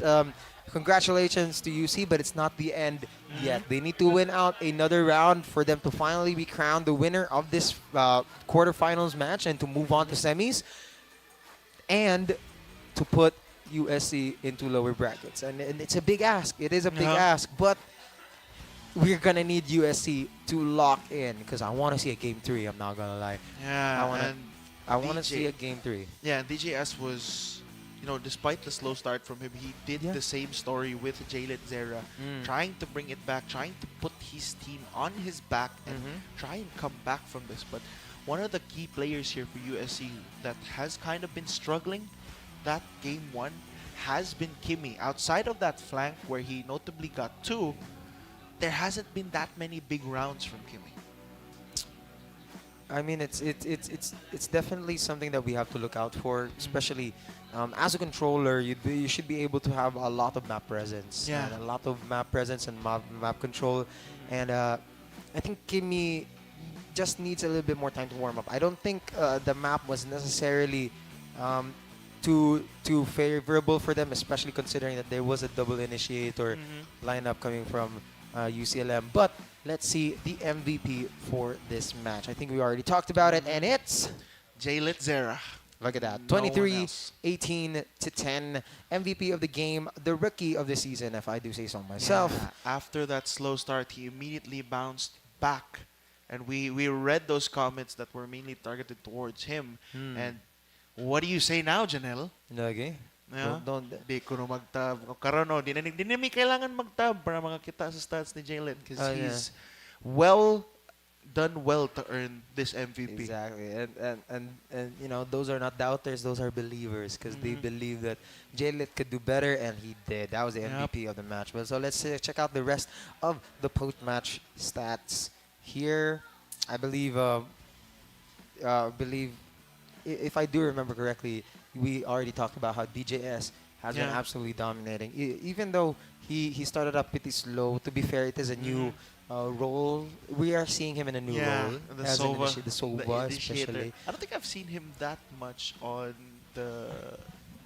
that role in and of itself. He's been mainly playing Senti. Yeah, at all. Preseason, I remember he was already dabbling with Sentinels like Deadlock. He was already dabbling with that. But he mainly played with Raze. So seeing him in a different role is going to be very interesting. And I want to ask you, what do you think of the double duelist role?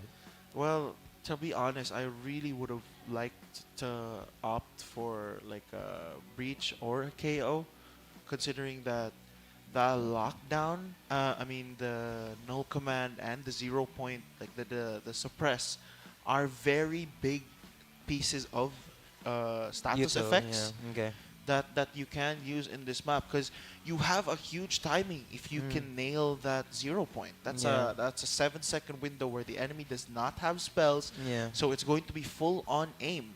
And for the side of USC, who has been known for their mechanical prowess, for their mechanical skills, they need to they could have used that opening to 7 seconds without abilities.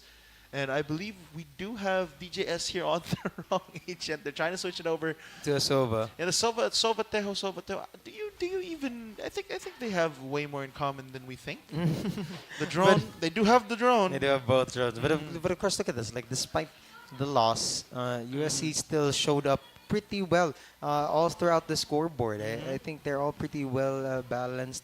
But you have to give it up to UCLM. Like, UCLM has been nothing but clean this entire game. Has been nothing but clean this entire game, and I think those executes were absolutely perfect. Being able to slow it down and make USC second guess a lot of their decisions were absolutely perfect for them to do. And if can you remind me what was the next map going to be again? The it's next Ascent map, and it's then Split. Split. Yeah, you're the right. map choice of USC, I believe. Yeah, no, or I might be wrong. Yeah, I think you're right. Split is gonna be an interesting map. How do you think it's gonna go? I mean, based on the history of the CEL database. Oh wow! The last time we got to see USC being on that Split map, they were playing the double Sentinel. I mean the double duelist comp still, but during that time they did have the proper supporting. I would say initiator on Breach. It made it so much easier for 𝐏𝐿𝐿 and Hanzi to pop off. Like I think the main problem with USC this game was, as you mentioned during the game, actually, they mainly relied on the hero plays. They weren't opting to go for those team execs. Even the retake, when we got to see it in full effect during that punch ace. They were like peeking punch one after the other. That's a good example there. Yeah, another highlight right here. Another highlight where DJS did get the kill, did get the trade. But ideally, in that situation where it's a 2 versus 1, you would want to not lose a teammate. And here, they didn't check the corner.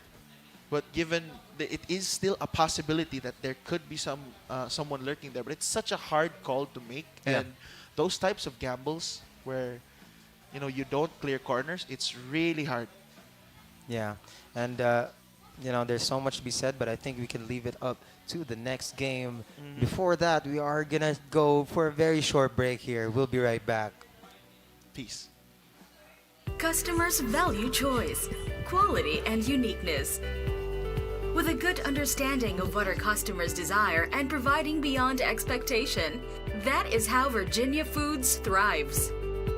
It is that same passion for our customers that has convinced us to transform Virginia Foods. Virginia Food has been in existence for more than 40 years. We are a processed meat company. We do canned meat products and frozen meat products.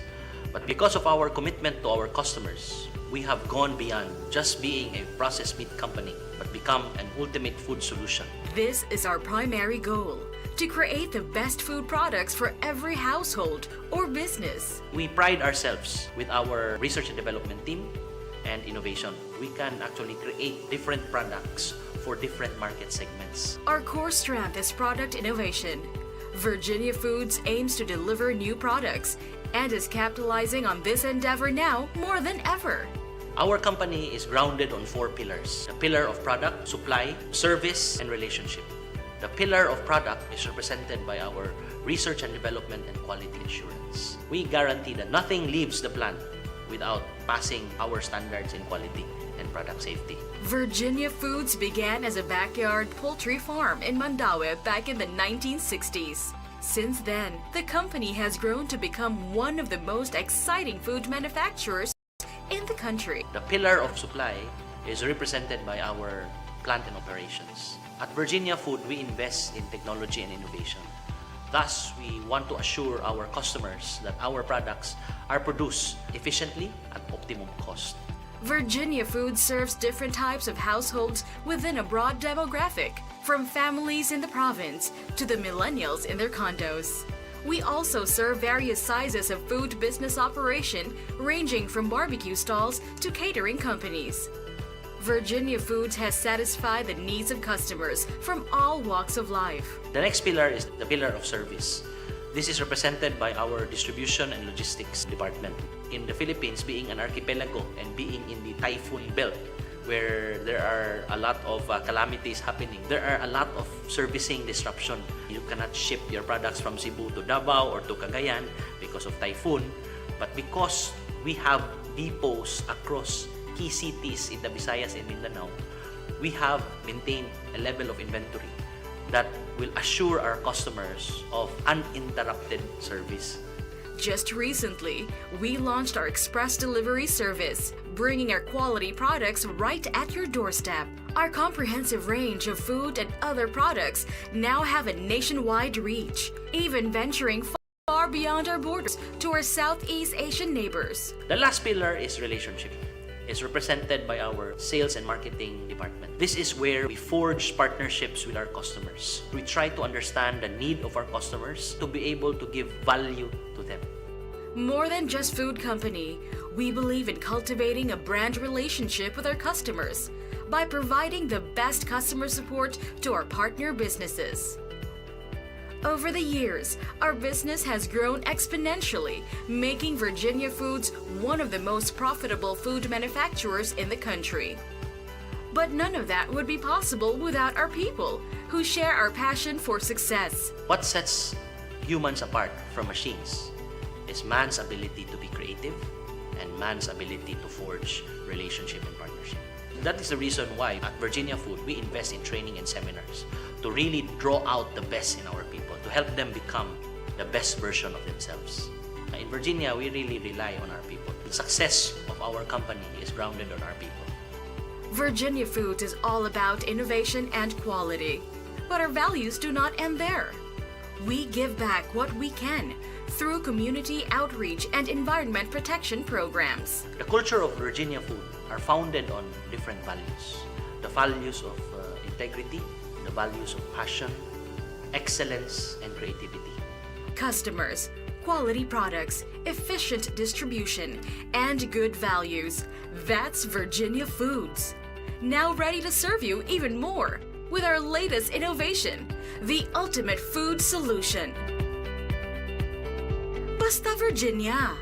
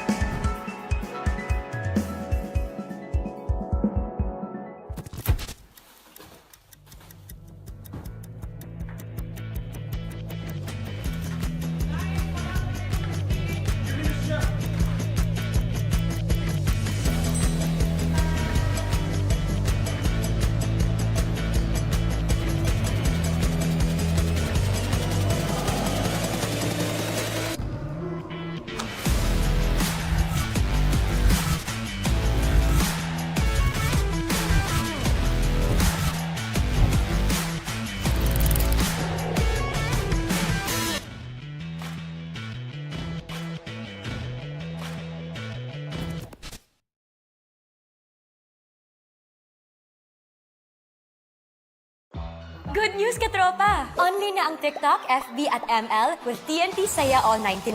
At may only calls and text to all na rin at 6GB data for all sites and apps. Hindi ka mabibitin sa Saya for 7 days. Kaya lipat at load na sa TNT.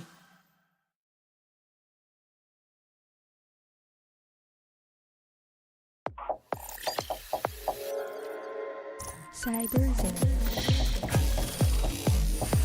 Get it. Get it? Get it. Get it. Get it. Got it at Cyberzone. Get it, get it. Got it, got it. Get it, got it. Ooh, got it at Cyberzone. Get it, get it. Get it. Got it, got it. Got it. Get it. Ooh, got it. Wow, got it at Cyberzone. Get it. Got it. Got it at Cyberzone. Get it. Got it. Got it at Cyberzone. No limits, all thrills here. Get it, got it.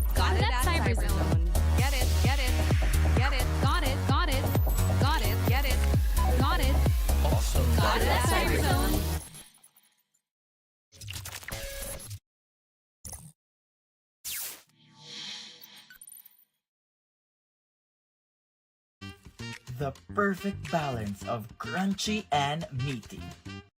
Easy to cook any time of the day.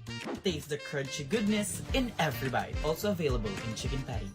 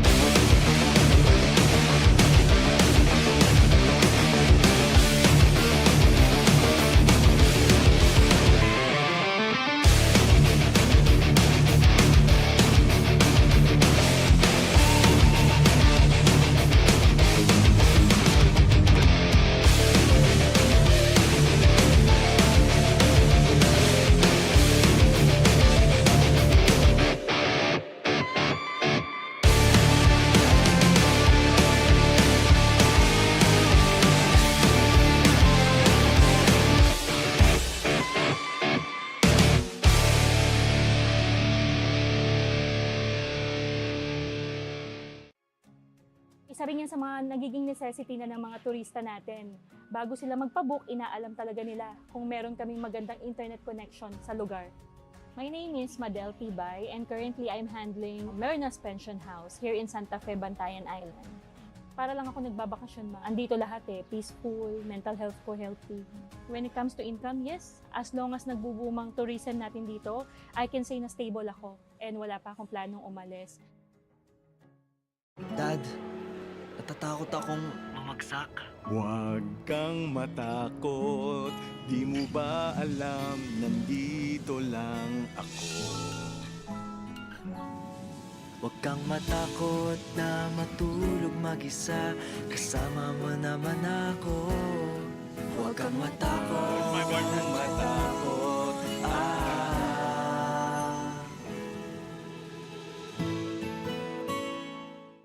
Hindi aabot ang data! Nice! Don't worry! The Only with Smart Power All 99. Hindi nabitin with 10 gig data plus only Facebook or TikTok and more. Load now!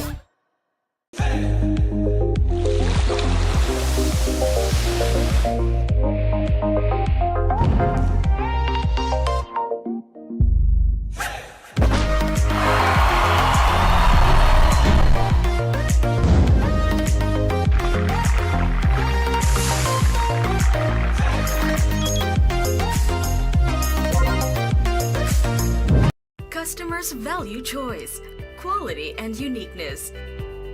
With a good understanding of what our customers desire and providing beyond expectation, that is how Virginia Foods thrives.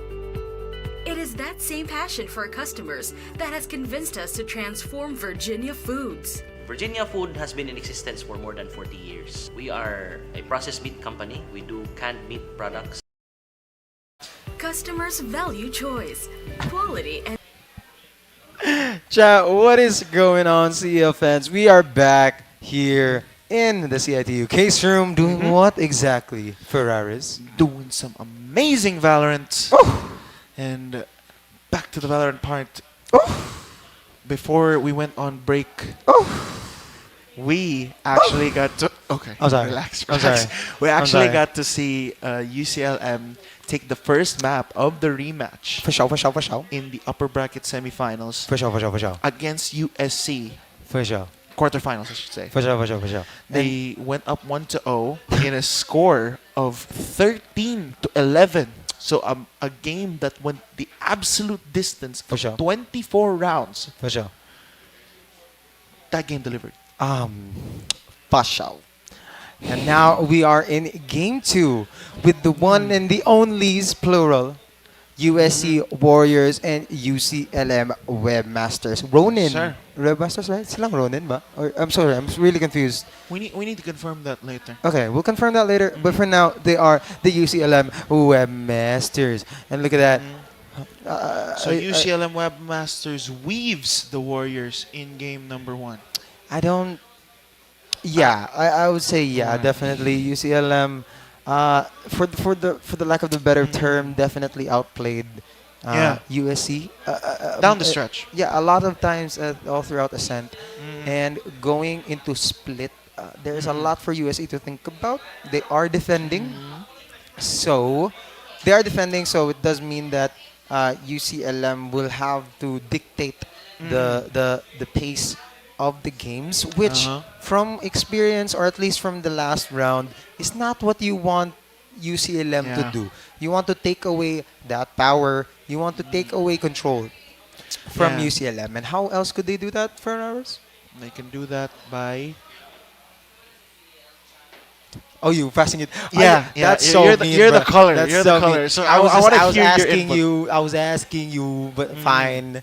They can do it with a lot of stuff. Of course, I think baiting out utils is one thing, and being able to have, being able to spot out whether or not they're defaulting is also one thing as well. Because when they're defaulting or when they're split up on attacking side, they'll be able to go pretty safely on the aggressive, on the aggression side. They'll be able to catch them off guard, and being able to go for retakes, I think, is a very important thing, because UCLM does love to throw utils whenever they are pushing site, and being able to just let them use up their utils and just bait out the retake.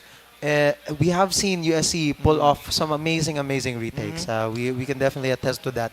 So I think being able to take advantage of the strengths that we have seen in Game 1 and to be able to follow it up here in Game 2 is exactly what USC needs. But and I think who am I to say all that? What about you, Ferraris? And to add to what you just mentioned, I think there's also having to build on what they weren't able to achieve, what both teams actually weren't able to achieve, and that is having strong eco rounds. There have been no thrifties, I believe, that entire game, and we can't even consider the retake round from USC at thrifty, from because the they still had 12-9, diba? Yeah, they still have a very decent buy that round. Even though a few of them were on those stingers, they still had a few rifles under their belt. And we have the CEL fan comment. Let's go UP. That is from the one and only Chris Ian Mesa, our director for CESAFI Esports League. If you guys didn't notice, he is from UP. He is one of the East Coast. He is?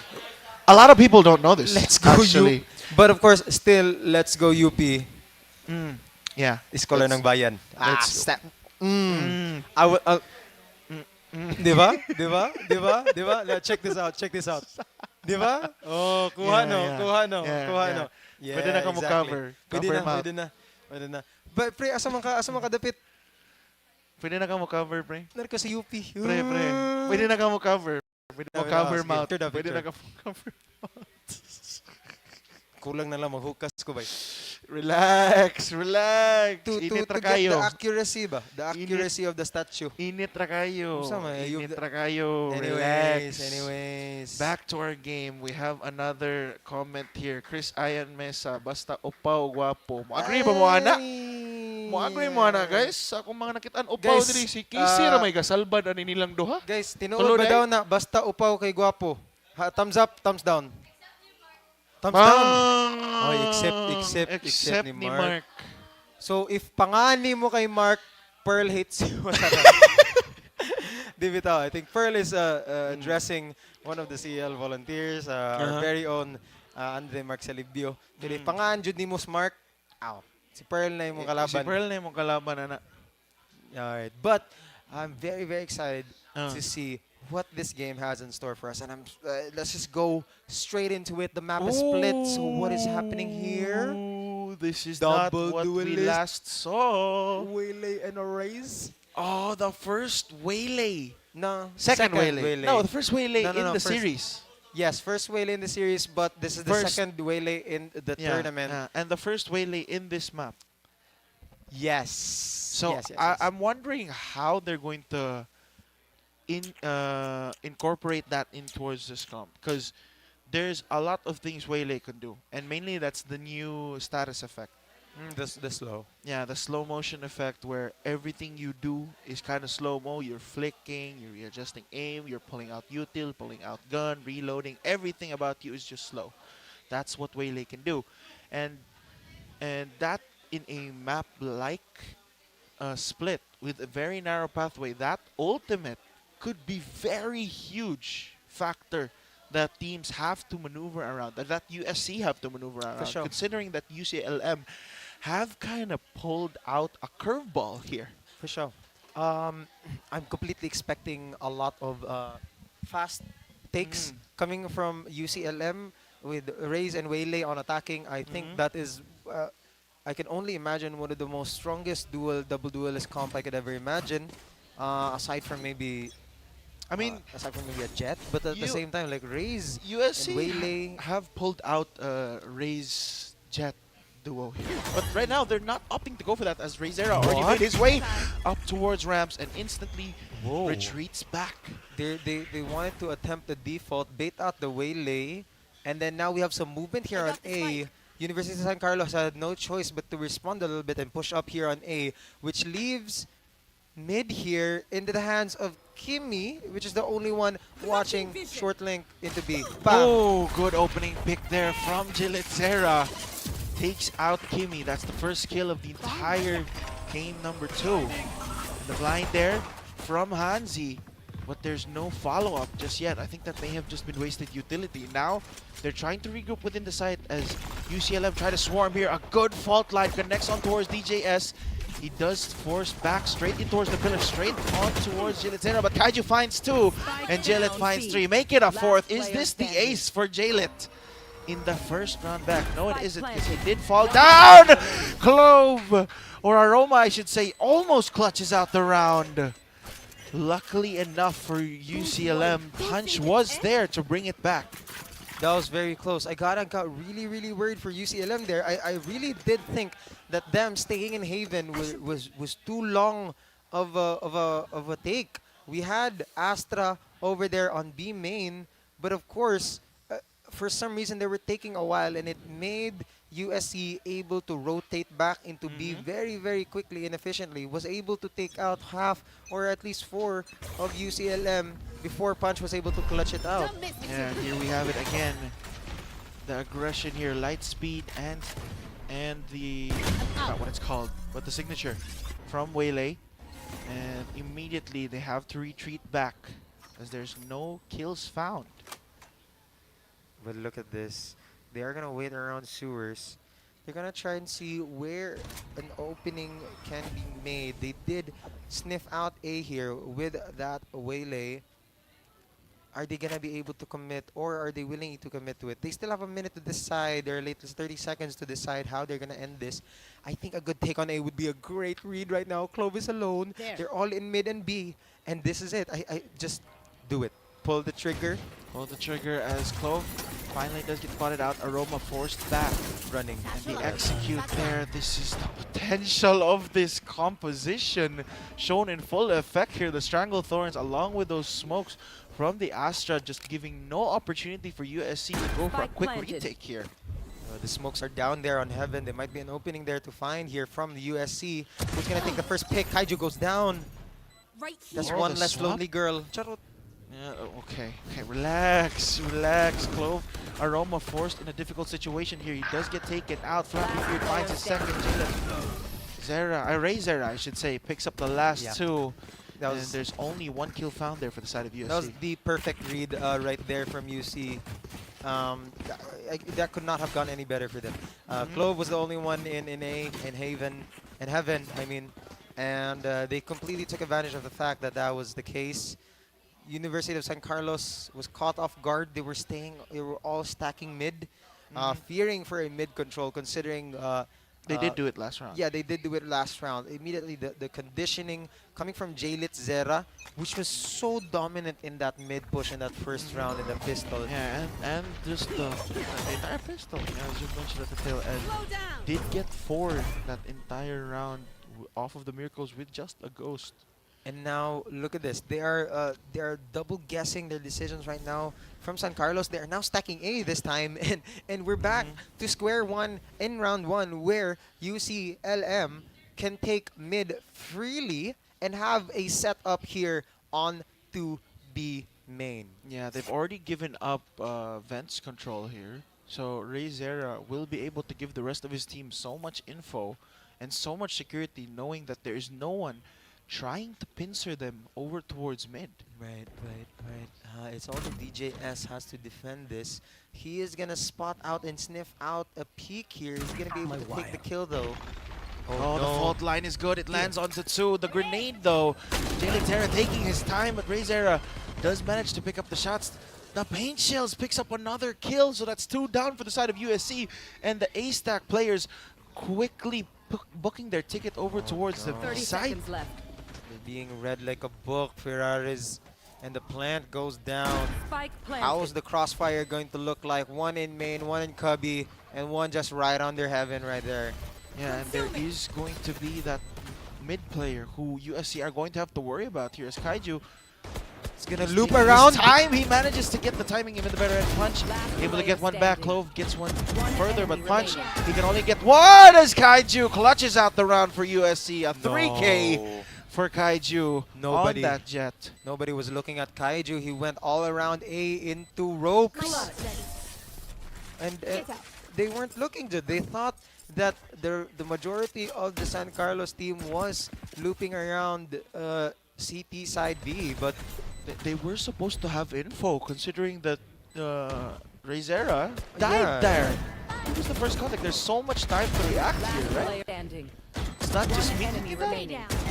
And then look at that, just the pure confidence there from 𝐏𝐿𝐄𝐿 lining up the shots before pulling the trigger. You're right. I think I got it wrong. I was confused. It was actually Ray Zera who got the jump on them, but 𝐏𝐿𝐄𝐿 was just too slick. He kind of sniffed out that there was one missing. And now we're seeing them stacking A. The Vice obviously is gonna go for this lurk onto the sewers, making sure that they're not getting flanked, because USC, they have been known to be very passive when it comes to the defensive side of Split, playing around mainly the breach utility, so they can take advantage of that. But the light speed forward here from Ray Zera over towards back, he is going to refract back. It's a crazy skill. That's a flash point, and that's a dead 𝐿𝐿𝐿. Good shots there from 𝐏𝐿𝐄𝐿 with that Blade Storm up and online. The duelist for USC making it work once again. It's now in a 4v5 situation. UCLM has no choice but to try and find a different opening here, since the Blade Storm in A is completely shutting them down out of that site. Good for them though, they still have Ray Zera on that waylay. They still can manage an entry if they really want to. There's 2 people stacked here. Not the ideal smoke. Onto Haven. 30 seconds I don't left. like this smoke whatsoever. They're giving way too much space. The flash is going to be there. The saturate, oh my goodness, as well as that stun. is not going to land. The aftershock is going to force them out. The fault line, the good trap here from USC. Can UCLM cover? Zanes manages to salvage it back, but 10 DJS seconds deep left. in the site, holding it down. Zanes No in an time. impossible situation. Top No time. clock is ticking. Does he end up dying before time goes down? Zanes manages to do more economical damage, but if he dies here, there's gonna be no more anything for UCLM this round. That's so unfortunate. Actually, they got passed around by USC for quite a bit there. Blade Storm on a hit at a headshot, very nice. But of course, look at this. Last few plays from Zines, he could not get the secure onto that spike. As much economical damage as he did lose his life at the process. So 2-2 with no money left on the bank. UCLM needs to find a different way to take advantage of their sheriffs. I mean, of course, on an eco round, you want to be able to go on the aggression, be able to play alongside each other as much as possible, and to try and get as much guns away from USC. And it seems like they're going to go for this mid attack here with Kimmy probably being the victim. Ooh, almost. Oof, that went whizzing past his ear there. Yeah, and they are going to be forced to use that refract now. Again, so they're not gonna have that available for 𝐏𝐿𝐴. Grabe, no mistakes here from Kimmy and the side of USC. Nobody has given up their guns. I don't think anybody is willing. They know what the play is here for UCLM, so they're just waiting patiently. Look at that.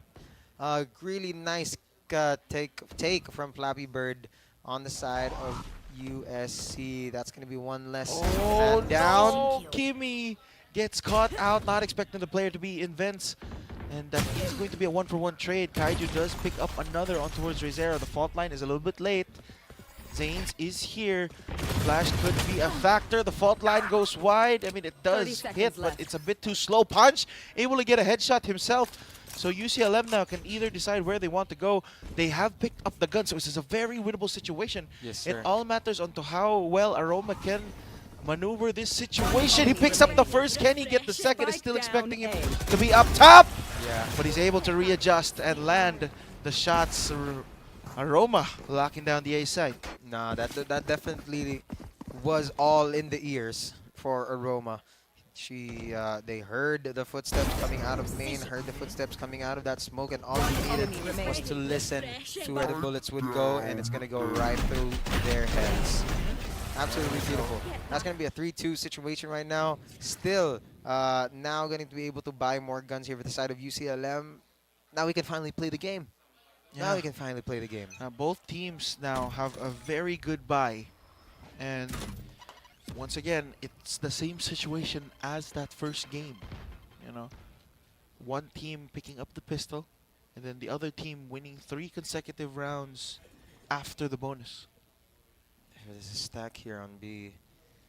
Not much info coming from USC, so they don't really know how to react here from UCLM, but they are going to go for this light speed. Lights to speed, find out. line, satchel in, showstopper, so much utility getting Dami, used, grabe. and there's no kills found.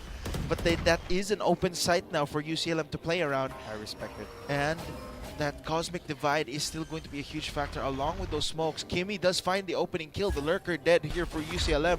So that is going to be the man advantage in favor of them, but they still have that Rolling Thunder if they decide to use it here to counterattack this retake. There it is, the Rolling Thunder is going to get used. How many kills can UCLM find here? See, so far it's just USC, but the patience from Ray Monster. He's finally pulled the trigger and he's picked up 3. And 𝐿𝐴 picks up the last. Whoa. Kimmy and 𝐴ROMA salvaging that situation, but so much invested there from UCLM. And they didn't even get the round win. Ain't no way, you're right. The Rolling Thunder really should have gotten more kills than it used to, but not much value was taken out of it.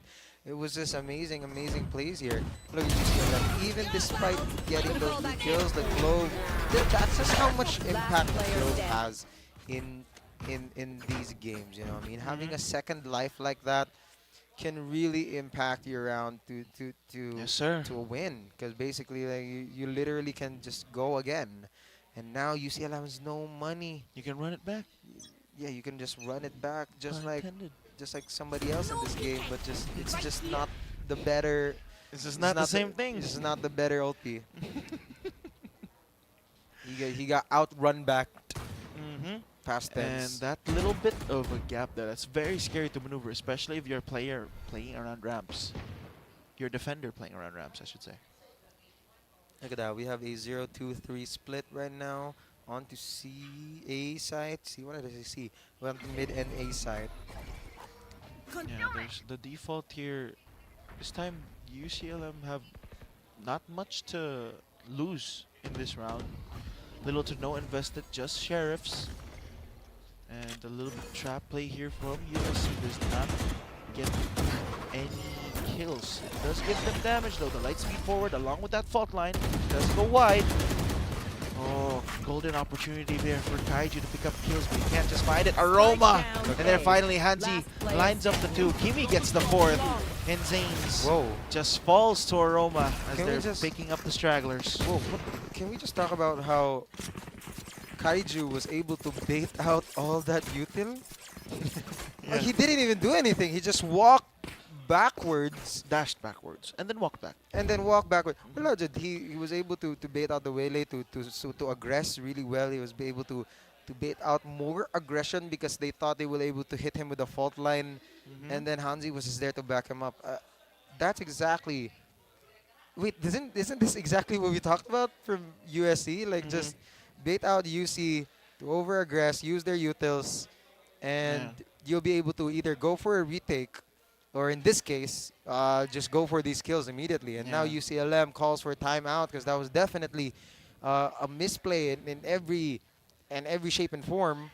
So they now have to reassess on how they want to approach their attacking side. Yeah, but you mentioned, I want to talk more on the whole retake thing, baiting out util.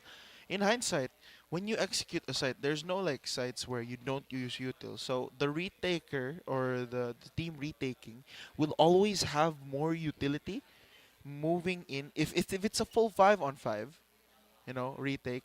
So the team trying to retake will always have more utility to use.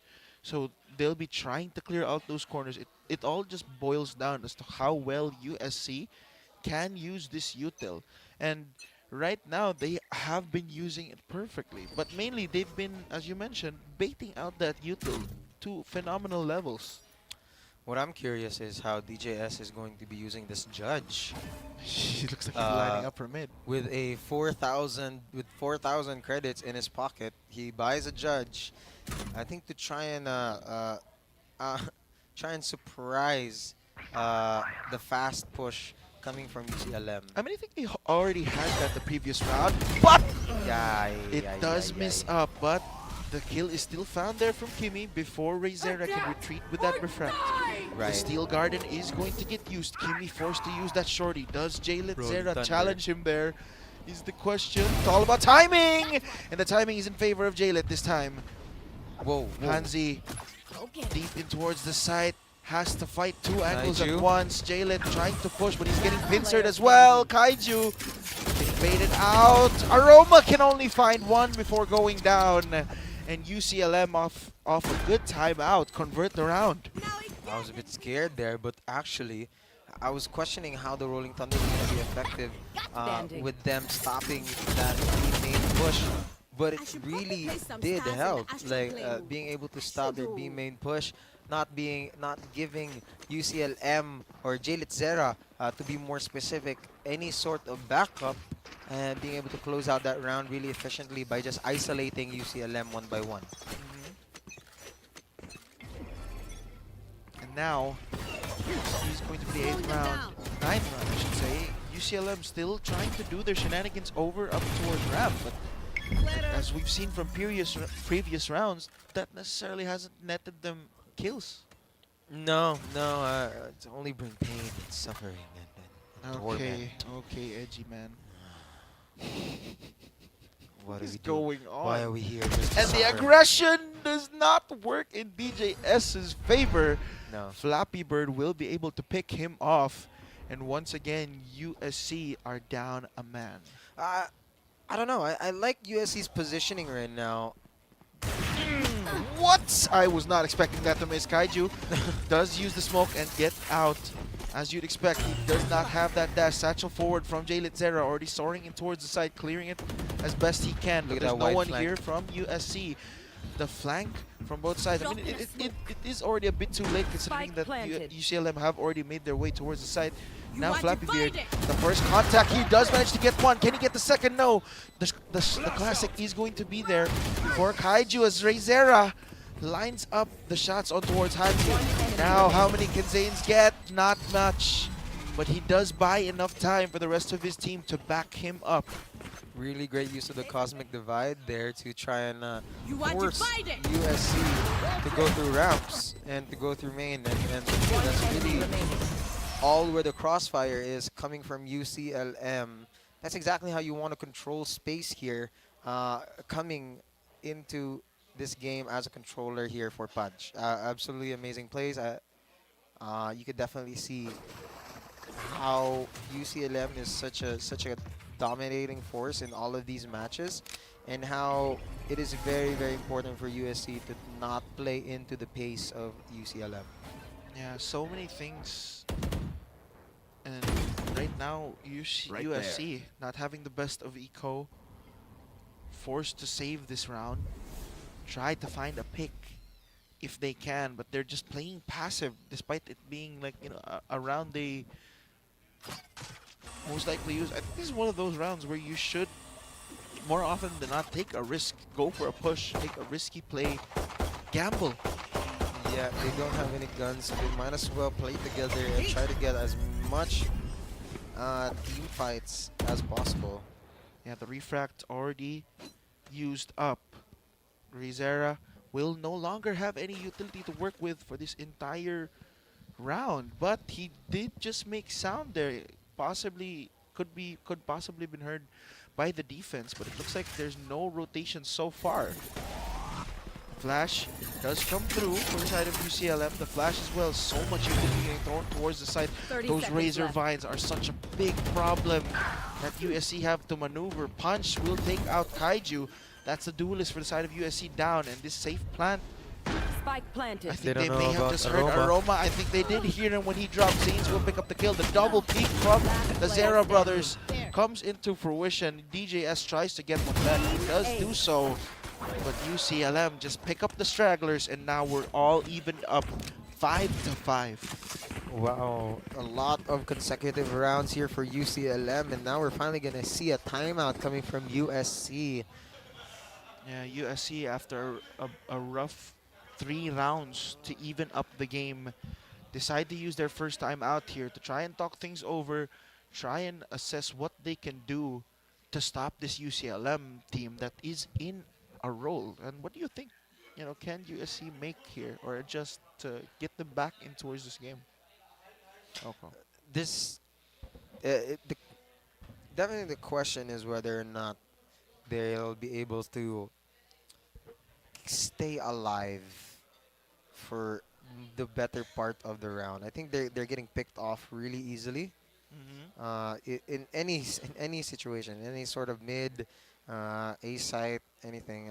I think being picked off so easily by UCLM kind of leaves a lot of openings for them in a lot of different ways. And I think being able to just trade with each other a little bit more effectively. I know it's risking a lot, especially considering UCLM has been playing a lot of stacks into sites, as per their usual default of 1-3-1 or 2-1-2, like those type of defaults. They've been doing a lot of 4 stacks into a 1 type of defaults, which is exactly what they're doing now here on mid to B side.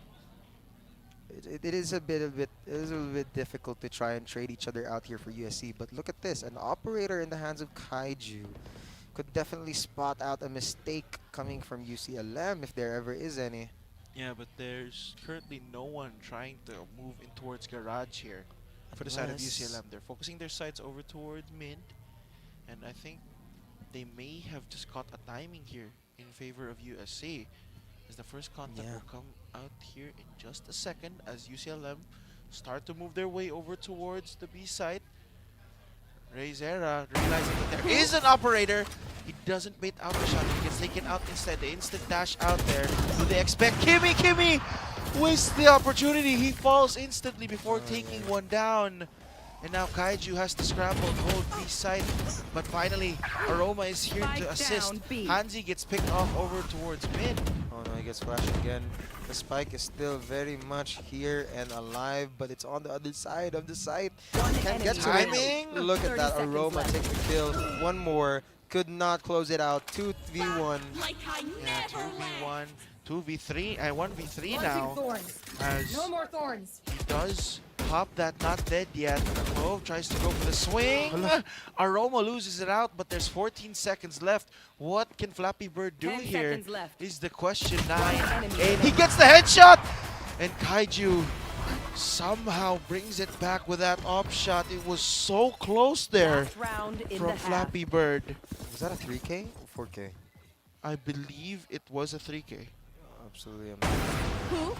10 seconds UCLM. left. Been doing so much, but finally we have a response coming from USC with that round. We still have the operator in the hands of 𝐏𝐿𝐼, one of the most dangerous people that you will ever meet in this map. And of course, the score is looking a lot similar to game one. It's 6-5. If USC is able to close out this half, the convergence path misses. Yeah, that is one of the things, the weak things about Kit. Yep, that's I believe the worst the not Phoenix ultimate there. As the showstopper finds two! The updraft as well as the stun lands. 𝐏𝐿𝐼 isolated and alone. 𝐏𝐿𝐼 tries to fight back. Picks up two, brings it down to a 1v2. Clutchable situation here for DJS. The spike is ticking. That flash pop gives them the info that they need. DJS position noted. Flappy Bird couldn't get the kill. The Stranglethorns are going to be there. DJS with an up will try to retake this, but the Razor Vine's so annoying to deal with. The tap out towards the spike and the reposition from Flappy Bird is phenomenal. A good 6-6. We're half now for both these teams, and we're back to 0. We're back to 0, man.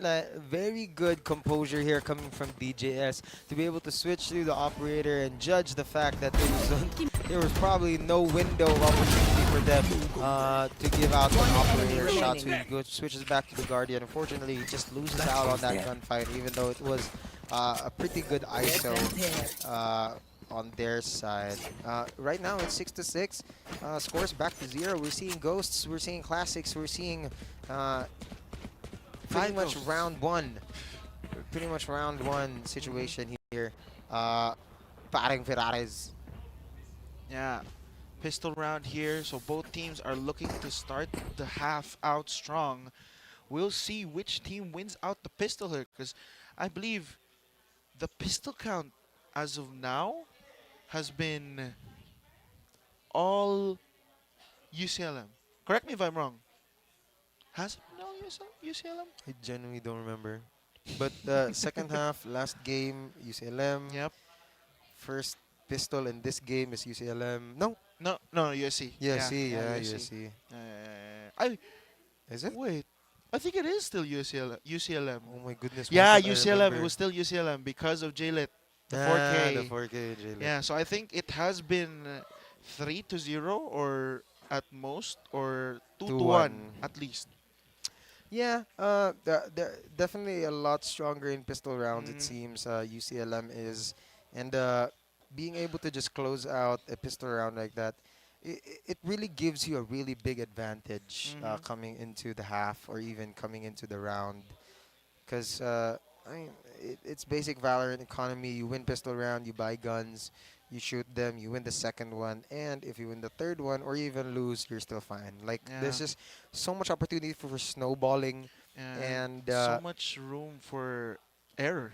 Yeah, if you lose pistol round, it's going to be a hard climb, and it really goes either way. And I think that's what makes high level, or at least peak level Valorant so entertaining, is that even on eco, anything can still go. You know, it could still go either way. And I think one of the big things, I think, with USC during the preseason was they were able to take rounds off of UCLM with only sheriffs. And I think they kind of lost that. Right. I mean, this is a different team. They're working with a different comp, with different roles in their hands. So, it's definitely a big ask for them to do the things that they did in preseason. But there was definitely magic there, and I don't think it's lost. Like I think there's still some magic now, and all USC needs to do is to try and spark it up a little bit. But UCLM is just—they're not just magic. They are killing it. They are. They're, for the lack of a better term, like they look absolutely legendary for this entire tournament. 0 losses at all. It seems like no team has ever put them into a difficult situation aside of UPC. Outside of UPC, that one time, and a little bit here. In during that game 1. Yeah, during that game 1, and a little bit here in USC's side, of course. I think those were the only 2 teams that kind of made it hard for UCLM the entire tournament. We saw them bleed. Yeah. We saw them bleed a little bit. Yeah. I think we saw them get bruised. Di ka gusto bleed, internal pero bleeding. Internal grabe. bleeding. Di ka gusto bleed, di ka gusto bruise, gusto mo internal bleeding. No. Bruise are like internal bleeding. They're marks of internal bleeding, right? Actually, bro, you're such a nerd, bro. You're such a nerd. My bad. Your forte on science is politics. Anyways, mag-trivia, mamagod mo yan niya, guys. Mga excited na kayo, may. It's gonna be really fun here. Yeah, it's going to be really fun here later on. Hopefully we win some prizes in a little trivia day. But of course, there's experiencing some technical difficulties. It has been a lot of technical difficulties recently, specifically in this game. I wonder why. Not entirely sure. I saw Aroma disconnect earlier in game 1. Those have been really... I feel like those are also a big factor. Yeah, like the momentum shift. You off mid-game. Because, mind you, USC were winning the first half of that first game, and then the technical difficulty kind of, in hindsight, the halftime does give you like a reset, but you can still feel the momentum on your side. I mean, it's alright. Like, it happens. Yeah, it's technical unavoidable. stuff. It's pretty much unavoidable. I'm just glad that we'll be able to handle it before it ever like becomes a problem mid-game, you know what I mean? But of course, talking about the game, I think I'm very excited for what has in store for us, especially when we record the podcast this week. A lot of things to talk about. A lot of things to talk about, definitely. I think, obviously, the main highlights of the things to talk about is this week's upper bracket quarterfinals, which says a lot. I think. No, I think I would like to break down. I think for the latest episode, I think a very good game to break down would be that game 1.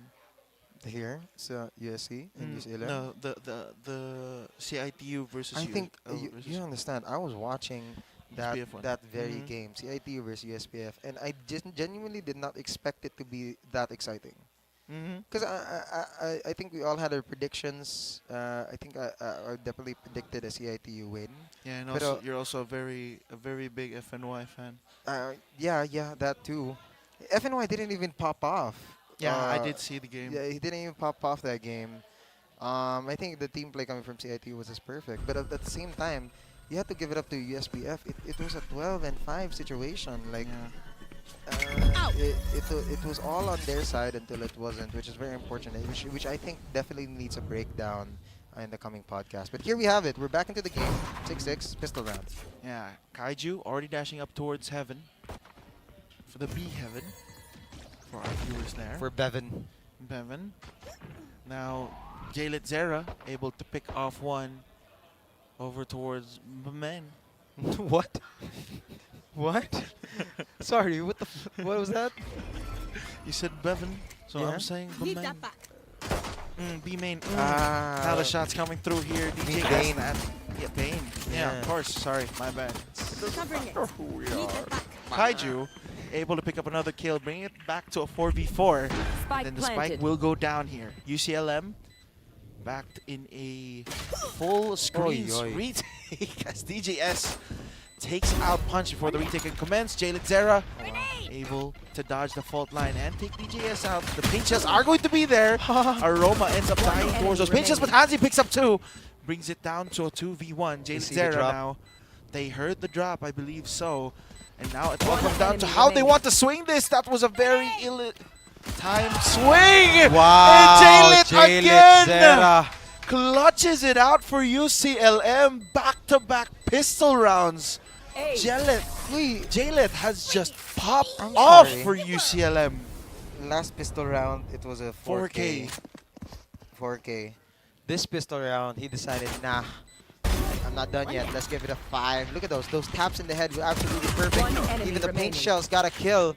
He was able to drop and escape death by repositioning so well. And the paint shells again into Kaiju. Oh, that's his best friend too. Ideally his best friend when he was playing with USC. Yeah. In Discord, of course. Imagine tapping your best friend's head. Be right back. And he popped off after the celebration. He made it known that he really had a good time clutching against his friend, his best friend. Man, I would throw fireworks. Calm down. Relax. If I ever shot you in the head. Relax. With a ghost in game. Zera able to pick up one. The Showstopper invested. Kaboom! It does not kill. There, No way. But the shots through the wall do. As now it is a very rough situation for USC to be in. And it's even a deeper hole now. They did for not. Aroma. They did not punish J-Lit at any point in that clash, and we have their breach as well, being able to back him up oh so effectively there. Showstopper did not hit the jet in the corner, but still managed to wallbang his way to victory. With one left here, Aroma all alone here on B site. I don't know what's the plan, but I'm pretty sure he's trying to get a pick at the very least. He doesn't want to fight the entire team, but if he can, 30 seconds if he left. can take a few bodies with him to the grave, then that's gonna be a good eco. Yeah, that's gonna be a good eco for USC. But with 4v1, I think UCLM already have a good read here on where Aroma is playing. They're watching B main, and now he's made those footsteps. He's 10 seconds more left. than noted. He's killed. Body shots. Even Bunch is like, ooh, relax. that's rough. But look at the replay right here. Showstopper goes down. Zines Spike down. backs Attackers. J-Lit up. In such effectivity here, and now we have a bonus round. Possible bonus round for UCLM. Yeah, and there's so much confidence brimming right now from the side of UCLM. You could see it there. An anti-eco Showstopper was popped. You know what we have been He's missing? feeling himself. You know what right we now. have been missing this entire What? series? What? Nobody has bought an outlaw in Oh! Good pick-off there. Refract instantly for no chance of a trade. And DJS down for the count. Not the way you would want to start out your gun round if you're USC. That was like A5 Wagyu steak medium rare type of shot by. That was absolutely amazing. Tasty. Lami jud to, lami. That was like butter on toast. No. Wait. Biscoff bread spread on toast. No. Kalami. Nutella plus peanut butter toast. Condensada and strawberry jam. Anyways. We're showing our sandwiches way too much. Now the execute comes through. Paint shells are going to be there. The fault line is good, but is it going to be great though?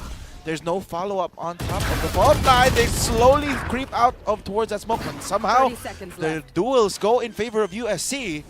Perfect. Absolutely perfect. 2 left, and they're all in backside. Yeah, they're going to have to play close here. If it's USC, they're going to go up against. They're going to have to play the trading game here. Yeah, they still have a flash. They still have some stars up, some smokes. Now that is going to be the question of how they are going to use this if you're UCLM, because right now Flappy Beard's still expecting someone to be playing mid. And Pull that smoke default. Close. Pull default, please. Oh, the stun towards backside. It's not going to land towards anyone. The double peek is there. He be able to get one back, but Flappy Bird too aggressive here. The final remaining player And 𝐏𝐿𝐿 clutches is out for USC. 3 kills for him.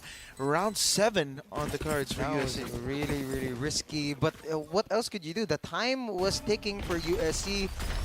Woo! He's doing it again. Oh my goodness. But here we have it. Look at UCLM. Jaded Sela trying to close it out. USC getting free very early, no? This play specifically, I'm pretty sure the anxiety was going up as the time was ticking. So he had really no choice but to run it into the hands of 𝐏𝐿𝐿. Oh no. Ray Monster, Ray Zero again has another Odin. It has another Odin. And punch. The gravity well is not going to matter because 𝐏𝐿𝐿 just hits the shots. Take him out. There's still one player over towards BA, but Aroma gets the better end of Flappy Beard, and that's the setup challenged.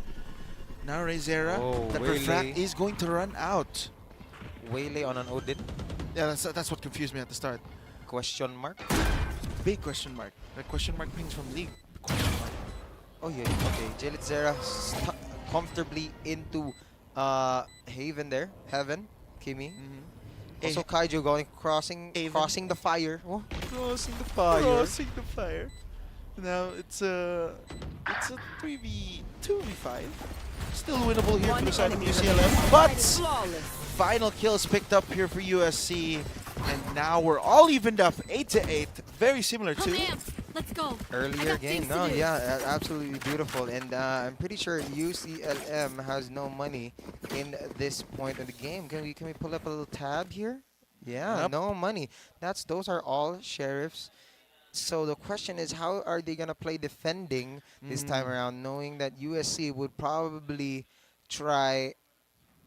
Really, they're gonna try and stack A, full A. But if the read is correct here from it is UCLM, they are also going to stack A and gonna try and find a few guns here. But they were cracked from Ray Zera. Oh, so close. No do.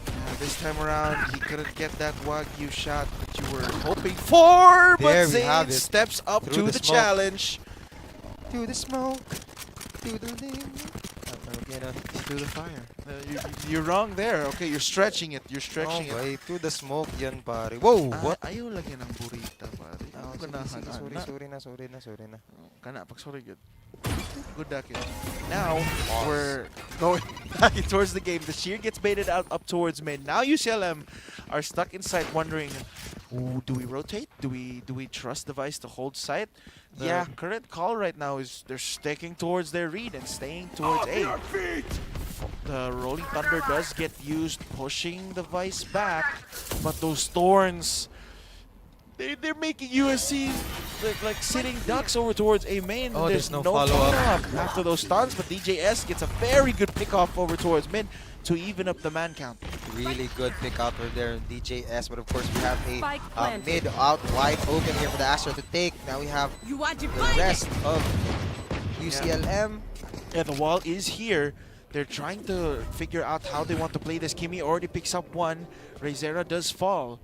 And now it's a 4v3. The round has completely slowed down. Punch able to find one.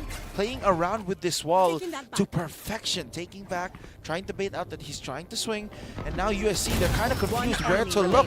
But the duels go completely in their favor outside of a good, trade there from Zanes. But an eco there. Very good eco for Really UCLM. good eco. 2 players remaining from USC out of an eco round. You have to give yourself a pat on the back there. 9-8.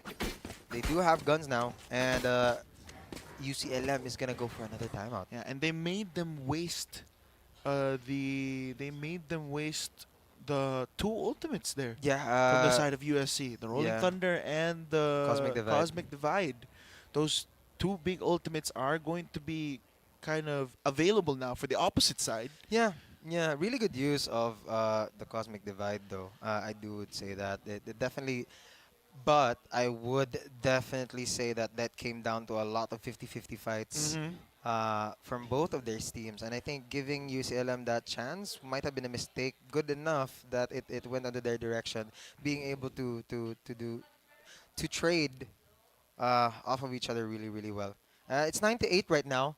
We are back 9-8. Same scenario. Except that it's USC now. Yeah, That's 9. Yeah, but the thing is, I think the most common pattern this entire series is that whoever wins pistol wins the round after. Then the opposite team just wins the Snowballs, next yeah. 3 straight ones. No?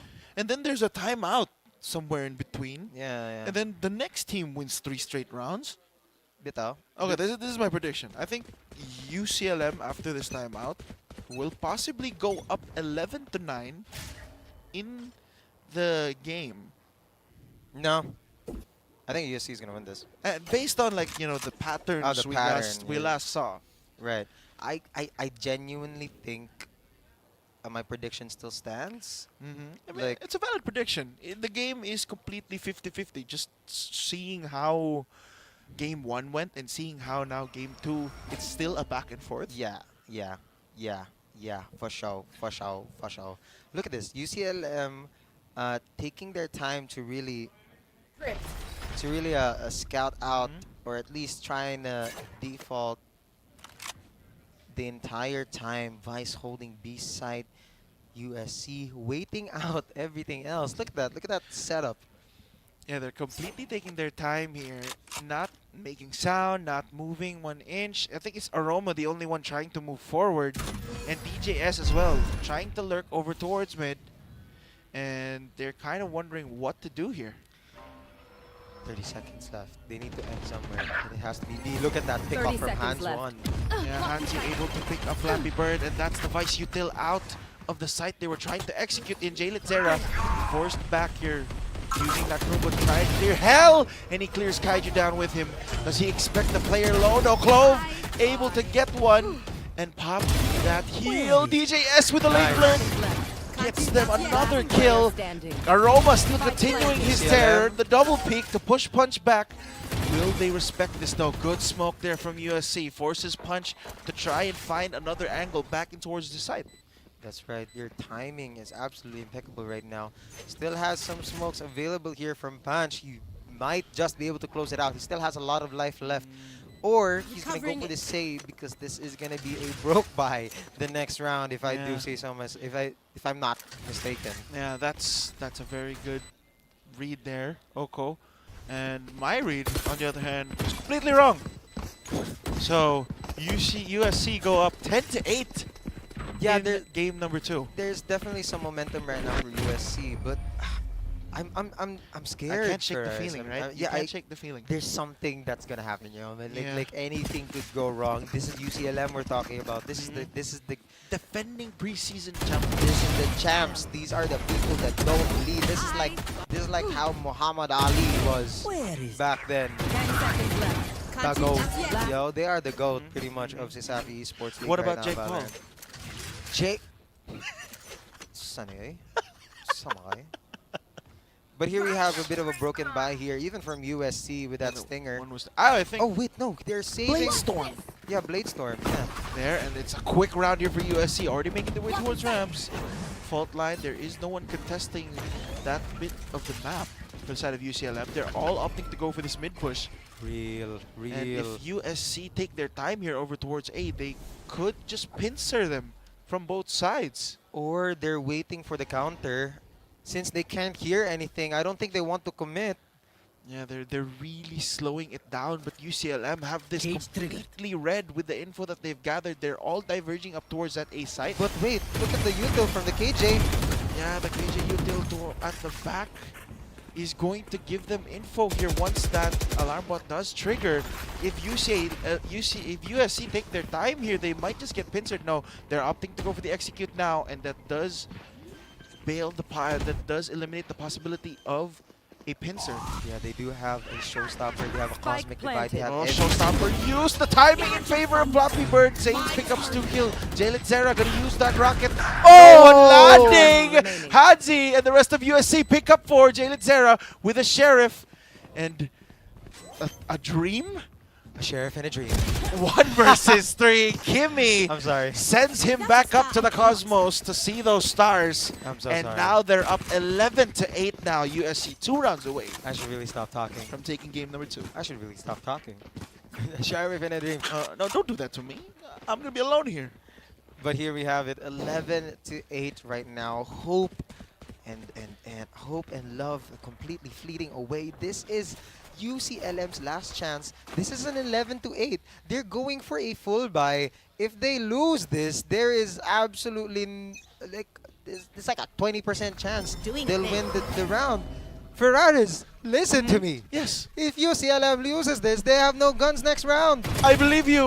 And the fault line is there. They might catch up the first pick. 𝐿𝐿 falls, and that's a big one to pick considering that is the star player of UCLM down for the count. The rookie has rusted over. We have mid pushes into B. They're trying to catch Link, but no, I think there's just too much to handle. Fault line. Not gonna land. Zane's trying to fish for a pick here to try and even up this round.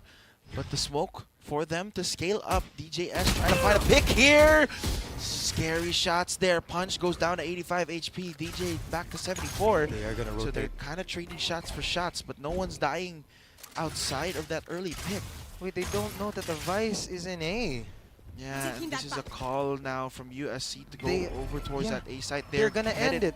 They're headed straight towards that Vice setup, but DJS able to pick up Punch. Does he have the timing though to beat out Rizera here? Oh, the convergent paths! Oh no, he still gets get caught. He gets slow mode, and the rest of his team is there to back him up. Hansy with a good shot. The Rose Garden is there. UCLM get 2 back. Now they realize where the rest of the defenders are. They're still trying to challenge this, trying to pick up that spike. 𝐿𝐿 falls down. He gets tagged on the way down.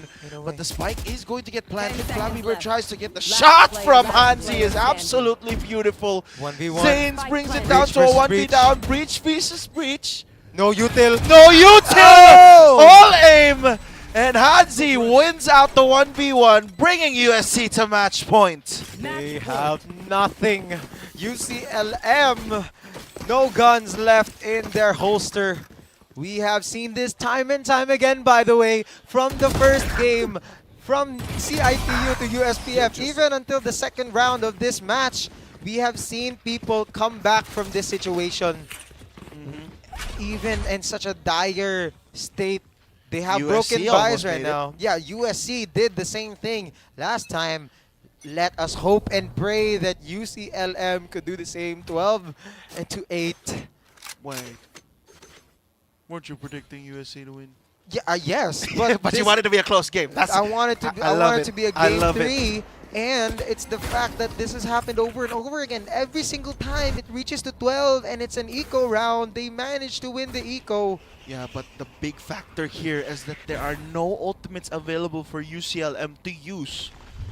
And that's the first wave of smokes except for Cosmic Divide. Yeah, the Cosmic Divides are going to be there.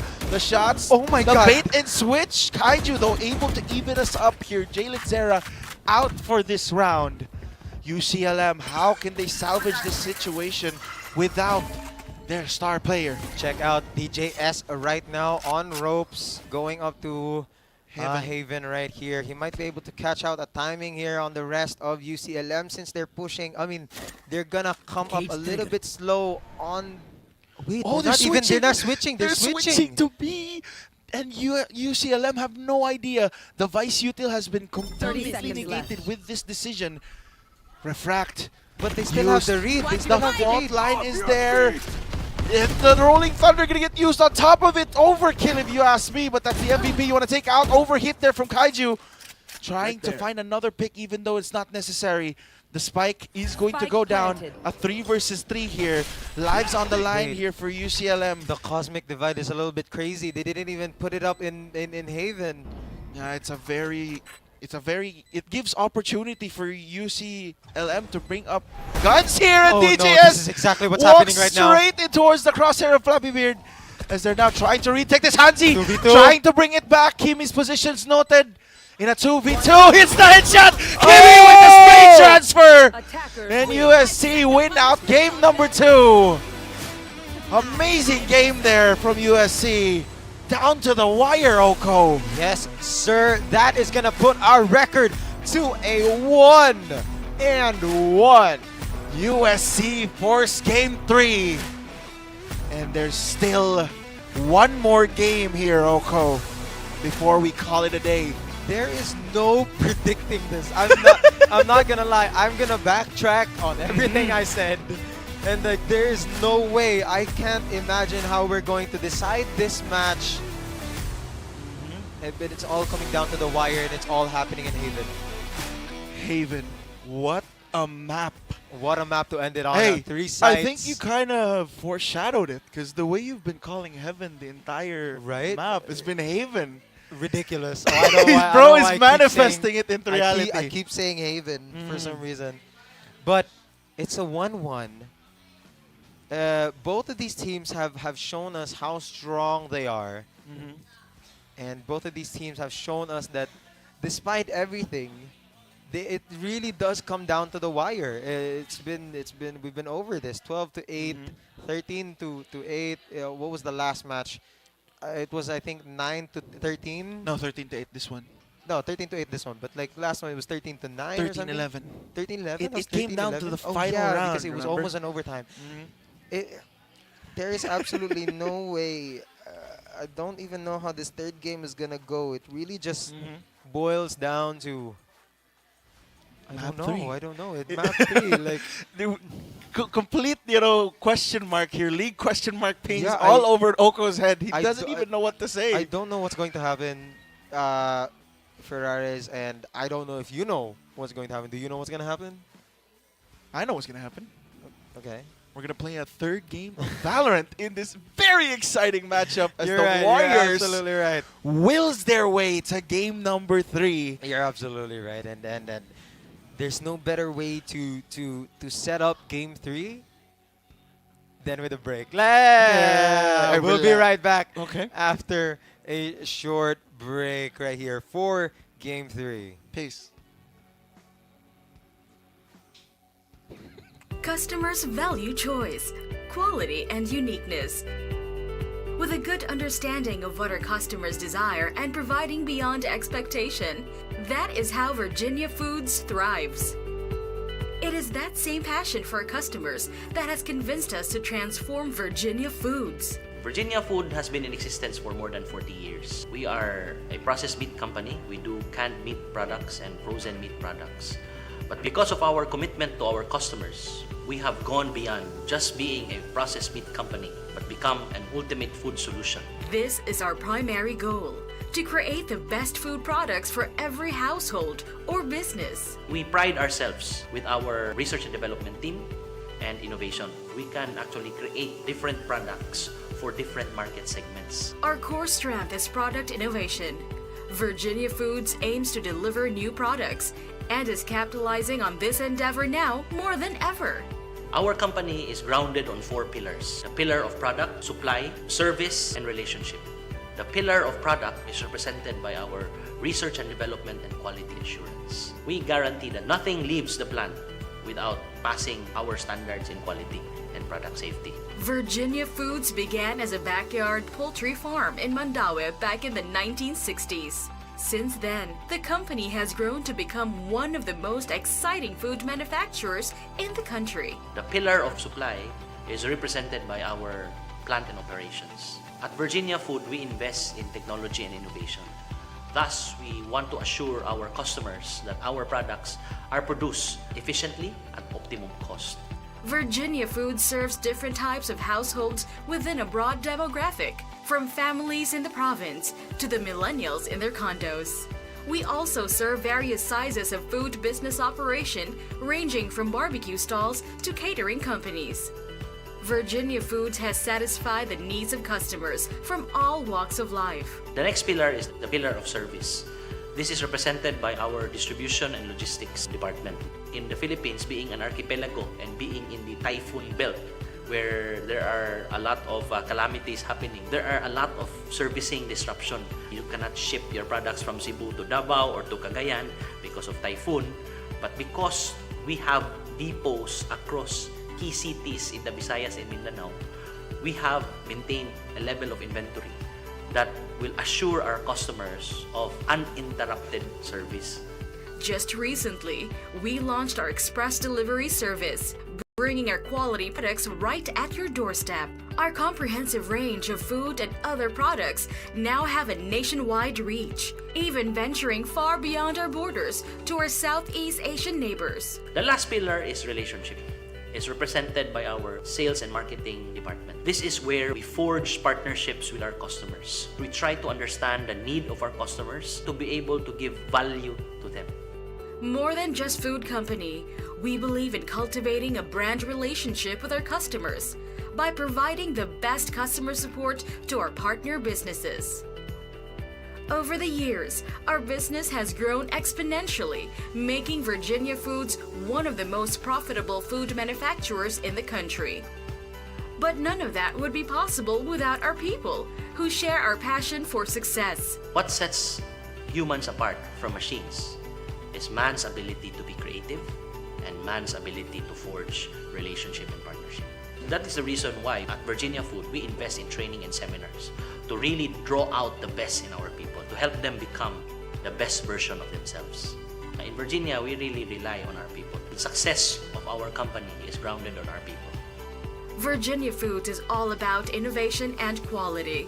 But our values do not end there. We give back what we can through community outreach and environment protection programs. The culture of Virginia Food are founded on different values. The values of integrity, the values of passion, excellence, and creativity. Customers, quality products, efficient distribution, and good values. That's Virginia Foods. Now ready to serve you even more with our latest innovation, the ultimate food solution. Basta Virginia!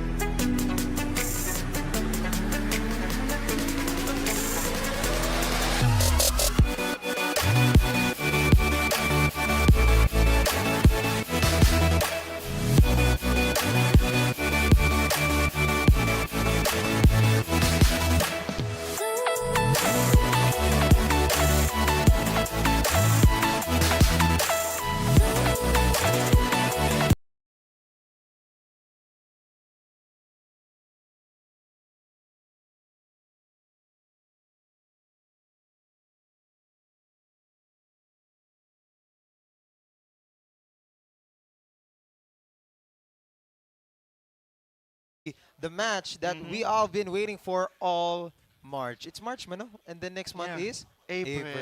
Wow. Congrats, everybody. Yeah, we're like This a is- human calendar. We're like a human calendar. He knows his months. Anyways, before we talk about Game 3, I think we need to dive a little bit deeper about Game 2. So please, show us who was the MVP for Game 2. Yeah, and speaking of March, by the way, Happy Women's Month. Happy Women's Month. Oh my goodness, Happy Women's Month. How could we forget? Shout out all women, in this month. Yes. Next month.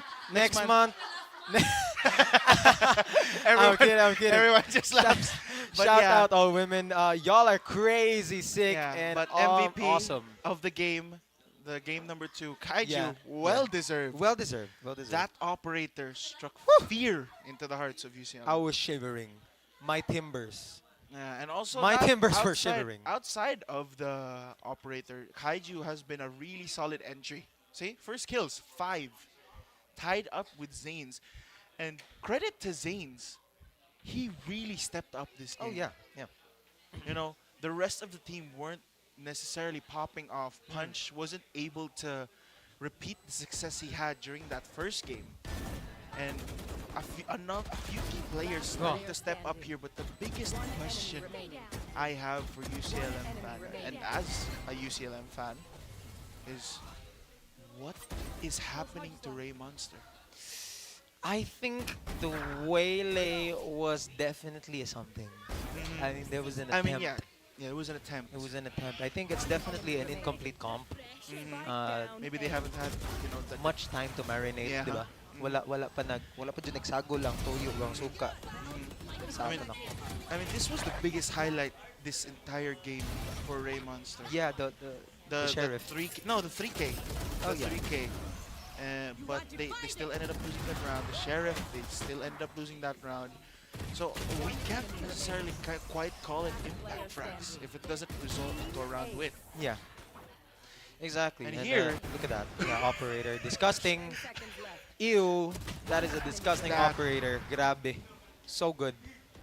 here, the overheat, or not necessarily an overheat, just trying to create space with no support is questionable, you know, in that scenario.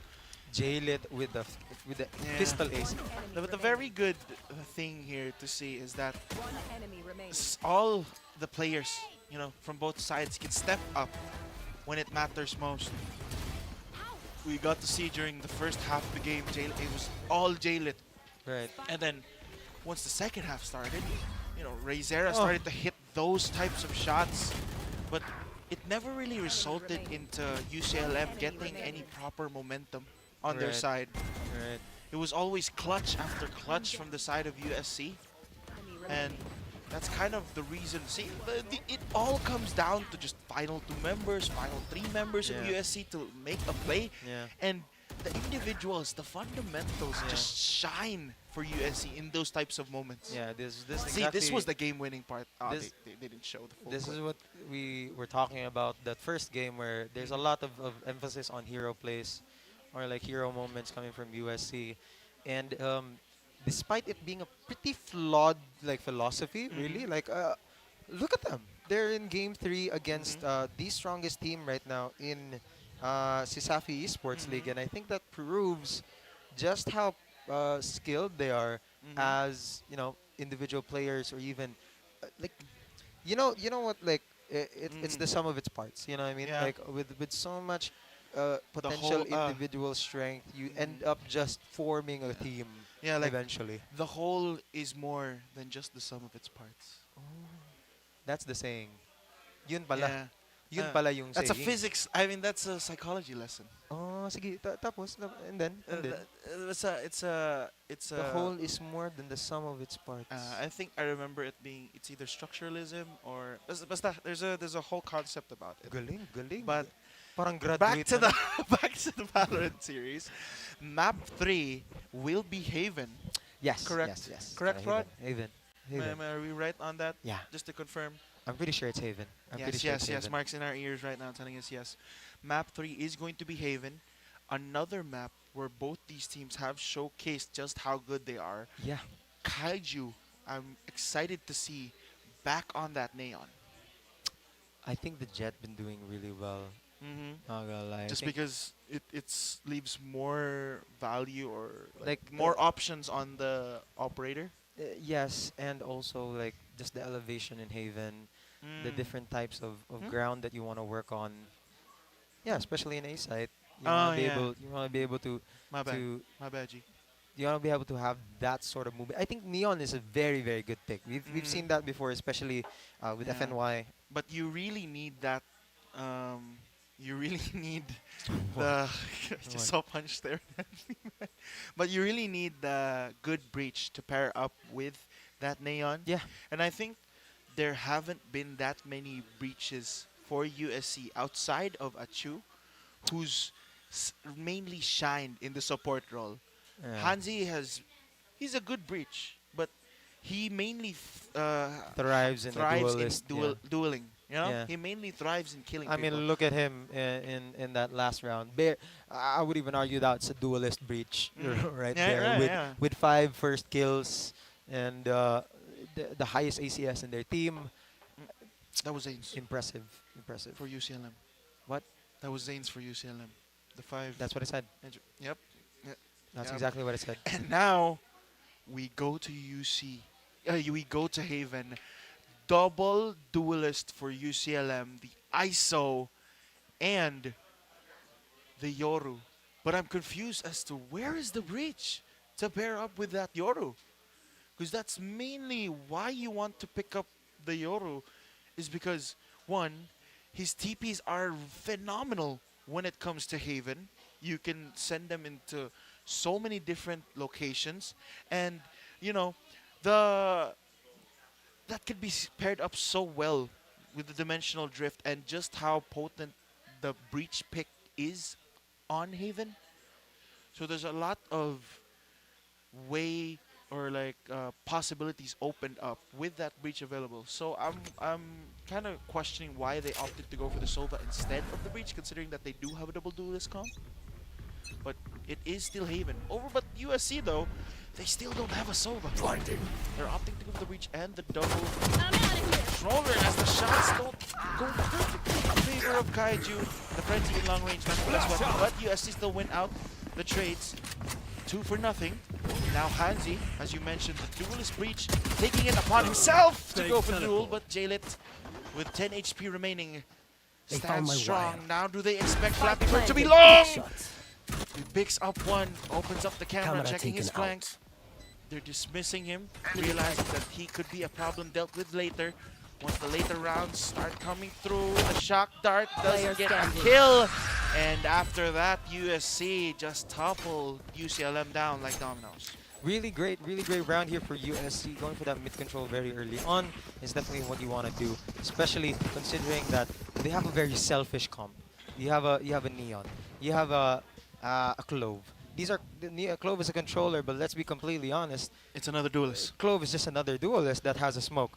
It's pretty much just a jet. A very selfish comp, even from the previous games that we've seen. Aroma has been popping off a lot on that Clove, and being able to take advantage of that and taking those man-to-man fights to UCLM, who in all intents and purposes. Oh! I'm sorry. Did I talk? I shouldn't be talking. Yeah, the point completely went out of mind of Oko's mind, like he was Kaiju, who just got shot in his mind, and that's one of the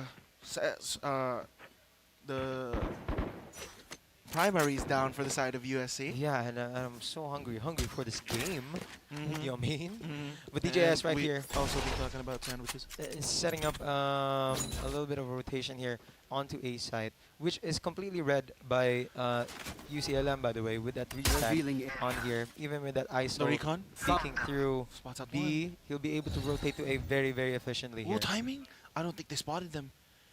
Kansas timing here, the fault line, the paranoia, do they clear? Punch! He's still busy smoking, and that's quick 3 kills for USC. They completely salvage that Kaiju kill at the start of the round. Wow, I didn't expect that to happen so quickly. UCLM seems to have really gotten that down, but unfortunately for them,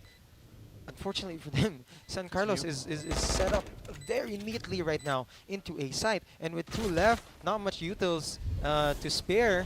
Also, with just a clone, not much J-Lit, Zera, nor DJS can do here. No, they're in the wrong team. The J-Lit, Zera, and J-Lit, Zera, and sorry, I keep saying Cypher, and it almost feels like it's a DJS agent at this point, but yeah. Whoa! The caster curse. Yep. Instantly taking blooming effect there, but I think I want to point out the thing that actually DJS did do with the cage. You noticed that when we last got to see a glimpse of DJS, he threw a cage mid. And right? B, yeah, into B. And then can we just take a moment of silence and just appreciate that shot? Silence over. Silence over. Okay, back to my point. He threw a cage, and he popped it the moment the execute started to kind of sell that he was still lurking over towards B, and that kind of wasted so much time from the rotations for the side of UCLM, because J-Lit and Flappy Beard were still watching the cage at B once the rest of their teammates over towards A started falling down. I mean, it was a good read, They expected an A, but of course the little things DJS did with that cage definitely made them do a double take. But now we are seeing a default here coming from USC, making noise into C to try and draw them out. But the only thing that's been drawn out is this push into A by J-Lit, Zera. And they're still trying to maneuver the entire map here, USC. DJS slowly creeping up towards B side. And now UCLM, they kind of have a good read here onto where USC will try to end up here because of the push into main, but a very good flash secures a kill on towards 𝐿0, but a quick trade there by Zanes. But 𝐾𝐄 with these stingers, USC making it work. The weaker buy, quote unquote. Not the weaker buy here as they get another kill onto 𝐿𝐴, and it's all up to 𝐿𝐿 in a 1v4. Can he make a play? He's done it before. That's one, that's two. You've given him two 1v1s now. There's a low fire. HP 𝐿𝐴, 𝐿𝐿 Zera. One more flash. He still has the TP available. Whoa. The stun is going to be there, but he's behind the smoke. He gets out, the smoke dissipates, and 𝐴ROMA clutches it out. So close there, but a very good bonus conversion there from USC. Move in after I Nearly died there.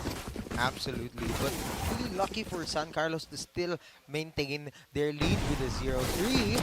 Very good eco damage, of course, from 𝐿𝐿 Zera, but at this point, with the bonus round 1 from USC, this is going to snowball their economy into absolute oblivion here in the first half. And look at that, full buys with shields and still 2 to 4K left to spare.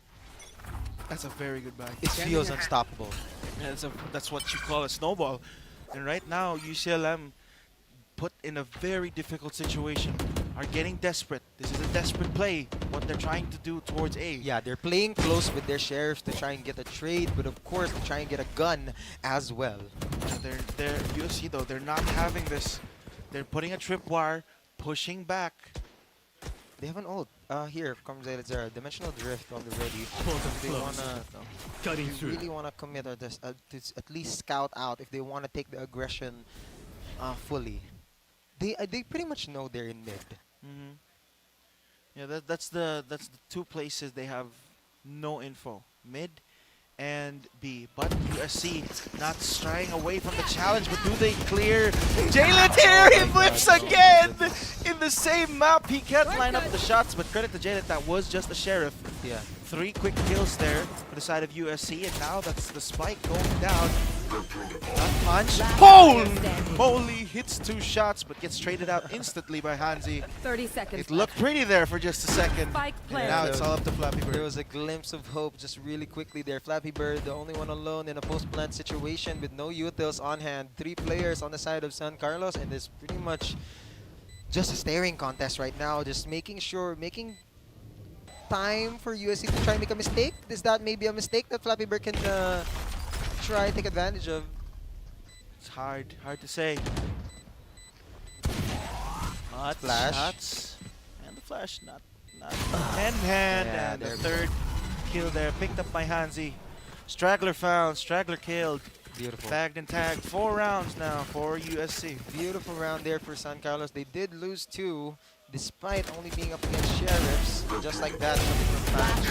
Look at that. Very curious how there was nobody there for Panch to try and trade with. But that was still a pretty good, decent eco round for UCLM. And now, they force by an operator for 𝐿𝐿 Zera. An operator on a Yoru. It's a little bit slower compared to a jet dash, but the distance so much farther. Yeah, definitely. The repositioning capabilities is just absolute here. They found my wire. This Yoru, and they're not gonna let him play that play. Like they are going for C. They read that Yoru was probably gonna be in A. What they don't read is the fact that they might be forcing an operator. Very stretchy buy, definitely coming from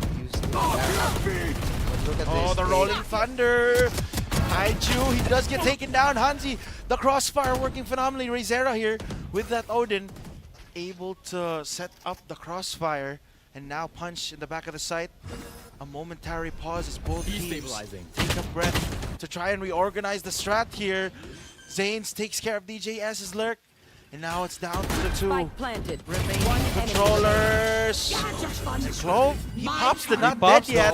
Questionable decision there, and 𝐴ROMA just ends up giving up another kill and losing a very valuable ult on top of that. Very unfortunate for San Carlos. There's definitely a misguided ultimate there. But now, finally, a point on the board for UCLM. And I think that's a pretty decent one for the fact that they're only, that 4 of them are still pretty much alive, and I think all of them got guns. The gun, the buy round, the Odin actually. I think it was kind of their saving factor, because if 𝐕𝐀𝐿 had not been spamming through there, I don't think 𝐿𝐿 would have fallen in that exchange, and they would have been able to pursue more with the Rolling Thunder use. And now things have finally equalized in terms of economy. They all have guns. Now this is the real game. This is where the game actually takes shape. Who's the better players? UCLM takes the shot out of DJS, down for the count. Dimensional Drift now available for ultimates for the side of UCLM. Yeah, 4 ultimates ready in the chamber. But a questionable push there from DJS, I think. The rest of his team was not drawing aggro. Decides to kind of mistime his push there, but the spams through from 𝐕𝐀𝐿. Spams through again. Does land a few tags, but no kills found just yet. But they're pushing back USC. And they're sending their sights over towards C. The paranoia does slow them down. It gets a good connection onto 4. USC will not be stopped. And the spam through from 𝐕𝐁𝐿's Odin once again finds 2. One enemy that remaining. very paper-thin wall. Flappy Beard joins in on the fun, picks up the 4th, and USC. 𝐿𝐿 left. The Hanzi, the one there. Unintended, the last one remaining for USC, and the 0 now remaining for USC. That was an amazing, amazing round for UCLM. The use of the Odin was absolutely phenomenal. The B shut down into the garage trap was insane. They were absolutely conditioned to push garage there, and they read that to perfection. They knew they were going to be at a garage. The paranoia takes out. For some reason, the aggression was still there from the side of USC. They think they could push it, but 𝐕𝐁𝐿 was there with the Odin to spam through the walls there and take out 2 immediately. Yeah, they're really needs to find a round here, USC, if they want to get back towards this. They do have that overdrive available, but the kill contract is still available for 𝐕𝐁𝐿 as well. Round slows down here. Notice how I think the reason why this ISO isn't using his ultimate is because he has an Odin on his hand, which is absolutely kind of hilarious. DJS is going to be able to go for this plant, but is going to be shut down by the Hunter's Fury. No kills, not even a tag. It does delay the spike plant, as you've mentioned, but that spike is still going to go down. Kill contract is used. DJS. Oh, 1v1 match. The Odin versus the Mando. And the Odin wins out. Really? The Stinger now. The 𝐏𝐿𝐿 here coming through. USC, the joint blow for blow here. It ends up in a 1v2. And Aroma clutches it out along with 𝐿𝐿𝐿, the controllers. Standing strong, holding as long as they can, and they wither the storm, which is UCLM. No, it was just a very simple crossfire here for the side of San Carlos, especially the fact that Kaiju was pulling all of the agents from UCLM, being able to take control of their attention, and 𝐿𝐿𝐿 and Aroma was just there to clean up house. Yeah. UCLM still opts to go for that operator, and Odin though really go for this really big buys, by the way. It has worked in their favor, but Kaiju does get scanned with that recon, so they're kind of, oh, I like this. They're kind of baiting that they want to go A, but UCLM, they're playing retake, so this fake doesn't matter that much. No, it was too quiet. I don't think they even wanted to fake. I think they genuinely just wanted to take a different side at this point. Yeah, that could be in the cards, but DJS once again going up towards Lurk, and Flappy Beard just picked up Aroma over towards C. And that's a big indicator on where USC want to end the round. Now, the tripwire does get destroyed. Flappy Beard in the back on the side. 𝐿𝐿𝐿 will be able to pick up the kill with the operator, and they're dashing through. 𝐿𝐿𝐿 does get taken down. Flappy Beard 1v2 has his teammate to play with. Doesn't even matter as he picks up the 3K to hold the C side. USC, they've been testing that C side time and time again, and it just has not been working. No, sir. It's 5-3 on the record right now. UCLM slowly finding their way into an equalized score for against USC. 3-5. They do have more economy right now, forcing USC to decide to go for a broken bye. Some sheriffs, a bulldog, and a Bucky for the one and only Neon, and they are gonna push through Revealing A, area, which I think is the read from UCLM. Yeah, they're putting 𝐿𝐿 there again over towards short. The first casualty I think will be Aroma. Instant TP out. And that's going to be a man down on the side of USC. The Paranoia is going to get used to clear short. The Bucky in the hands of Kaiju on that Neon. Right here. The But potential is limitless. We have USC scouting out mid, actually. For some reason, they want to give up short control into A to aim for B. What they don't know now is that DJS is waiting just behind this trip. And when an execute finally happens, he's going to pop that trip and he's going to go for the flank here on the mid side. Problem is, how is this execute going to turn out? Flappy Beard once again, the Kaiju. There, the Bucky will find value. 𝐿𝐿 picks up DJS with his lurk over towards 30 seconds left. Now Kimmy with that spike will get the spike down. The spam through the smoke finds Spike another planted. casualty. That Odin providing so much value for UCLM. And now USC not knowing where the players enemy are. Flappy Beard is activated. And now Kaiju's position is noted. Spam through. He's gonna land. He's slowly lining up his shots. Manages to get a 3K, but 𝐿𝐿 will be able to shut him down. So that's gonna be 4 rounds now for UCLM. But again, Flappy Beard with that good flank really sold it here for University of Cebu. Absolutely crazy. Timeout has been called out here by USC, and we finally have time to breathe from all that mess, honestly. That was kind of a mess. It was kind of a mess, kind of confusing here. Again, same story, back and forth. USC take 5 rounds, now UC take 4. USC take a timeout, realizing that the momentum has completely shifted to the side of UC. Now, USC have to take a quick pause and try to talk things out about what's not working with our offense. Why can't we take C side? Why are we constantly letting 𝐿𝐿 pick us off time and time again over towards short? It's a question that only these guys can answer, really. And I think USC definitely has a lot of time to think about it. Things were working really well when they had a decent advantage on pistol. Yeah. And now that it's equalizing, and now that the game has finally settled in, now that they both have money, it's really starting to show how UCLM really has full control over their plays. And it really boils down to their bold buys of operators, of Odins, and being able to utilize that to its fullest is a gift really. UCLM has got this fault line relay bolt is going to be there. The flash is on top Wow. to make sure 𝐿𝐿 is completely out of the round. 𝐿𝐿 though, the Zera brothers trying to salvage the round for UCLM as DJS hopping around back on the side. Flappy Bird is there, but the trade still in favor of USC. 1 member remaining, and that's the operator, 𝐿𝐿. Spike planted. What can you do in this scenario?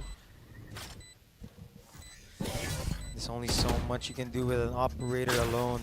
But he does have dimensional drift. If he does manage to get, I don't know, maybe a different gun, eventually he might be able to just slowly... Oh, he got his location revealed. That's pretty bad. That's going to be the fault line as well. Tries to go for a clone to distract them. He might just go for a save here, considering he doesn't have operator. Might be the best idea, really. Still has ult, still has operator. I think just thinking about the next round would be the best move here for UCLM. And it gives USC a lot of time right now to reset.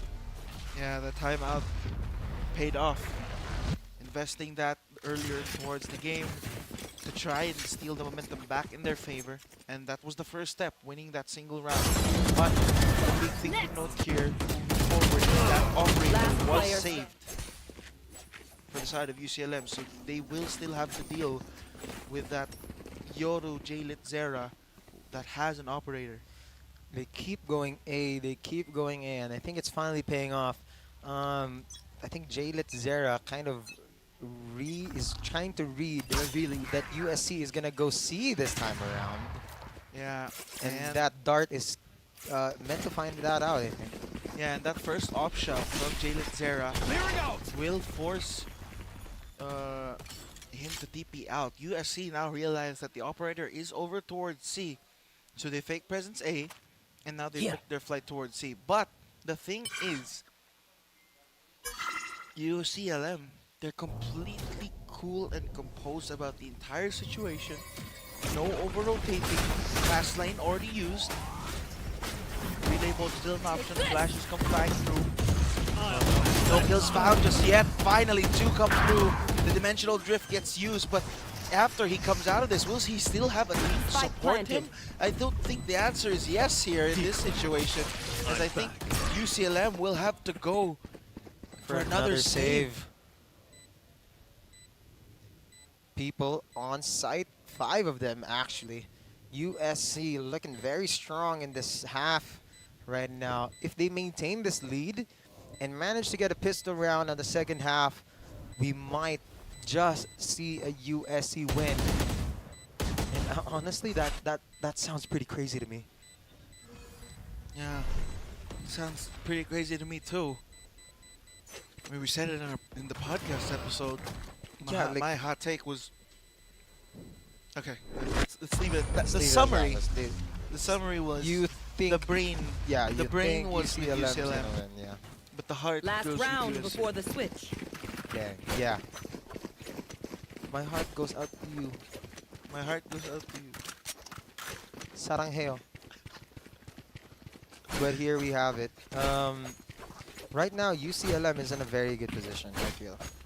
Why? Wait, what? Never mind, huh? 2 operators in the hands of USC. I think they bought it because it is the final round. So, trying to one-up J-Lit, they're trying to damage his confidence. Moving on towards his closing rounds. Barely manages to TP out. The Rolling Thunder will get used. The undercut as well is used, but they're fully blind. Really good Rolling Thunder initiation, I would like to say so myself. J-Lit Zera still has his operator. Flappy Beard cannot get value out of his presence.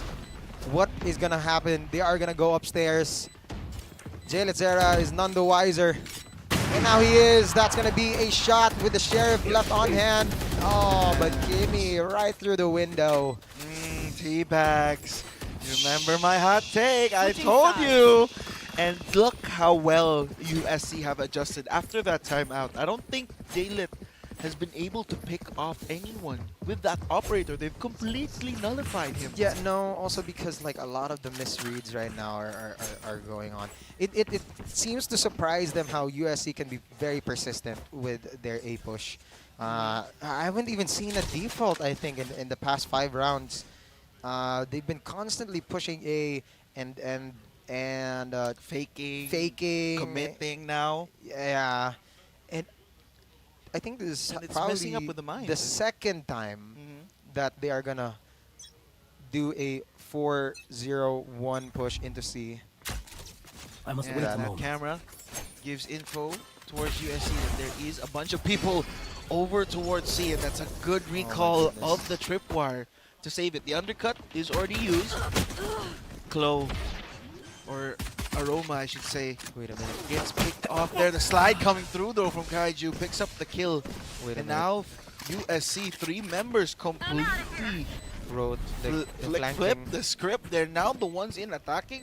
Maybe. UCLM are now defending over towards CT. Oh, but there's so much space they've given up. Yeah, and UCLM, they finally realized that it is actually a flank, but Punch is still here to hold.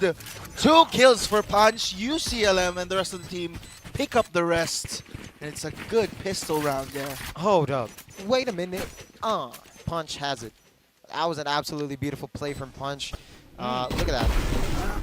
What was the thing Casey really brought up during the Oh my goodness, I forgot. Right? Yung slogan. Yeah. All your strategies mean nothing if you get punched in the face. Like something like that. Like it was a whole thing about boxing. Yeah, it was a whole thing. Like apparently Mike Tyson said, or Muhammad Ali said, like everybody has a plan until they get punched in the face. There we go. Everybody, pun intended with punch over towards UCLM. Just to say it again, everybody has a plan until you get punched in the face. Why are you looking at us? You guys can't see it, but these other volunteers are just staring at us like we're weird people. We're not. I swear to God, we're not. But look at this.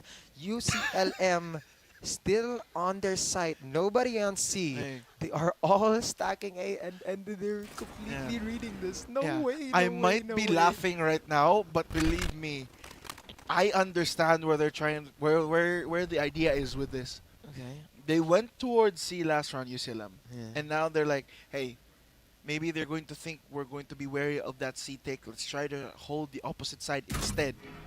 And if we get a good timing here, oh Lord. No, there's still 2 kills found over towards USC.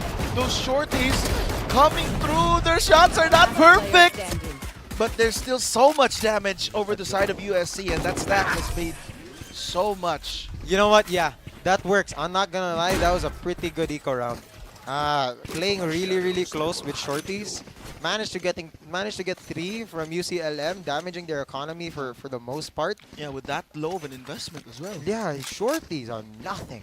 And now USC is in a pretty decent position. It could have been a lot worse, is what I'm trying to say. They denied 3 guns from the side of UCLM, and now they're moving on towards this round. The only thing that could possibly ruin USC's this round, is if those sheriffs find value, or if those 2 rifles just pop off. Yeah, and it's a big ask right now since they are pretty much outgunned. But with the C side, undercut. He's going to already get used contingency as well.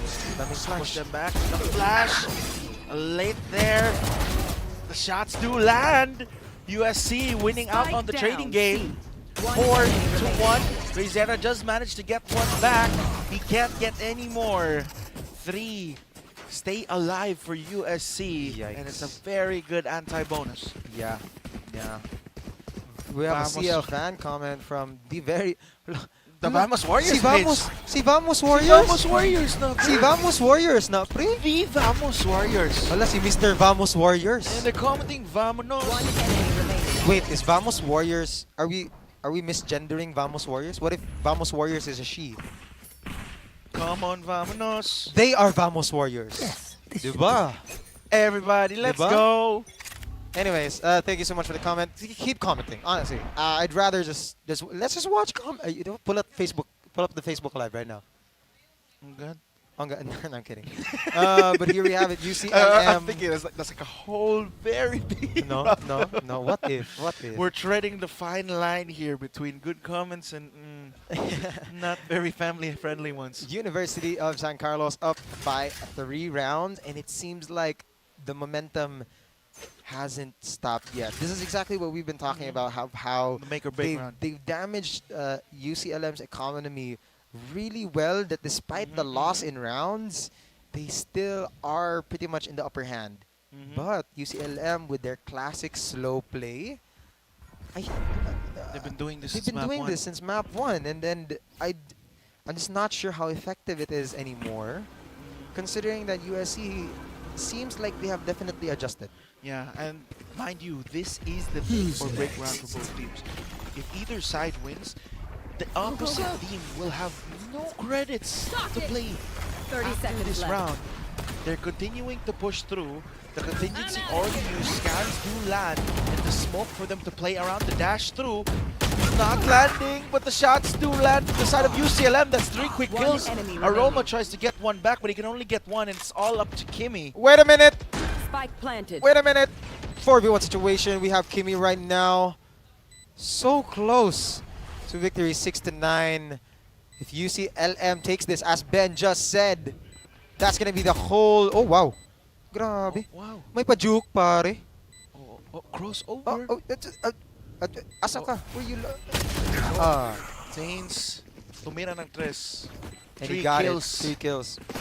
Really, really good round for UCLM, and honestly, a much-needed round for them. With 7-9, that was the round they needed to try and equalize the score. Now they have more guns, they have more money, and USC just now has to play the long game. Yeah, more games, more.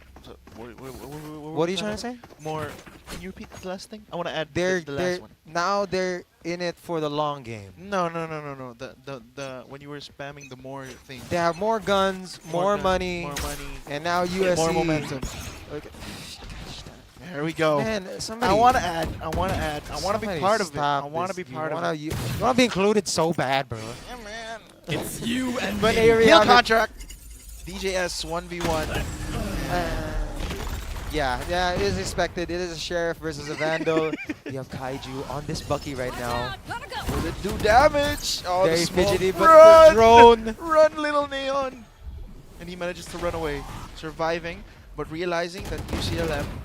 Why is it such a slow push? They've already taken out 2. Hey, they don't know who has that many shotguns in this game. Look at that. They've already taken out 2. There's still an entire team behind them. But they decide to go for an A. UCLM is such a tricky team. Like you never know what. You never know what they're gonna do. I'm not sure if it's the conditioning right now. Maybe they just want to do a double take to make sure that they get the site, securely. Since they do know there are 3 agents right there waiting, with their guns out. 30 seconds left. So many things to consider now. Scan. USC. Scan gets thrown out.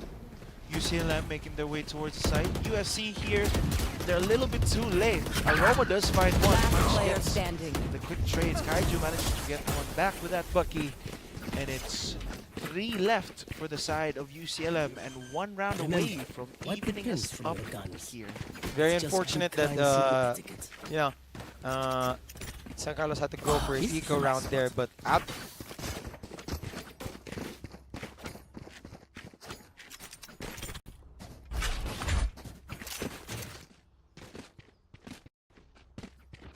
check. Yeah, but there's so much left. Game left to play here. Now that they all have guns, relatively the same amount, and especially now that it has equalized, let's see how USC is gonna play this. They are going for the aggression. Going for like a pincer here, but Flappy Beard does get the better end of Aroma. They're trying to push through up towards the site now. No audio here. Kaiju does manage to pick up one. Razera falls, and now in towards the site. DJS trying his best to hold out. He does get one before going down. Where's the plant? Now the rest of USC already here to back up the players on towards site. Hanzi still a ways away. Kaiju does have overdrive. Contact. The overdrive is a possibility that USC could use here, but ideally they would not want to use it just yet. The slide, Kaiju. No kills found here after that stalemate. 3 for 3. No spike plant, no tap, no whatever. No sound cues are being made. Finally, there's a tap. Tried to force out a reaction. The fault line goes wide. And there's no peaks. The recon lands on towards Kaiju. He tries to go for a desperate play there. And it ends up not in his favor. Zanes picks up 3 to clutch the round. And we're all evened up here. UCLM ties up the game. The threat is looming. And it's UCLM. It's a UCLM game all over again. We've seen this. We've seen this. And USC feel the pressure.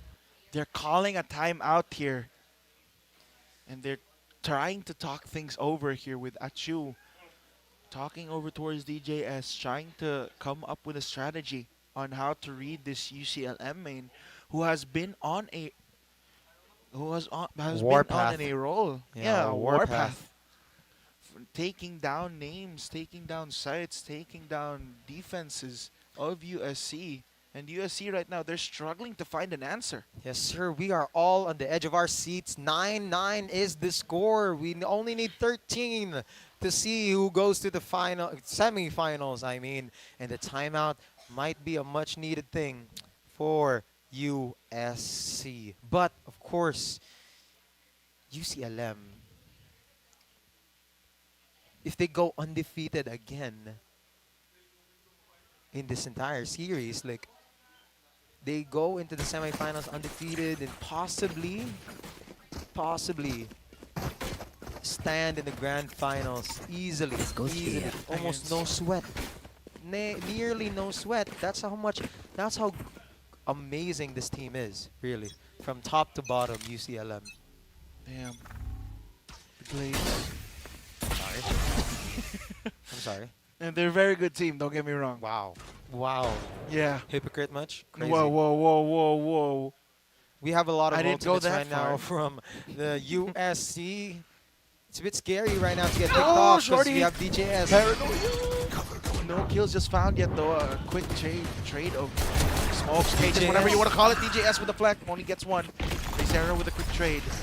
Now USC see their moment. 𝐏𝐿𝐿 picks up one. The Rolling Thunder will get used, but who is really stunning who? The upgrades found. 3 versus 2 at the end of it all, and USC find upgrades here, but the shots still land towards Punch. Finds the ultimate though. That Shadow's ultimate. 𝐏𝐿𝐿 gets a timing here. He's alone. He's just running away. 𝐏𝐿𝐿, the Buying smart time. thing to do here. Not giving him a chance to reset the timer, and now the spike has gone down towards the C side. And it's a gamble. My goodness, I can't believe 𝐏𝐿𝐿 was able to still get all those pickoffs. Time to jump. Despite the early onset aggression and confusion that USC tried to commit to them. Oh, and 𝐏𝐿𝐿, does he expect They this know. position? Yeah, I they think know. his They best know. friend may have just gotten the read on him. The swing comes through. And just as Punch said it here, bang. Quickly taken out. Everybody has a plan until you get 𝐿𝐿𝐿. Okay. Diba? Isn't that how saying go? UCLM now with their first lead of the entire game. 10-9. 10-9. 10-9, baby. Look at that. All guns ready for action. USC, if they don't manage to win this, they are forced to go on eco in the next one, which is preferable than going eco on the 12-point mark or the match point mark. So this is definitely a now or never game. For a now or never round for USC. Yeah, and the jump spot does get them info to where 𝐿𝐿𝐿 is trying to play this round out. The owl drone will be used to get info. The smoke is going to be there. 𝐿𝐿𝐿 holding the paranoia, waiting for any bit of sound cue or info to use it. But right now, UCLM again with their default, They're confusing the just all- heck out of USC. Yeah, they're all just in attacker side. The USC had made the same mistake before of playing right into this default and going on a full aggression. DJS got punished last round for it, and I think he's gonna get the bare end of the stick this round as well, as he, I think, is gonna make first contact. He signals that they're here. That's a good read there. Good call from the 𝐼GL to call for a smoke over towards long. And now UCLM, they're forced to play on contact 𝐏𝐿𝐿. 30 seconds. The camera tag is there. 33 seconds left. The undercut here is what I'm trying to look at. Line goes wide. Punch is killed. And I believe the kill contract landed onto one. 𝐿𝐿𝐿 wins out on the duel though. The paranoia is there. The spam through from the smoke takes out 𝐿𝐿𝐿. 𝐏𝐿𝐿 now forced to reload in the back of the side. 𝐼𝐿𝐿 gets one himself. spam! 𝐏𝐿𝐿 spam lands. 14 And the flag seconds. is there. 1 HP Zanes. Can he clutch this out? 10 seconds. That's the first kill. The slide through and Oh my 𝐏𝐿𝐿 goodness. picks up 3. 10-10 now. USC answer back. They do respond really well, but don't forget UCLM still has the eco, still has the guns to try and draw this out into a longer game. It's 10-10 right now. They call for a timeout. Let's relax a bit. Init na kayo. Init na kayo, bay. Like, pre, like, I don't know, like, I'm so hungry, by the way, like, gutom, jud ko. Nagyapang gutom na ang mga tao. Gutom, oh, gutom, jud ko, promise. Murag Gutom na kung Kalami, Virginia. Thank you so much for our sponsors, of course, Virginia Foods Incorporated, Basta Hot Dog. Virginia. And we can't forget about PC Express. PC Express for all your digital needs. Yes, sir. Of course, Smart. Philippines, live more today with Smart. And PLDT, leading and inspiring Filipinos to create a better tomorrow with PLDT. Yes, sir. Of course, thank you so much to Crayon Labs. You know, the custom apparel and digital prints, specializing in company uniforms, sports jerseys, personalized shirts, and hoodies. Thank you so much. And of course, we can't forget about our media partners, Smart Live Streams, Smart Sports, Puso Pilipinas, Puso. and SM Cyberzone, as well as the official CESAFI Facebook page. Yes, sir. That's exactly what we're thankful for today and tomorrow as we continue to have the CEL Season 3 playoffs. This is absolutely a wonderful 10-10 record in a Game 3. What more could you ask, folks? This is CESAFI. The final series of the day, and it's going neck and neck for all 3 games. Shotgun! Oh! He only manages to pick up one, but 𝐏𝐿𝐻 is here to support. And the mistiming on the TP out. 𝐿𝐻𝐻 once again finding value, and the final 2 remaining players of USC are up at the flank. But do they expect this though? I think they're kind of itching towards it. Finds one. 𝐏𝐻𝐻, the relay bolt along with the flash, completely blindsided Zades. And it's 2 kills for still have a fast 𝐏𝐻𝐻. lane. Punch though. What can he do in this situation? The double swing. No and way. 𝐏𝐻𝐻 is on a whole nother level right No now. way.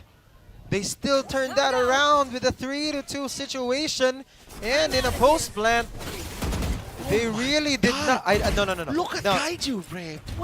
24 and 16. They expected. I would argue that they would expect a flank onto C, right? They just didn't expect it to be that quick. They were there so soon. That's the neon factor coming in. It's the timing. It's the timing that really put them off there. I'm sure if they given them enough time, UCLM would have been able to be more prepared with that flank. But with the neon in the mix, like you never really know. It's too fast. And now you see LM on their last buy. Same with USC. USC, the neon does not buy a gun, knowing that they have an overdrive. Anything can happen. Look at this. They're on C, but they are playing around Garage and B right now to try and still go for that fast rotate if needed. They're putting neon on the far end because they know 𝐏𝐻𝐻 is going to be able to rotate as fast as anybody else. Yeah, faster than anybody else. But 𝐏𝐻𝐻 right now in the back of the site as UCLM, nerves of steel right now and patience. More patient than I ever could. Same. As the flash comes through, they're trying to execute over towards A. Overdrive is already used. Fault line. He's going to go wide, and that's the ultimate of 𝐏𝐻𝐻 wasted. Great usage of utility there from UCLM to bait out that ultimate, and now one of the players of USC have nothing but a classic in terms of weaponry this round. You bet it all on black, and unfortunately it rolls the other way. That's the ultimate gone from this USC Neon DJ. Oh, punch! So does punch. Oh, great The shots trades there from Aroma as 𝐿𝐻 tries to fire back. The Zera brothers doing it for UCLM. 𝐏𝐻𝐻 here manages to pick up the Bulldog. Finds one. Slides. Get the kill! 𝐿𝐻𝐻 hits the shot to win UCLM the round. 11-11, blow for blow. USC have to go to Eco. No, 11-11. 10 seconds left. 𝐿𝐻𝐻 with that clutch play. Oh my goodness, absolutely. What's your name? What's your name, sir? Junlit. Junlit. Absolutely amazing, folks. 𝐏𝐻𝐻 right now 28-17, and 𝐿𝐻𝐻 matching that with 23-11 with a broken buy and broken economy. USC can only do so much. Yeah, they're trying to go for a desperate play here over towards mid, but they get spotted out by that camera. They know that they have to aggress. They know that they have to find an opening somewhere. So Yeah. it's just a matter of time till USC, or at least UCLM, is waiting for USC to make a mistake here. Yeah, and I'm surprised USC haven't, you know, doubled down on that A main push. They've done it before, off of that 3 versus 2, you know, clutch. Right, but that I they were don't able to think pull off. they managed to get much value out of it except for that. You know what I mean? They keep on getting punished. UCLM likes playing together quite a lot when they default, which is so Yeah. weird. Like, you know, with default, you usually expect like a good Spread. spread. But UCLM likes to play default in a 5-man, apparently. Yeah, and their 5-man has been a split as DJS gets taken out. Flappy Beard, the first opening over towards the side. Stinger traded out for a Bulldog. I don't think that's the trade you want. But the Aftershock is going to get used. Utility bombardment there from the breach, courtesy of Hansi. And now, the round slows down as both teams are in a complete stalemate here. USC trying to line up the 𝐏𝐿. Oh! Going to be there. The shotgun is there. The Hunter's Fury is going to get used. And it's a complete domination. 𝐏𝐿 denying the retake. And it's match point for UCLM. What's your name? What's your name? Junlit. And another round there for UCLM. So much patience with that post plant. We weren't able to see how this beautiful man was able to get all of those kills, but I'm glad to see it happen. But oh my goodness, Ben, I can't believe you're gonna win this prediction. It's going down to the final round. Let's not cross out the possibilities yet. I know you're trying to go for the caster curse, but I'm trying to purposely caster curse. But look at this. Look at this. USC. As soon as I mentioned it, that they haven't been taking the opportunity that UCLM have been giving them, which is that very open A site. And mind you, when you mentioned it before, UCLM, they really like to group up when it's default. But the thing with their very heavy grouped up default is they're kind of like playing 3-2-0. No one over towards the A site outside of that tripwire that they put before the round starts.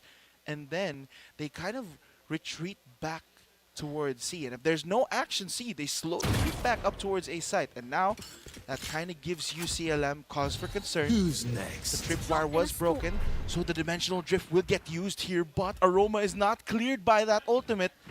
Right The question is, will he be given It's info you here, and a me. chance? And the kill contract is used, courtesy of Zera. Kimi falls, but there's trades from both sides. 3v3. It ends up being a 3v3. Paranoia is there from Punch to delay the retake attempt from USC.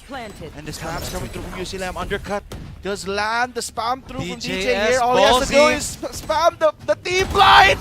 The team blind is costly. He's not cleared though. DJS, he can clutch it here, but no! UCLM repeat history and take down USC in the upper bracket quarterfinals, sending Vamos Warriors down to the lower bracket. That team blind costed them everything. Oh my goodness, DJ had the perfect position and you can see it there. If we have a chance to take a look at the camera, he was hugging Hansi, trying to comfort him that it's not your mistake. It was a team thing. Hansi was the breach who threw that blind, who unfortunately got DJS as well. And look at this, the sportsmanship from these two teams, just shaking it out. Yo, just can somebody pan to the camera? Look at. Can we get a pan to the camera Look at- on look the at how- players? look Look at at the how- sportsmanship look right at now how shown great- by these players. Look at how amazing they look. Yeah, look at how great this is. I think we should get a camera on You them. guys have to understand they're all friends. Yeah. They're all friends. They all play with each other after hours. They all play with each other in scrims. They all talk I don't know about. scrims. Huh? I don't know about scrims, but I yeah, don't know, continue. But yeah, they know each other because they're in the same community, and this is why we love CESAFI Esports League, because we're all one big community. Yeah. And I wish we could have seen that on camera, but apparently we didn't pan through it. But it's fine. You Yeah. don't understand. That was the game, the rematch, and it ended quite literally the same. Very unfortunately for USC, but UCLM is now in the upper bracket semi-finals. That's a big achievement for UCLM, toppling down their rivals this early on. And now they're going to have to face the team that kind of quote-unquote beat USC in terms of round differential. The CIT-U Wildcats. That's going to be what's next in the cards for UCLM, and to go up against a team that has reformed and is, according to 𝐏𝐿𝐿 here, has the best player in the entirety of CESAFI. You know what? Just watch the podcast, guys. I swear to God, just watch the podcast. Just watch the podcast. There's so much information there that we have been able to talk about. But for, like, you know, us nerds to really gossip, talk about. This guy's the bigger nerd. Who do you guys think? Like based on, comment down you below. have the Ben. glasses and you have the braces, bro. He instantly takes off his glasses. Anyways, what an amazing game. I don't think I've ever seen a game that tight all throughout the season. And I think it really goes to show what type of players are the top echelon of groups here in the CESAFI Esports League. And I just gotta say, like, if it ends up being the same grand finals, like, if ever it ends up being in the same grand finals, I'm glad to say that if it's anything like this game, it's gonna be another good one, another amazing series. But for now, we're gonna pass it over to our beautiful host. Thank you so much, Nashville. Take it away. Thank you so much, 𝐏𝐿𝐿 and Ferraris. And ladies and gentlemen, we already have our winner for our Game 2 for the playoffs, and it's no other than the UCLM Webmasters. How about we give ourselves a big round of applause, UCLM Webmasters. Congratulations for winning that nail-biting and very thrilling match for you guys. First question for you is, we all know USC Warriors is one of the powerhouse as well for this season's Valorant tournament. So tell us what you're feeling right now. Kumusta ang feeling sa 3 ka-long games? Flappy Bird. Feeling hello. Kanang feeling exhausted niya. At the same time kay happy kay nakadaog mi sa usa sa pinakakusog sa Valorant sa CESAFI. How about you, Punch? I feel happy kay mo mo line up is magilis-ilis jud every week kay tungod lagi ni feeling ni Raymar nga mag-agad niya permi kay siya may top player na mo, so mora.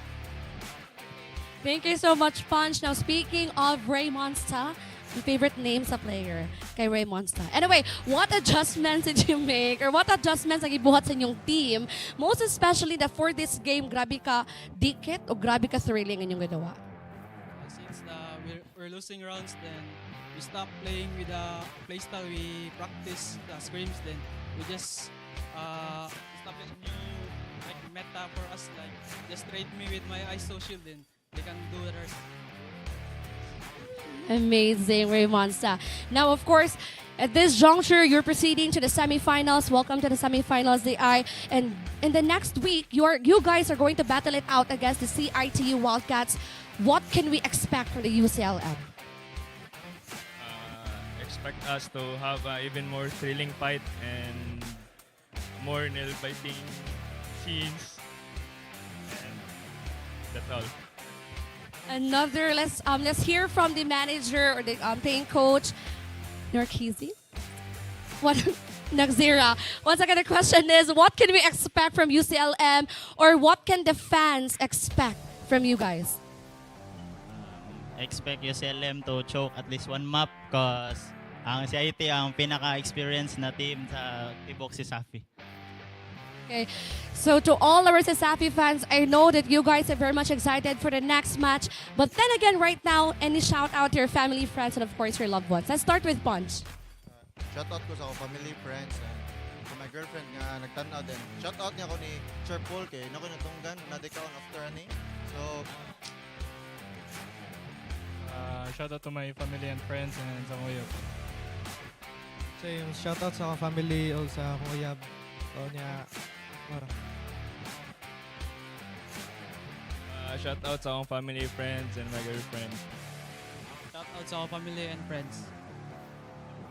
Shout out sa akong family ug ni Damian Chowder. Shout out ko sa akong family and friend, especially Janelle from Shinobi Zera from UC Main, pagtabang nako og manager ni na team.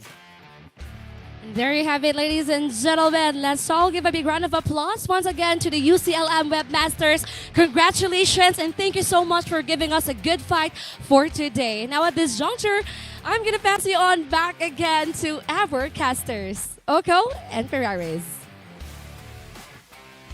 Oh my goodness, what a game. Honestly, I mean, thank you so much, Nash, for the interview, but what a game. I'm at a loss for words, really, as to how that game went. It was so long. It was back and forth. I thought it was USC. I thought it was UCLM. I thought it was UC. I thought it was USLM. But today, it is UCLM for better or for worse. And honestly, they deserve every single accolade. And now, hi, my goodness. MVP 30 goes bomb to 𝐿 Zera. What is your name? We talked about it before. 26 and 12. Okay, so maybe not 32, but 26 is still a very huge accomplishment. And you can see 𝐿 smile. It's from ear to ear. Smile Dabi. Smile 𝐿 smile Dabi. He's currently posing for us here at the case room. But a well-earned win there for UCLM Webmasters. I think Punch said it better. This team is just growing and getting stronger time and time again. And if you can see it here, the best of friends, 𝐿 Zera and 𝐏𝐿 in different teams, playing similar roles and going blow for blow with one another. But unfortunately, this day belongs to 𝐿 and the rest of UCLM. Indeed, a go blow for blow game. Of course, honestly, I would have loved to see an overtime, but UCLM had other plans. They were like, nah. I want to end this right here, right now. Because honestly, if you put it up to an overtime, it's a 50-50 at that point. Like that'd be the game is so close and so tight that honestly, I could see both of these teams going up against anyone and beating every single one. But at the same time, there's so much potential for everybody else. We just heard from the interview, no, from Nashville. Yeah, from Nashville. One of the players, I mean their manager, going like, they're excited for CIT-U for their match in the semifinals because they're the most experienced team. They're the most experienced team here in CESAFI, and we don't doubt that at all. The growth. Yeah, CIT-U has been up and up and up since the start of the season, and I think at this level, they can definitely go up against the top echelon of teams in season 3. And they started it off. They started their playoffs run with a very big comeback. You know, if you remember, backtracked a couple of hours ago. Back to a couple of hours ago, where the score was 12-5, and instantly into a 9-round consecutive win. For the CIT-U Wildcats, they really made a very big comeback. And here, once again, a very unfortunate play there at the tail end of this game number 3. Man, please. The team flash. Ferraris, please. It's too heartbreaking to talk about. But tell me. I know who else is so heartbroken about this loss. Who? But the preseason champs take the upper hand in the rematch. So the team who won last time repeat their success and continue the streak. That's right. That's right. Continuing the streak like we talked about last time. And Honestly, I couldn't have ended this day and this week and this month better than UCLM versus USC. What a match to remember. And I'm sure everyone in this room will never forget this match anytime soon. Yep. And of course, that's going to be it for us. We are your casters. My name's 𝐿𝐄𝐄. And This I'm is Ferraris. You are? Ferraris. Oh, Ah, Ferraris. you got it right. Yeah. And of course, thank you so much for this week. We will see you next time. Count sa Virginia, guys. Peace. Thank you so much, 𝐿𝐄𝐄 and Ferraris, for giving us a very spectacular performance as well for today. And of course, before we go, allow me to have a quick run through with what happened earlier. Of course, for our game 1, that's between the CIT-U Wildcats versus the USPF Panthers, and the winner was the CIT-U Wildcats. Game 2, we have the USC Warriors versus the UCLM Webmasters, and of course, we have UCLM Webmasters as the winner. So these two teams will proceed to our semifinals, and next week, abangan natin ang susunod na laro, and that's between the USPF Panthers versus the UC Maine and USJR Jaguars versus the USC Warriors. And at this juncture as well, allow me to give thanks and gratitude to all the supporters, the fans out there for CESAFI Esports League. Daghang salamat as well to our partners and sponsors for this season. We have Smart PLDT, Leave More Today with Smart, and Lead and Inspire Filipinos for a Better Tomorrow with PLDT. Daghang salamat as well to Virginia Food Incorporated, Basta Hotdog, Virginia. Daghang salamat also to PC Express for all your digital needs. And of course, how can we forget Crayon Lab, Custom Apparel, and Digital Prints. And of course, to all our CESAFI fans who are watching this Facebook Live, daghan kayong salamat for supporting CEL Season 3. And with that, continue watching, continue supporting us at the Smart live stream app, Smart Sports, Puso Pilipinas, Cyberzone Facebook page, Cebu Esports Arena, CEL Facebook page, and of course, our very own CESAFI Facebook page. There you have it, ladies and gentlemen. Continue watching, continue supporting CESAFI Esports League. See you next week. And of course, to all the women out there, happy International Women's Month. Daghang salamat, and see you next week.